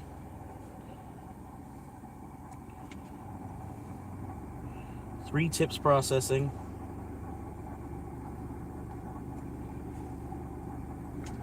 $43 it's showing me with. Even food business are kind of reselling. Yeah, exactly. Yeah, you're like buying chicken. You buy chicken, what? I don't know. I haven't looked at chicken. So I'm going to say it's $4 a pound for white breast meat. Yeah, and then you sell a quarter pound of chicken, for like, you put it on a plate, with some rice or some shit, I don't know.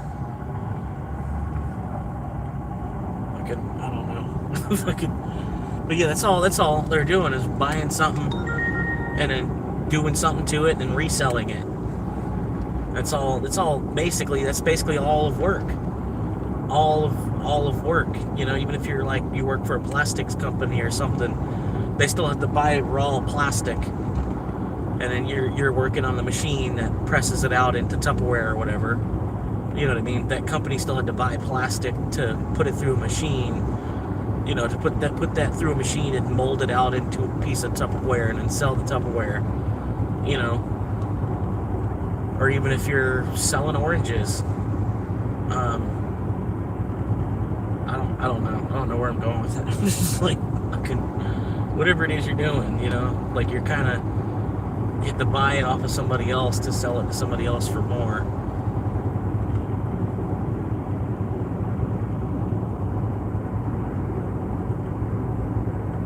Not every job, but I don't know. Sorry. I hope I'm not annoying. I'm not trying to be annoying.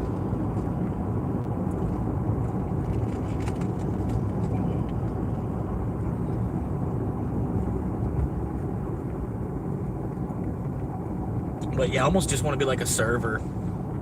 Like, if I am going to have to deal with people, I might as well be making money off the people I'm dealing with. You know what I mean? Like,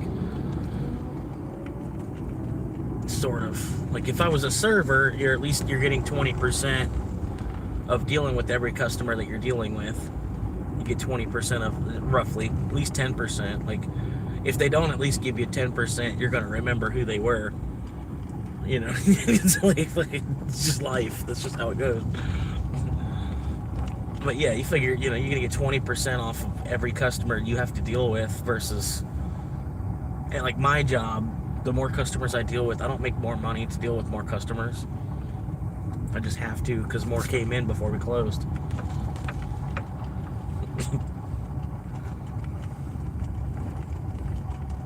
I gotta use the bathroom.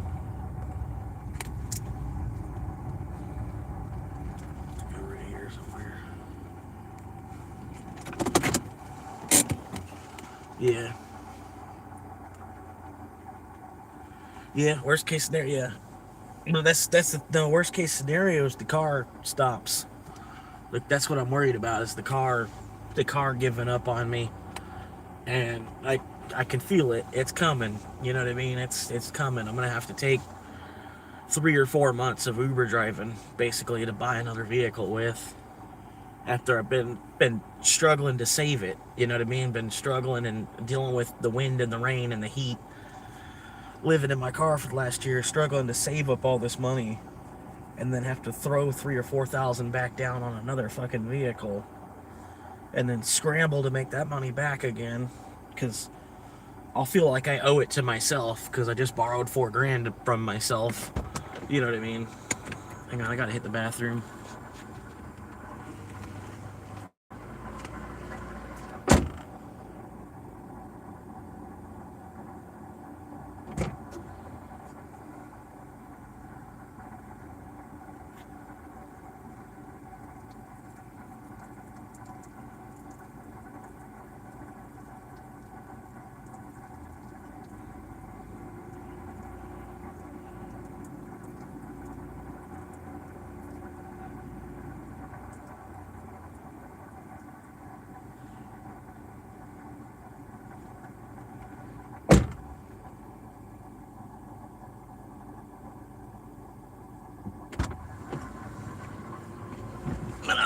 I think my best bet, just keep doing my thing and keep trying to save and save and save and save, and maybe eventually I'll have like 50% down on a piece of property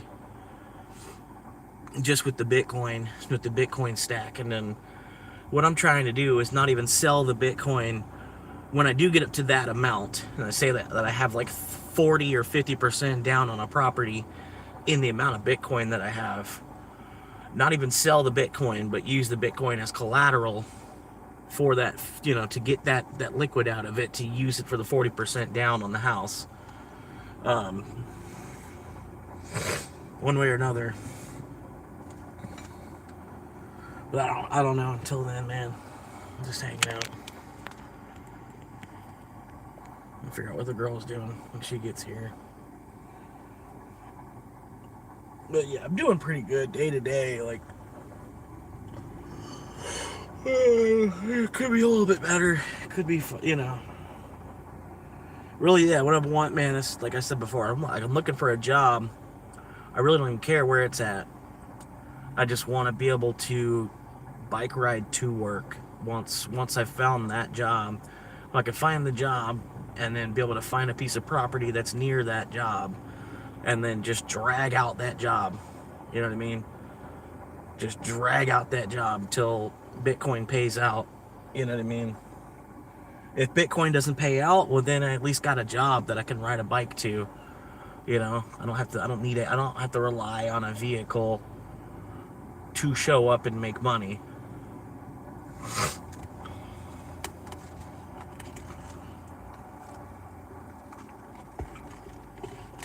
That's the thing. It might just be this parts job. I might just have to suck it up and deal with the fucking people.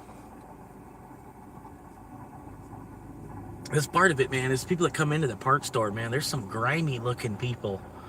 Like, oh my God. Like, people you don't even want to, like, I don't know, man. Grimy looking fucking fucking people, man. Oh God. Me being homeless, you know what I mean? It's kind of weird. Me being homeless, like, that's how bad some of the customers come in and they look worse than me. You know what I mean? I live in my car. Some of the customers come in and they look worse than me. And that's the other part of the thing too, is I see a lot of people that look like they worked their ass off, and they don't really have much to show from working their ass off quite as much as I feel like they should, you know, from working their ass off. You know, you can see it. You can see it in the way that they look, that they worked their ass off. Got you, Fred. Pop back in later, baby. Gotcha. But yeah, I see a lot of people that, like, man, you could see that they busted ass. And then they don't really have anything. They're like 40, 50, 60 years old, not even really have anything at the same time. I don't know, man. That's what I'm saying. It really don't matter to them.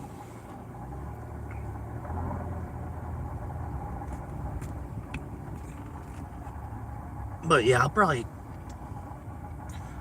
I'm thinking about that oil change place, just because the crew that I seen working there, like I said, they don't look like they'd be bad dudes to work with.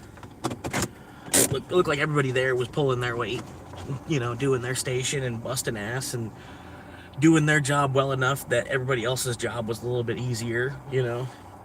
That's the way it looked, you know what I mean? I was like, oh, cool. I'm like, man, this might be the place to apply. But at the same time, I'm thinking, like, well, they probably don't even need people then, because look how well their crew works, you know? Look how well meshed together their fucking crew is. They don't need another guy in here.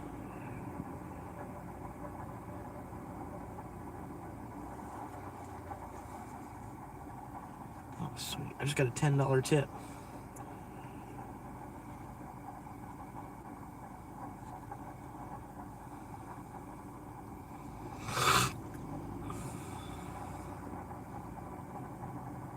Another 9, and that one was 5. 9 and 5 is 14. 53 plus 14 is what? 67. Maybe they gave you 20 because you have experience. Yeah. No, I don't think they would. I mean, I might be able to talk them into 16. They're super duper cheap on that shit too, though. You got to remember, like, just because you have experience doesn't mean they're gonna pay you for it. You know what I mean? They might give me 50 cents more because I'm experienced. I've seen that. You know what I mean? My whole stint through working, I've seen that. People just getting screwed. People with experience not getting what they're worth. You know what I mean? That's just a part of it. Like, I was working at a pizza restaurant. This dude, Jojo, older dude, like 38-year-old guy with kids, you know, and he was trying to be a manager. He was wanting to be a KM. He had a whole bunch of experience, previous pizza restaurants. He was in there busting ass. The dude, he was a good guy. He'd be a guy that you can joke with and, you know, tell stories, talk about whatever movie's coming out, whatever video game you're playing, talk to him about your kids, you know, talk to him about his kids, you know, bullshit about your wife with, you know, just a good dude to work with. And he was trying to be a manager, and yeah, they were looking at me. They were looking at me to be manager more than him. And I'm like, what? I'm like, they pulled me aside in a conversation. They were talking to me about it, and I was like, I don't know if I really want to do it because it's a lot of responsibility, you know. And they're like, oh, well, then I guess we're gonna have to go this other direction. And I was like, well, what about JoJo? I was like, because he's been voicing that he wants to do it, and then he's old enough where you could give him the respect he deserves for having that position. You know what I mean? Because it's not like a 22-year-old that's going to be the kitchen manager.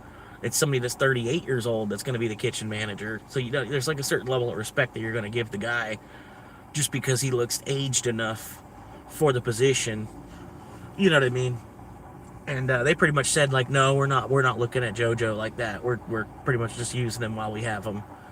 And I'm like, man, that's so fucked up. I'm like, so y'all are just gonna, you know, and then the whole time he's making like $1 over minimum wage, you know, and he's got like $15 an hour talent. You know what I mean? You know, I don't know. It's just kind of fucked up, man. Every place I've worked, they do some kind of shit like that. So you can't really expect to make nothing off your experience as it is. You just lucky enough to hold, you know, nowadays you're lucky enough to have the job because they want to hire the 18-year-old as it is. You know? They don't want to hire, you know, you're 35. You know, you're 35. They bet you're going to go slower than the 18-year-old just because you're 35. You know what I mean? And then at that point you want to get paid more too. You know, it's like, I don't know. It's just, that ain't going to happen. You know, it's like they're already predicting you're going to move slower just because of the age.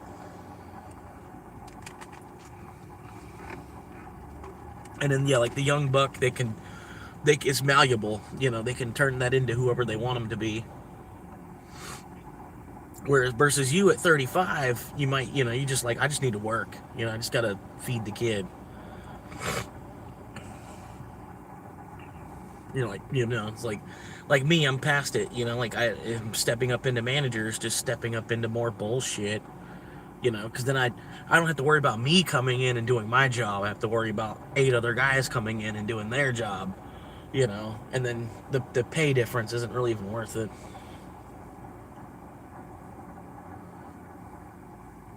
But yeah, exactly. But yeah, and that's the point. It's like you're in your 30s. You know how to work. You know, you're not trying to break yourself by working. You know what I mean? Like, yeah, that's the other thing is like there'll be 19-year-olds that they don't even know. You know, they don't even know. You know, some kids that come in there, they're real hot-headed. You know what I mean? They really want to make money, and they don't even fucking have an idea what, you know, inflation is yet and everything. And they're in there. You know, they're giving them $100 an hour worth of fucking labor and then getting paid 20, you know. Just gonna tear themselves in half. And yeah, by the time you get to like 28 or 29, you kind of slow down and shift gears on them, and you're like, no, I can't do that. I can't be running like that till I'm 50. you know.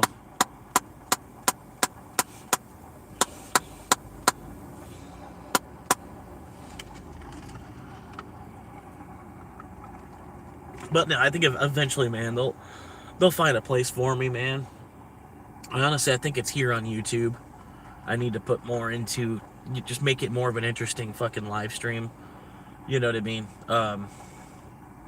Because, you know, I could definitely pull it off. I feel like, there's shittier people that are IRL live streamers, is the way that I see it. You know what I mean? There's, like, I'm more wholesome a person than about half of the IRL live streamers. And that I might be able to build an audience with, versus, like, the way that other IRL live streamers try to create their audience by doing stuff that's almost illegal but not illegal. You know what I mean? Or stuff that they thought wasn't illegal but then they figured out is illegal. You know what I mean? There's a lot of shit like that goes on IRL live streaming. Like that one dude that was spraying fucking bug spray all over the produce at Walmart. And he was stupid enough that he didn't know that was a felony. Like you're poisoning people. You know what I mean? Like, I don't know. Or like clavicular, like he ran over some dude with his Tesla truck, like literally like ran over a guy while live streaming it, and then was like, oh, well, I hope so. I hope I just ran him over. Yeah, Tommy G, yeah. I don't know, he's not a live streamer though. I don't know, but yeah, I get what you're saying a little bit, man. That's what I'm saying. There's bigger pieces of shit that have made it on YouTube. So I don't know why I wouldn't be able to stand a chance.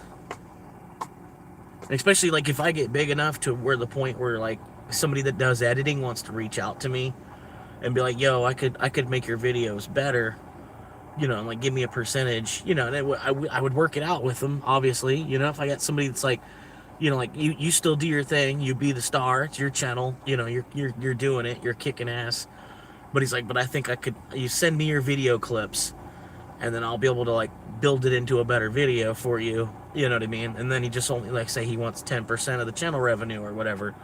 That's fair enough because he's an editor, right? So my editor gets 10%, you know, like, you know what I mean? But really, try to find somebody that's willing to work for that cheap. That's the hard part, because really, like, editors, I think they want like 80% and you get 20. You know, it's like fucking to be the film, you know, to be the director, basically, you know, the director, the filmer, the actor, the spokesperson, and then they edit it, basically. I don't know, but I'm sure I could find it. People will be hitting me up in the chat and stuff like that. He's around illegal shit. I mean, lots of, oh yeah, exactly. Yeah, the shit he spreads and stuff. You know, I get what you're saying. Some of the stuff that he does, like, I don't know how. He must be an undercover cop or something. I don't know what exactly is going on there with that. It's, you know what I mean? It's a little weird. These criminal organizations, they'll use him to want to explain what they're doing, but also try to remain anonymous at the same time while they're doing it. It seems, you know what I mean? Like, the whole thing just seems like it's fake for entertainment or something. You know what I mean? I don't know how to explain it. Like, I do like Tommy G. I'm not trying to talk him down, but I understand what you're saying there. You know what I mean? I get what you're saying. Like, that's kind of why I like IRL streaming. I mean, I like making videos too, and, you know, putting little funny sound bits and stuff like that, but the equipment I have, I can only do so much with. I need to get a laptop to really put my hands into it more. You know what I mean? Really, like, edit something and put it together and make a 1% improvement each time. And then, like, look at GTA. How much of an improvement that they made from 5 to 6. Like, granted, it took them almost 20 years. It was 20 years. And then there was no other, like, side title or nothing. Which, that's another part that doesn't... Like, why didn't they make... You know what I mean? There was no kind of, like, expansion game or nothing for the GTA 5. There was no expansion game. Nothing about nothing for, like, 20 years until 6 come out, you know? And really, 6 is really, like, number 10. But, yeah. Cops will be questioning him nonstop, yeah. I think that's what I think he works with the police. I think it's all media. You know what I mean? It's all media meant for the sake of entertainment. It's probably none of it's actually even real.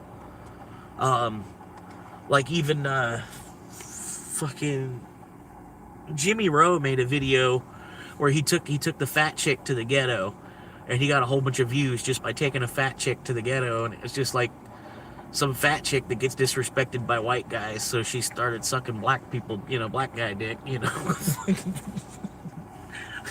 That's about all it is. It's like some fat chick that, no white guy wants to fuck her, so she's got to go start sucking black dick.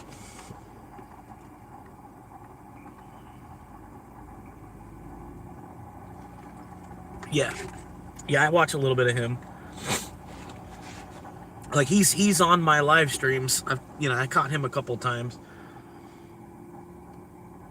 But yeah, I know. I like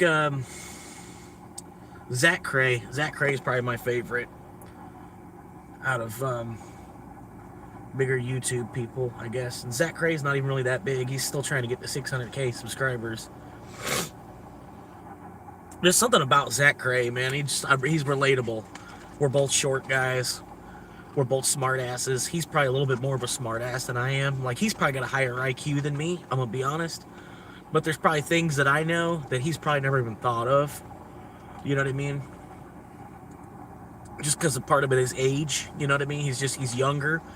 He hasn't spent as much time trying to meditate, if he has even figured out how to meditate.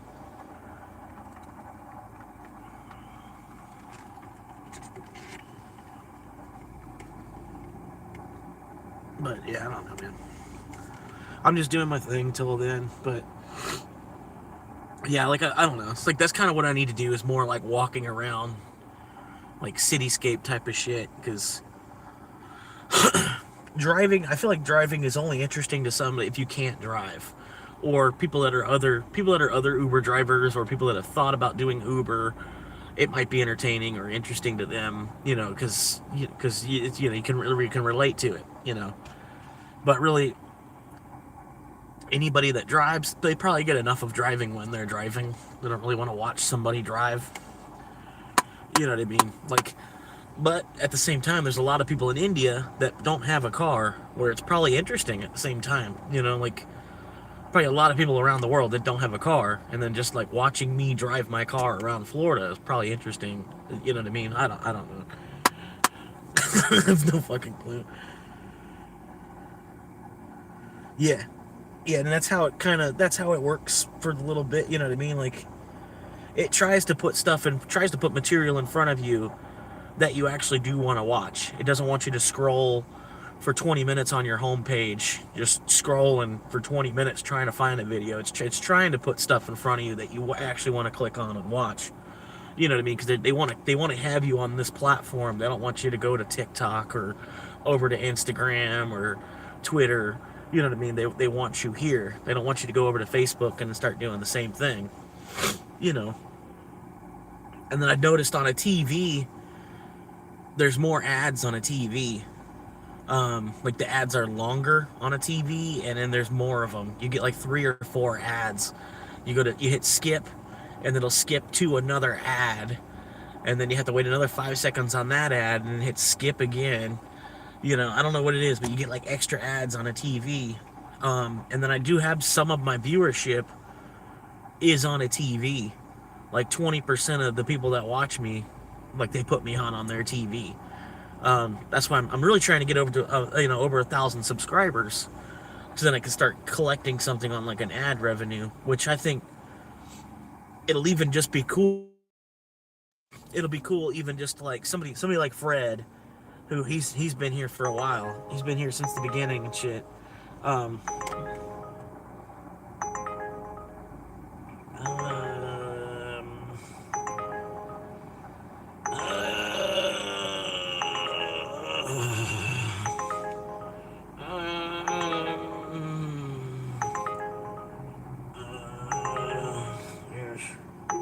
I took it. Alright, this is gonna be the last one.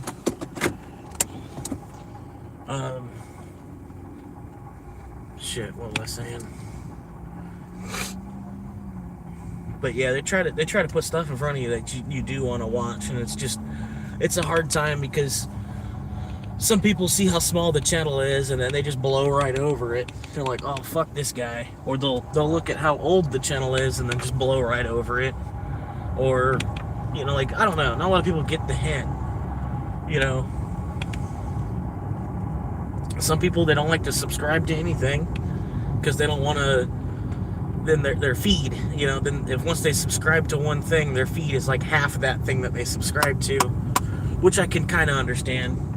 But even still, like, whether or not you're subscribing to it, you're kind of still gonna like soft subscribe to it. Like, there's a dude, Jinxie, they started showing me, and Jinxie, he's friends with Queso, and Queso, you know, like Queso, it's all a big huge community. Basically all the YouTubers, once you get big enough, like, everybody knows each other, you know. Like, Moist Critical don't say nothing bad about Asmin, and Asmin doesn't say anything bad about Moist Critical, and then Shoe on Head doesn't say anything bad about the two of them, and you know what I mean. But yeah, it's like, it's all like a big family kind of thing. I bet they have like a big Christmas party or something like that. Like, maybe everybody that has over 1 million subscribers, they get invited to like a special Christmas party thrown by YouTube or something, and they all get to meet each other, you know what I mean? Because that's kind of the way that they'll talk about each other. They've met, shared a beer, you know, or something. Like, they've met in person, the way they talk about each other, some of them, which would be cool if I ever get to that level, you know what I mean? Like, I could get big enough on YouTube that I get to meet Asmongold, you know what I mean? Like, I don't know, that'd be cool.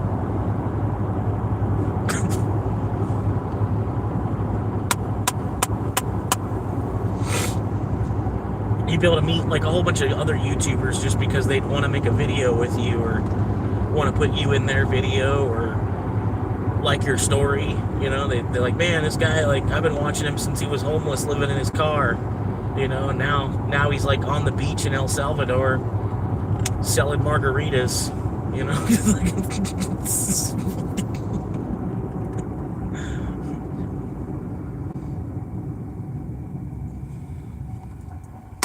But that's what I'd like to have, like a little swim up bar type of thing on the beach. Like, you're that far on the beach that people can just like swim right up and then sit in a stool, swim up bar on the beach type of shit. You just sell margaritas and beer. Like, that's it. Just margaritas, wine, and beer. That's it.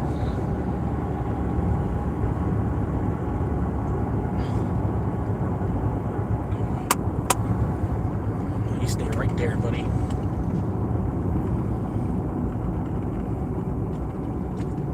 I wonder if their tag is illegal. That's why he's following that guy so closely. Nope. Nope.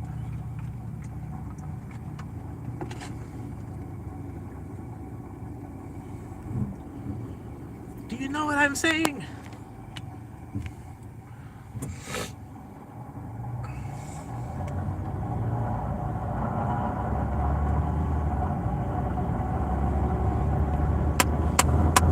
But yeah, I'm heading to Burger King now. It's probably be my last one. I could probably do one more, but with it being Wednesday, it's probably just gonna turn all into horse shit.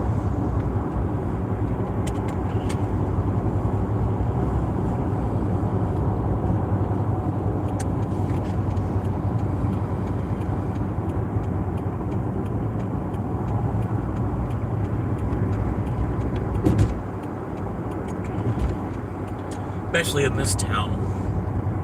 Everything turns to horse shit real quick.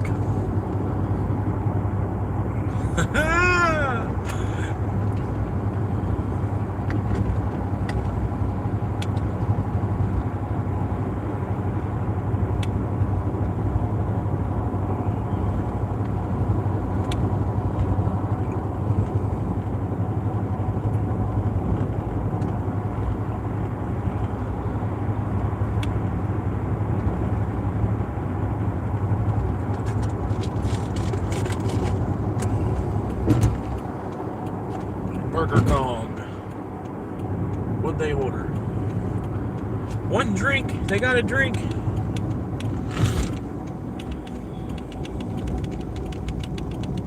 technically 2 drinks because I got a Sunday. Easy like Sunday morning.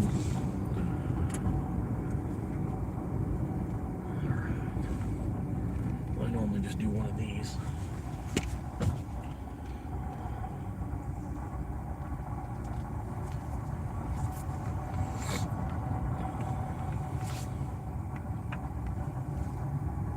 So you're on this little mission for $10? I was like, yeah, because that's how well you tipped. Like, you only gave 8. Like, what the fuck? What do you mean? You think you pay 8 and then Uber pays 8 too? Like, fucking, that'd be nice, wouldn't it? But no, I feel like Uber should pay more, like per mile. I'll be right back, hopefully.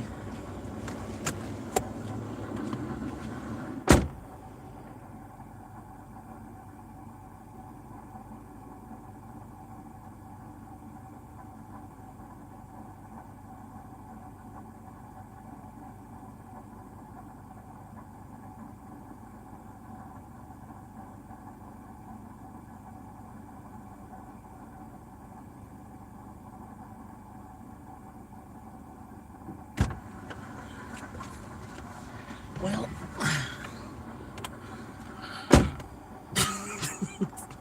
yeah. Well, it makes it little, I mean, really, if the inside's closed, I can just pick it up through the drive-thru. Makes it a little bit easier, but still, they're not supposed to close the inside until 10 o'clock either. Because if I would have known that, I wouldn't even have pulled into the parking spot. I would have just went around the drive-thru. Alright. Wasting my fucking time.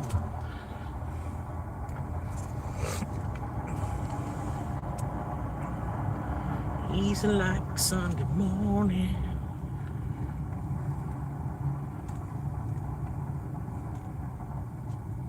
Yeah, other cities, man, they'd get in trouble for doing that, man. Locking the dining room a half hour before. Hi there, pick it up at Uber Eats. Gotcha.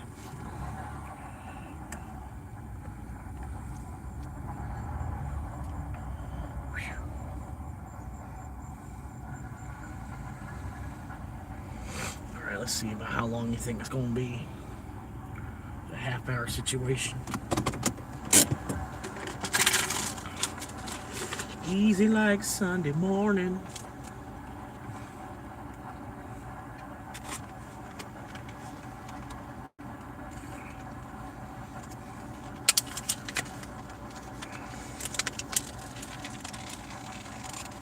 But yeah, I feel like live streaming is better than the videos too, because you can't really converse with me. You know what I mean? Like how it is live. You know, you're able to comment with me live, talk to me live. It's the same thing anyway. Like when I make the video, I just take the day of Uber driving and then turn it into a half-hour video. You know what I mean? The live stream is just a 12-hour version of the half-hour video. But the live stream's better as far as view time, because the people that are my fans, they'll click on and watch 8 hours, you know. Whereas the video, people click on it, they watch it once, and then there's really not really a reason to rewatch it. You've already seen it, you know, like to rewatch it more than like 2 or 3 times would almost be annoying. You know what I mean? So the live stream is better for trying to get watch time, but the reach, it doesn't have that whole, I don't have that much reach with the live stream like the videos would. So I'm really struggling, not really struggling, but I just want that last 200 subscribers, really. That's what I really want. And then after that, I don't even have to, I'm not gonna be begging for subscribers anymore after that point. Just if people want to subscribe, I'll leave it to them, you know what I mean? But until I get to 1,000, I'm pretty much begging for subscribers. Trying to do what I can, man. Almost should like maybe post random shorts of boobs, you know, just a short with boobs, like some boob girl, a short It's a girl with boobs, and then people will subscribe to that short thinking that they're subscribing to a female's channel or something. It's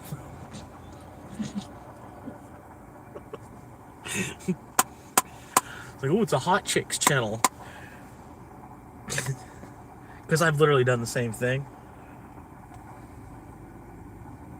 Like, I was talking about goth chicks, and started talking about goth chicks. Because goth chicks are hot, man. Who doesn't like goth chicks? You know what I mean?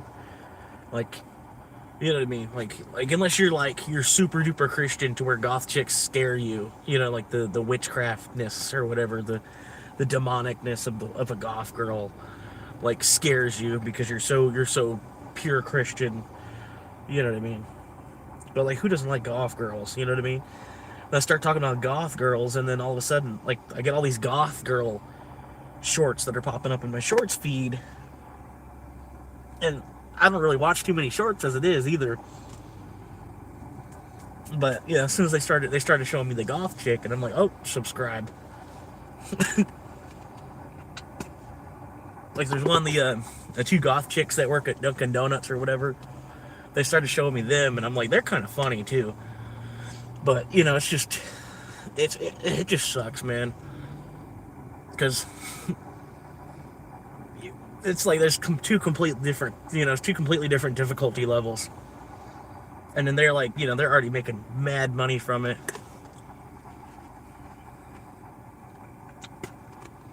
And I'm not trying to become like a millionaire off of YouTube.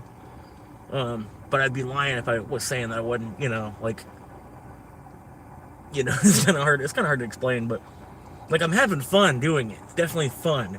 It's more fun, you know what I mean? Like, I'm not even really worried about the pay, ultimately, because I'm having fun. It's just nice to have a place where I can broadcast, you know what I mean? Like,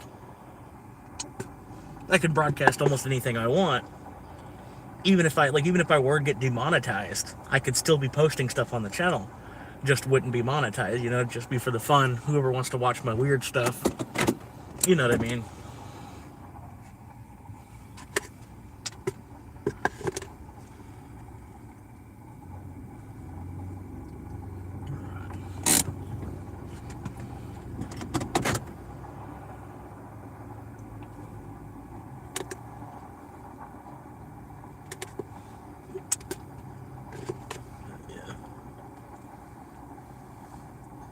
Yeah, I know, and that's the hard thing too, is people will pop in throughout the day, and then I'm just sitting here not talking about anything because the chat's dead. You know, like, I'll have 3 or 4 viewers, or maybe just 2 or just 1. You know, I got 1 viewer that they're just viewing. You know what I mean? People just, like, kind of lurk. Because you'll notice that on other channels and stuff, there'd be like a 40-person audience, but there's only like 8 people actually talking. You know what I mean? Because there's a lot of people that just watch. They just like to watch, you know? And really, the more commentary I got, you know, that's like the reason I go live. Is, you know, the little bit of attention that y'all give me. You know what I mean? So I try to give y'all the attention back, sort of. You know what I mean? And really, this is the fun part. You know what I mean? Because, like, if the channel does get off the ground and it does blow up, it'll be hard for me to even find your messages. You know what I mean? Like, for you, you know, it's you and then 30 other people talking all in between and stuff. You know what I mean? The most I can do is notice that you're here and say, hey, what's up, man? You know what I mean? Because just the chat's just going nuts with random questions and shit.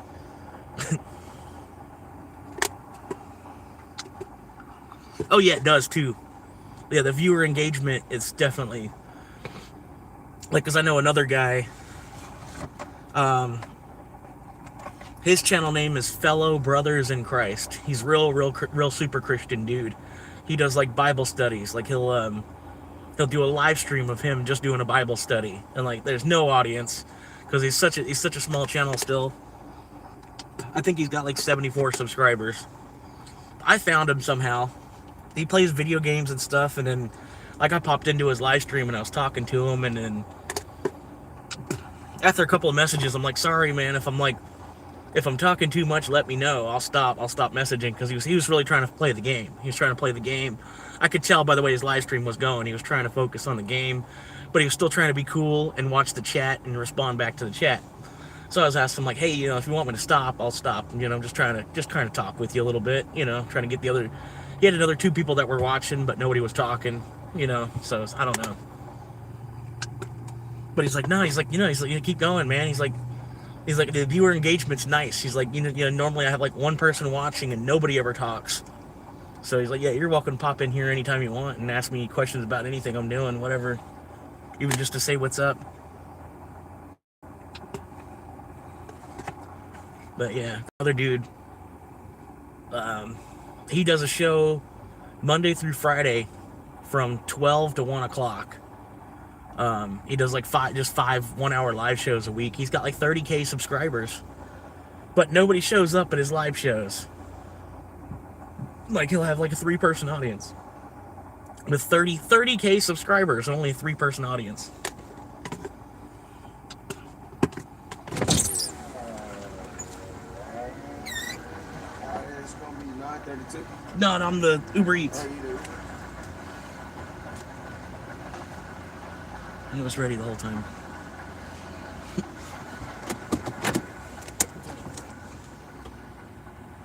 Thank you, sir. You're welcome. Have a great night. You too, man.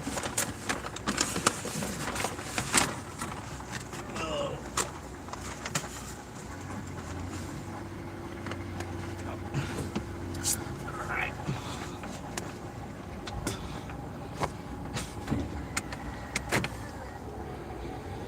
Okay. That whole time I was sitting there at the window, the order was ready.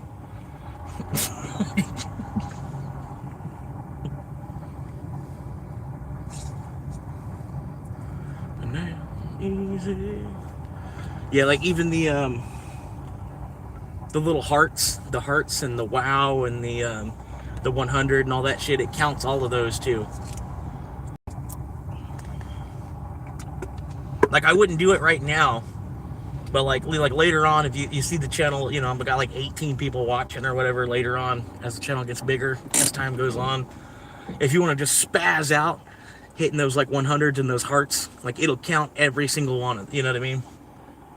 And it'll have like 56K 100s, I'll look at the show, it'll tell me like there's 56,000 fucking reactions.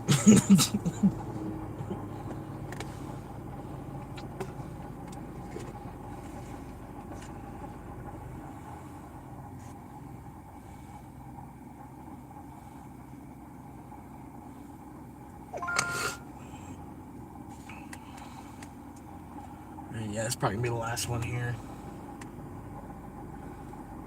7 runs for $70. Can't get any better than that. I mean, I could get a little bit. I could do, 10 runs for $100 would be nice, but 7 runs for $70, so I'm just gonna take that and go. Wait on tomorrow. But it's nice to have a chat, chat and shit too, because it's like having like a co-pilot with you. Somebody that's like, I say, did y'all see that? And then y'all are like, yeah, I did, I'm like, what an asshole. Me or them, both of y'all.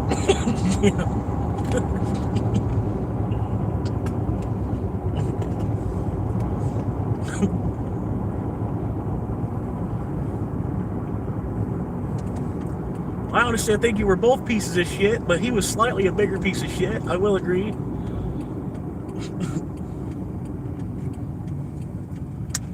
And then not a lot of people get my sense of humor either.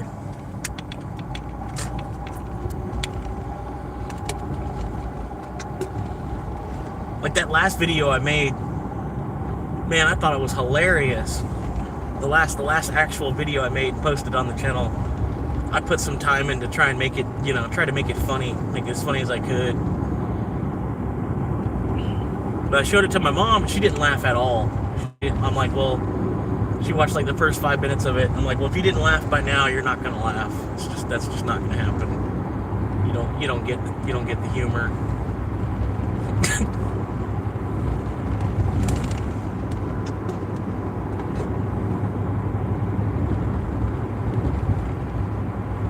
But I'm still looking another 250 subscribers away. I might change the title to like the road to 100, or The Road to 1K Subs. I'm probably going to change the title to Road to 1K Subs, just to help people, when they click on it, they'll know that I'm trying to get the rest of the subs. And the title of the live stream is Road to 1K Subs. You know what I mean?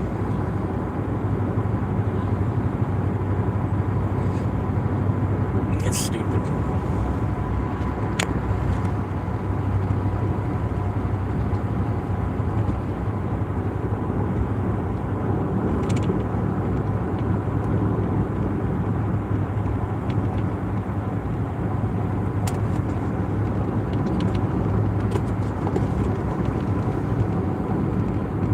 Oh, we got a police officer.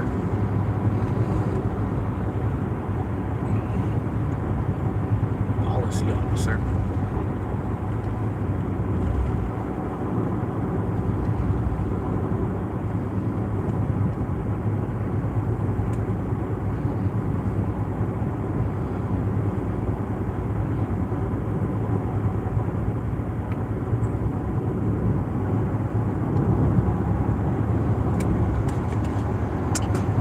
There's no way I'm gonna catch this light. No fucking way.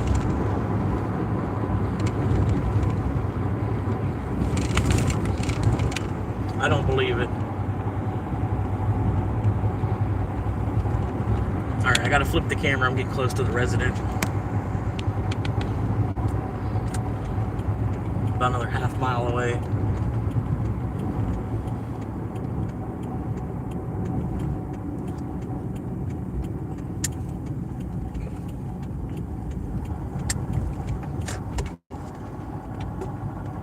But yeah, a lot of times when I'm quiet, I'm waiting for someone to get here. Waiting for someone to get here that's going to pop in the chat. Talk with me for a little bit. Because it does help, you know what I mean? Like, there was a little bit of a viewer increase just like as soon as I found Fred. Basically, as soon as Fred was popping in the live streams and it was giving me someone to talk to. Just talking to Fred as I'm answering Fred's questions, and other people pop in while I'm talking to Fred. And I eventually built an audience off of just talking to Fred. Oh, you're fine, man. I get it.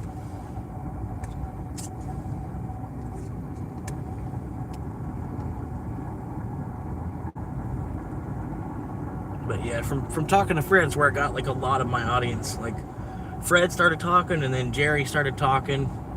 Jerry, I haven't seen him for a minute. He hasn't popped in the chat and said nothing for a minute. Pretty sure he's still subscribed. I don't think I said anything that pissed him off where he would have unsubscribed. He's probably just been busy. Jerry, he's like retired, sort of. He's living in a camper. You know, so we kind of got like the same struggle kind of going on.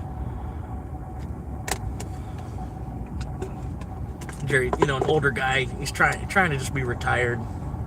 From what I know, he's got his camper parked like in the driveway at a relative's house or something, dealing with shit, you know, just like everybody else is.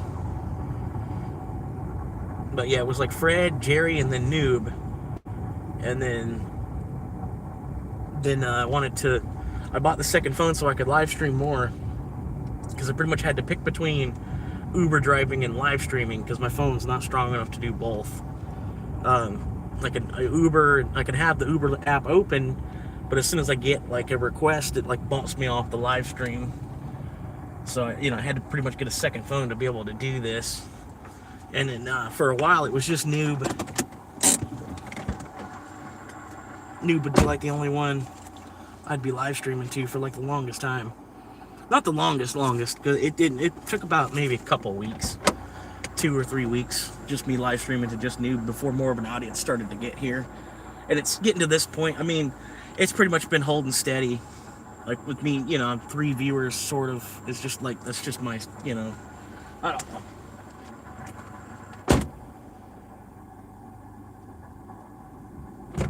But it's still the first year as well and everything.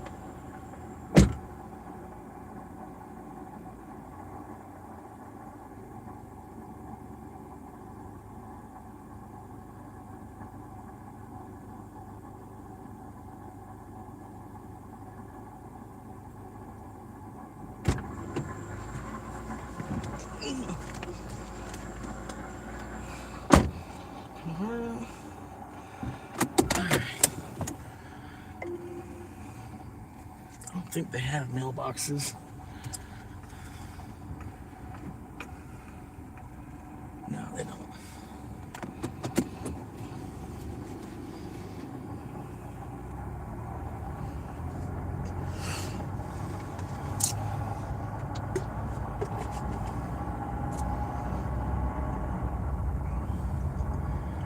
Woo.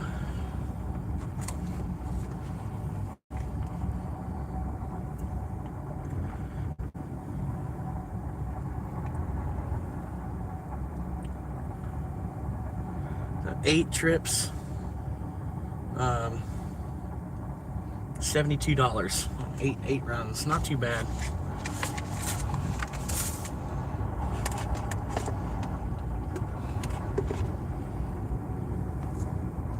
But yeah, I'm still in the first year of even like playing with the channel, because I had the channel, but it was mainly just to watch. Just used, had a profile, because you have to sign in. Eventually, you have to make a YouTube profile, because there's going to be a video that you want to watch, but they're going to, no, it's inappropriate. You need to log in to watch this video. You know what I mean? Like, I had a profile that I made. I posted like one video on the channel, sort of. I had like 16 subscribers that signed up for that first video, because I was going to go do the Appalachian Trail. And a couple of people that found that video, they were planning on doing the Appalachian Trail that year. So they signed up to my channel, we were going to be trail buddies or whatever. They're going to be trail family or whatever. But I didn't actually end up going to do the trail. I still want to. The younger I am when I do it, the easier it's going to be to accomplish. That whole thing.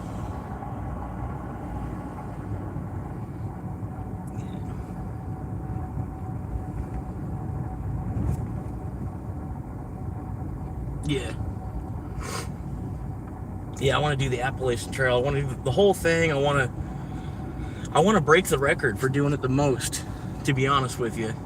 Because the guy that's done it the most, he's only done it 19 times. Which 19 times, that's still a lot. That's still a lot. That's a lot of mileage. A lot of tearing up your knees. So I don't think it's an easy feat. I think it's going to definitely be a challenge to do that. If I can get the channel big enough to the point where I can just be hiking the trail, though, just IRL live stream. Well, I don't think I could do that, because the trail wouldn't have the signal to be able to do that.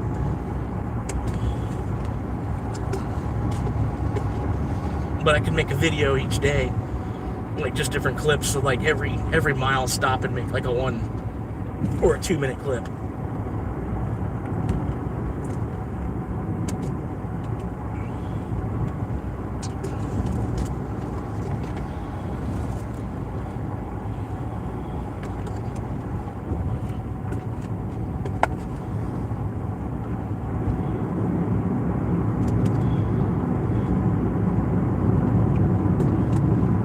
But I could probably live stream from certain hostels or whatever, maybe a hostel or different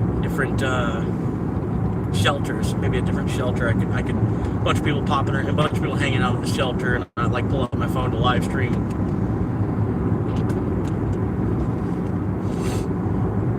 Because like out there on the trail and shit, people would be more comfortable. Like, oh, you're a YouTuber? Like, hell yeah. What's your channel? I'll go and subscribe to you right now, buddy. Like, I might even could get another 200 subscribers just by like doing the trail and asking people that. Sorry for the wobbling.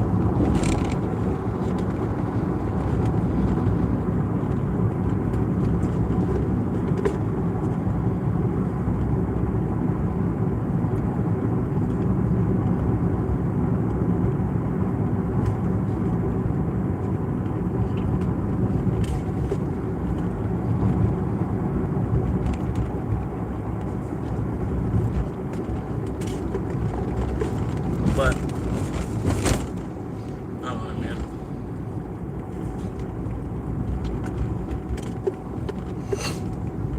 My idea is that I can't really make a video that'll get 1,000 views. I have made videos that get 1,000 views, but I can at least make videos that get 100 views. If I could make 10 videos that make 100 views, that's still 1,000 views. You know, which will still generate something, you know. It'll be slow. It's a slow grind. Like, YouTube is the lowest paying part-time job you'll ever have. That's just how it works.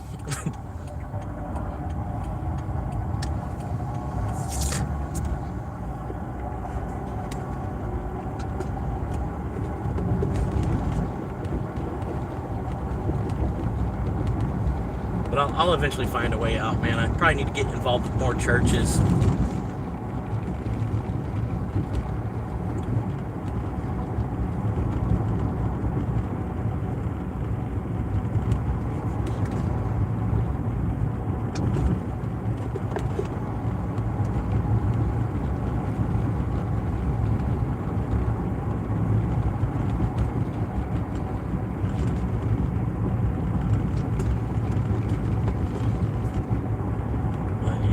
Too bad, man.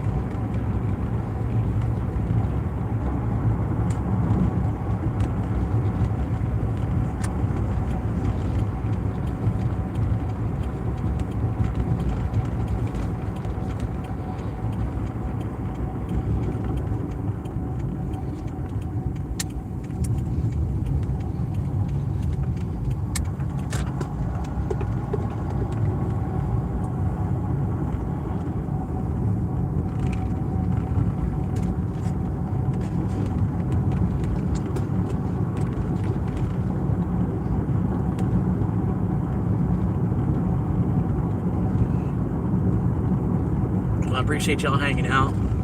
I'm probably going to go ahead and end the live stream at about 10 o'clock here. In about another 5 minutes, I'm going to cut the live stream, call it a day. I'll be live again tomorrow. I'm not sure when.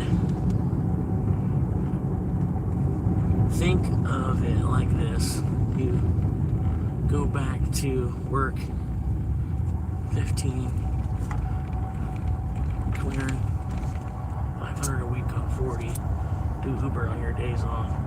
Yeah, but that's what I was doing, but that I'm not getting the 40 out of them either. For me to get the 40 out of them, I gotta be a manager. That's just the nature of the beast where I'm at. I can't get 40 out of them unless I'm a manager. I can't get the hours that I want out of them without being a manager. And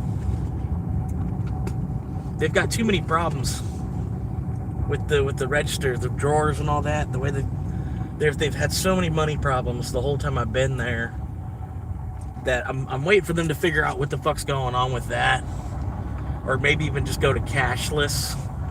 Just be just cashless. If you don't have a card, then we can't. We're not taking. If they do go cashless, then you don't have to count a drawer anymore. So really, there's money that they would save. There's labor that they would save. Just to be cashless at this point. Oh yeah, if I found another job, yeah. My best bet would be to find 2 jobs that I can get 20 hours of, a piece from. Just do it like that. Which I probably could. It's just like I said, you got to kind of know somebody. Otherwise, you're wasting your time on the application. That's just the nature of the beast now. Like, there's definitely places I can go in and introduce myself, and there's places that they kind of know me from me popping in as an Uber driver. You know what I mean? Like, I could probably go to Lee's. If Lee's needed somebody, I could probably go to Lee's and get a job just bread and chicken. Just fucking bread and chicken, dropping chicken in the fryer, and maybe cleaning out the fryer at some point during the shift. You clean out the fryer, you know what I mean? You know how to fucking work a chicken restaurant. You know what I mean? And that I could probably get in there because the managers, they kind of know me. If I were to approach them and be like, yo, I'm looking for some actual hours, because the Uber's not cutting it, my car's falling apart too fast, this, that, and the other. Explain myself to them a little bit. I bet they would, I bet they would put me on for at least 12 hours a week. That first week, start me out, first couple weeks, and then after I get the hang of it, they start to feel me out a little bit. You know what I mean? I could probably go to Lee's real easily. get in the door there. And they still have paper applications for some reason at Lee's too. No, Fred's not back yet. He might. It would be nice if it would tell me like who's watching. You know, like, because it shows me 5 viewers right now, but it doesn't show me like who's actually watching. It'd be nice if it would give me like a little list of who it is watching. I can know who it is. You know what I mean?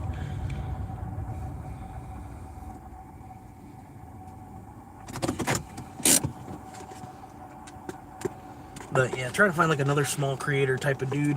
Me and them could even make videos together. That kind of thing.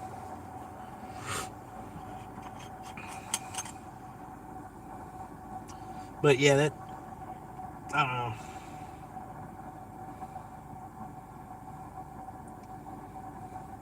Part of it is, man, because I live in my car, I can't really keep up with laundry.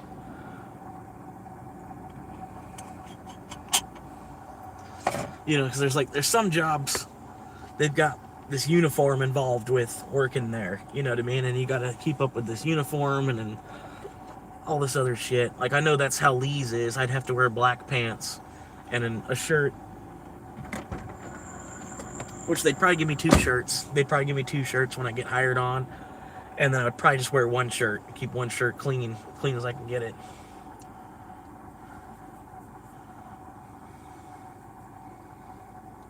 No, it would be cool though if it showed me like the names of the viewers watching or whatever.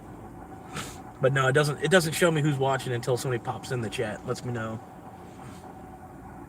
Like, hey, it's me, you know.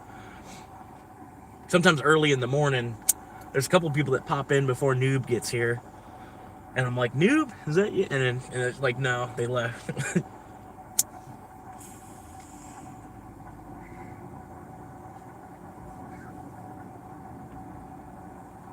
Demonetized.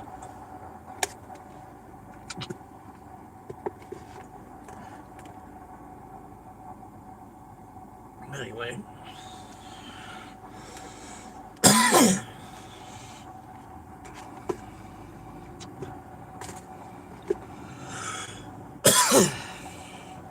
Yep, $75. That's not bad. 8 trips, $75. I'll take it and go. So from 4 to 10 o'clock. I'm gonna say from 5 to 10. So from 5 to 10, I made $75.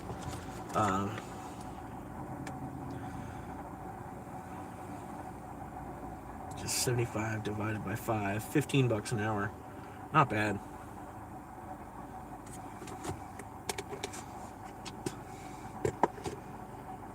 Really like $12 an hour because I had to use the car to make the 15. But still, not bad at all. It's really not bad because there was a lot of downtime. I wasn't really running. A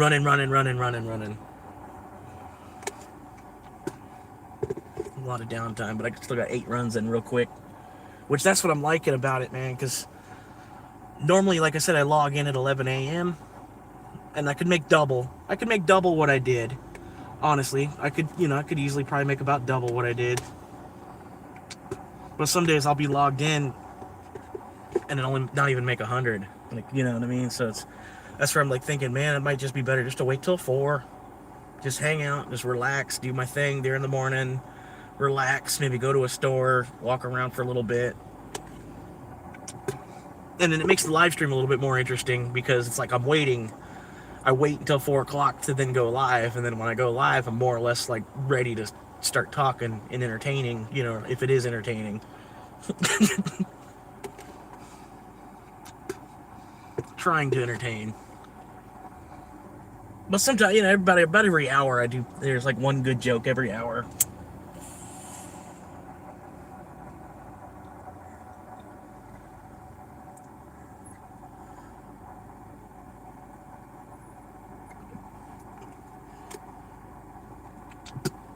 I wanted to park back here for a minute. Yeah, the people that live on this street, they think that this is their own neighborhood. It's part of the other neighborhood. It was just like they built a bunch of houses up in the front, and then they left these 2 back streets back here vacant. They didn't build any houses. They basically waited another 30 years before they started building houses, like for another generation, basically. Well, they had the front half of the neighborhood was built like 25 or 30 years ago, and then these back 3 streets they just built houses on. So the people that live in these back 3 streets think that they're their own neighborhood for some reason. I don't really know why. There's no sign, you know, like there's no sign that says this is another neighborhood or nothing. It's just the back of the same neighborhood. They put up all these no trespassing signs and stuff like that, and just to be stupid, really, because like on my ID it says that I live like right around the block.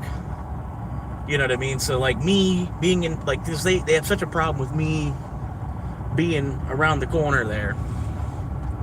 You know, but it's the same, like I try to explain to them, it's the same thing as if I was walking. Like if I was walking with my dog around the block, I have a car. It's just, you know, I'm not walking my dog, I'm just sitting in my car around the block from my house. Like I'm really doing nothing wrong. But because they want to act like this is its own neighborhood, which it's not, because there's no, like I said, there's no signage that dedicates that this is its own neighborhood or nothing. Because if it was, they would have some kind of sign up that would say, you know, this is Peaceful Meadows or whatever, or, you know, fucking Sawgrass Glen, or, you know, Sandy Shores, or, you know, it'd have some kind of front, like, neighborhood sign that would say this is, you know, this is a different neighborhood. You know what I mean? But no, it's just, it's a continuation of this other neighborhood. It's just, like, I don't know, they're stupid. They're trying to segregate themselves from the other half of the neighborhood, and then really their houses are worth less because the front of the neighborhood, the lots are bigger. Those houses, they like barely have enough room for the house. The house is like the whole property, basically. They have like the littlest bit of a front yard, and then like no backyard because the house is the whole property is the house and then the driveway. You know. But I don't know, they think that they're, like, I don't know, they think that they're separate from the rest of the neighborhood, you know, and I don't know, it's just stupid, man. It's shit I've been dealing with since September, because it used to be a spot, I would go back there and I'd sleep. Are you taking us on a gas station run before you end? Nah. I should, but I'm not going to. I don't know, I should though. I should. I'm out of drink. I should go get a drink so that I have a drink. It's actually a pretty good idea, but it's gonna waste gas to go do that. I don't know, I'll do it real quick. Fuck it. Go back up there and get a drink real quick.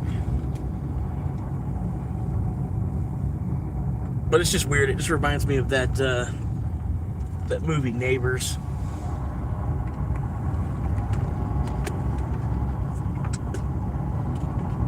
This whole place is weird, man. This whole city's so fucking weird. Like, for me moving for 5 years and then coming back, it's almost like it's a whole nother place. Like I should have just stayed here that 5 years, because now it feels like I'm not even in the same city or state. You know what I mean? Like, even though I am technically, geographically, I'm in the same state and city. It's changed so much in that 5 years that I was away and came back. It's like it's a completely different place. Everything's been moved slightly, you know, everything's been moved 2 feet to the left or something.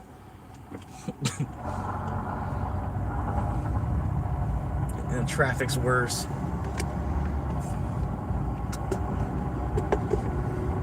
Like, who keeps inviting all these people to Ocala? Y'all are ruining it. It wasn't even that good to begin with. Like, look, you're ruining the little bit of good that Ocala was. Because at least it was like a small, slow town. It was a small, slow horse town. Now it's fucking metropolis.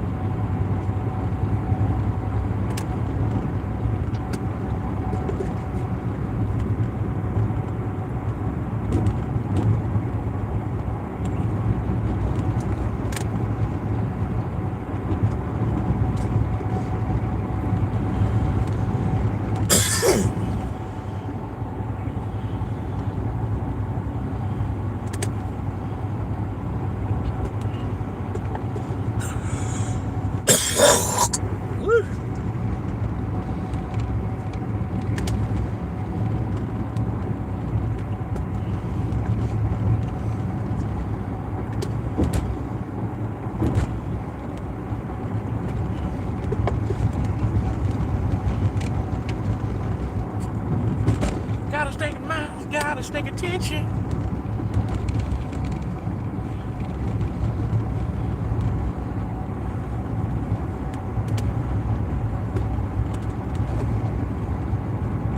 I can't get my acceptance rate to move, man. It's just like stuck at 47%.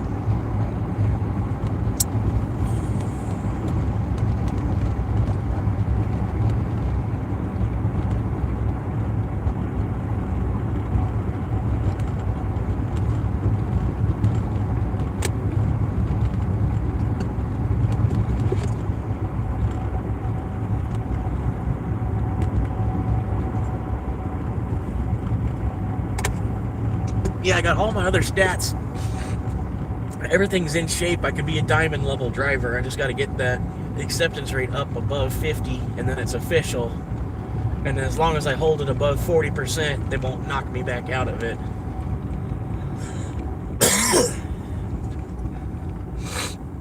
Oh man, there's a bunch of people here. I think, and the truck's coming to deliver too.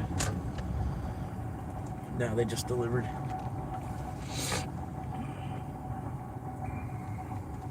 Bunch of people here. Holy crap.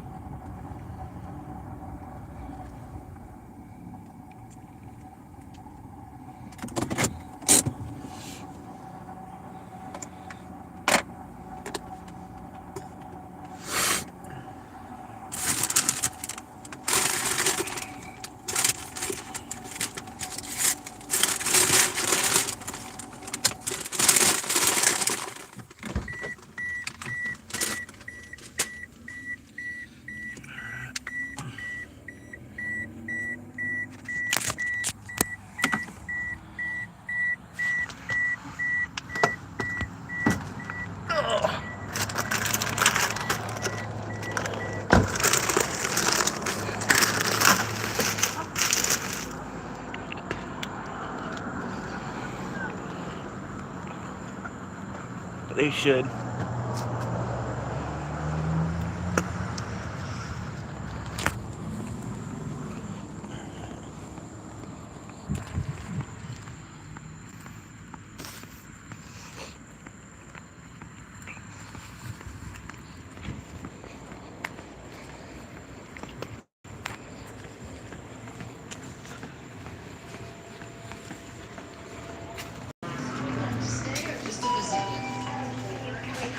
Delilah. None of them. Don't play any song.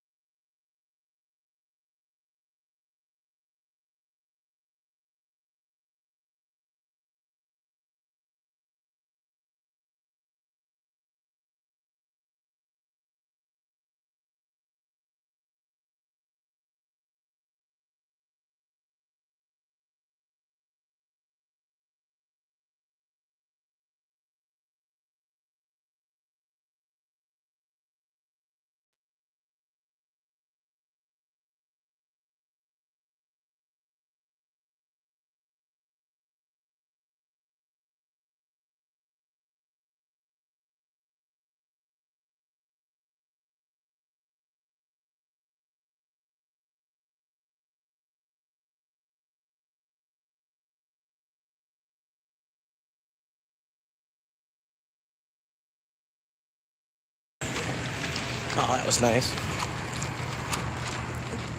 That lady that was working called the cops on me like a week ago. She was just explaining. She's like, I'm sorry. She's like, I didn't know. It was a weird night. And, you know, I was like, I got some guy out there playing with his phone. I thought you were recording me.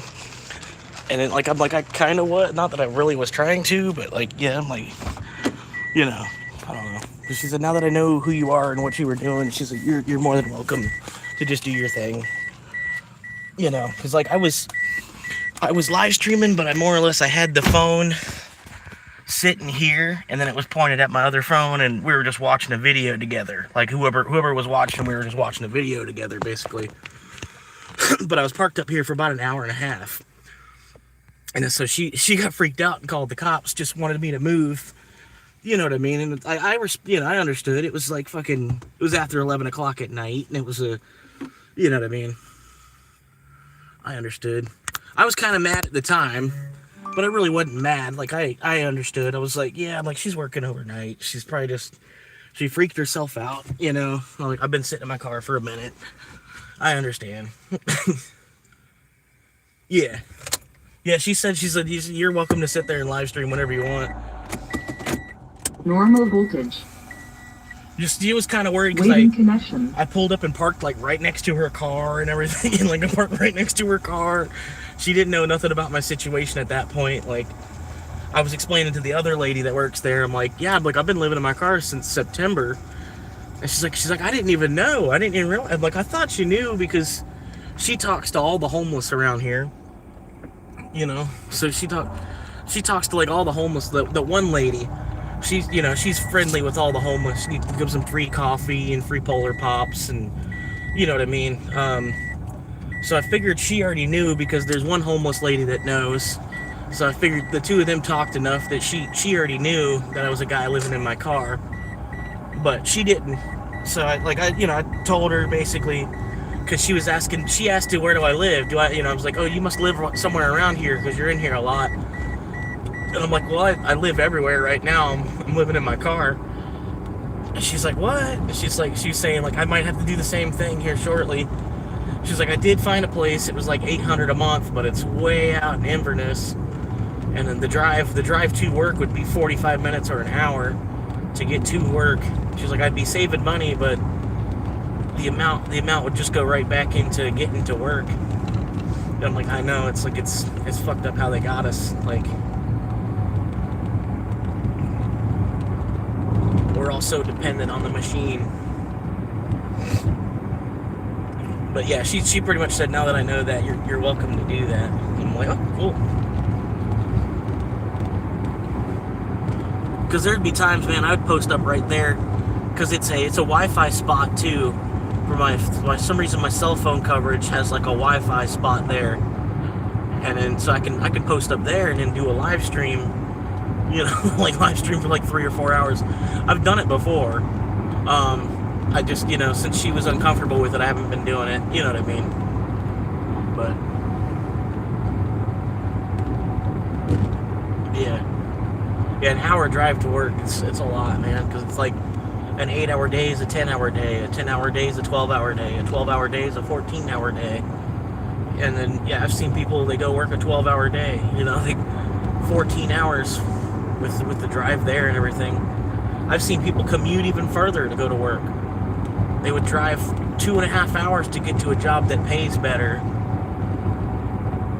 I'm like, why? Like, how many other places you're driving by?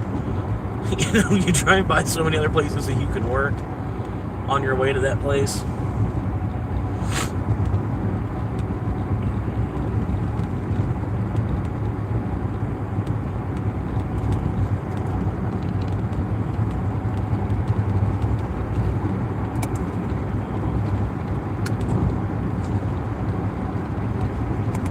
But no, I understand where she was coming from when she called the police, because she's just like a lady working overnight at that gas station, and it's kind of a busy gas station. She had no clue what I was doing. You know what I mean? I understood. When the cop asked me to leave, I left. I didn't try to give him no shit either. I just kind of laughed about it to myself. I'm like, really? It's like, really? It's like, because at that time I wasn't even there for that long. I pulled in, I had some drink left. I was trying to finish my drink, and then I was gonna run it. I had like half a cup of drink, so I was finishing my drink before I was gonna run in and get a refill. I kind of parked there ahead of time, and was finishing my drink off, just hanging out with whoever was watching. You know what I mean? Hanging out. We were watching probably some kind of Lego, part of the fucking Lego Star Wars saga.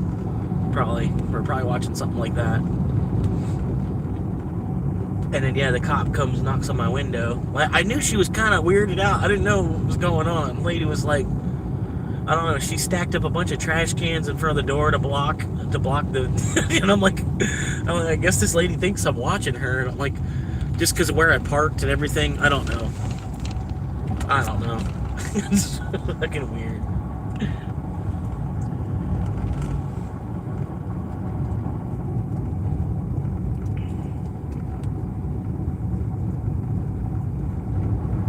But at least now I've got permission from her. I was muted because there was music playing, but she said twice. She's like, now that I know that you're just live streaming, you're welcome to live stream. She's like, you don't cause no commotion. You know what I mean? I'm just talking to whatever audience I've got. All right, I'm home for the day. Well, not home, but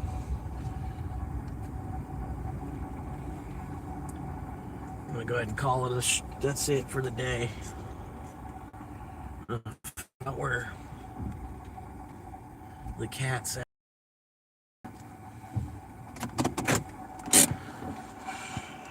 So what time we got? 10:20 Wednesday, July 8th, and that's it, man. Appreciate y'all hanging. I'll see y'all tomorrow. Hopefully I'll be live again, at least by 4:21. It's gonna be, like I said, I'm gonna try to make that the new start time. I might get up and do some driving before then, so I might, at 4 o'clock, I might be like, hey, I'm already at $30, guys, or whatever. You know what I mean? I'm going to run a couple trips before that, throughout the morning, hopefully. If I don't, then I don't. I'll at least get going about 4:30, like I did today. But anyway, I'll see y'all tomorrow. Appreciate y'all hanging.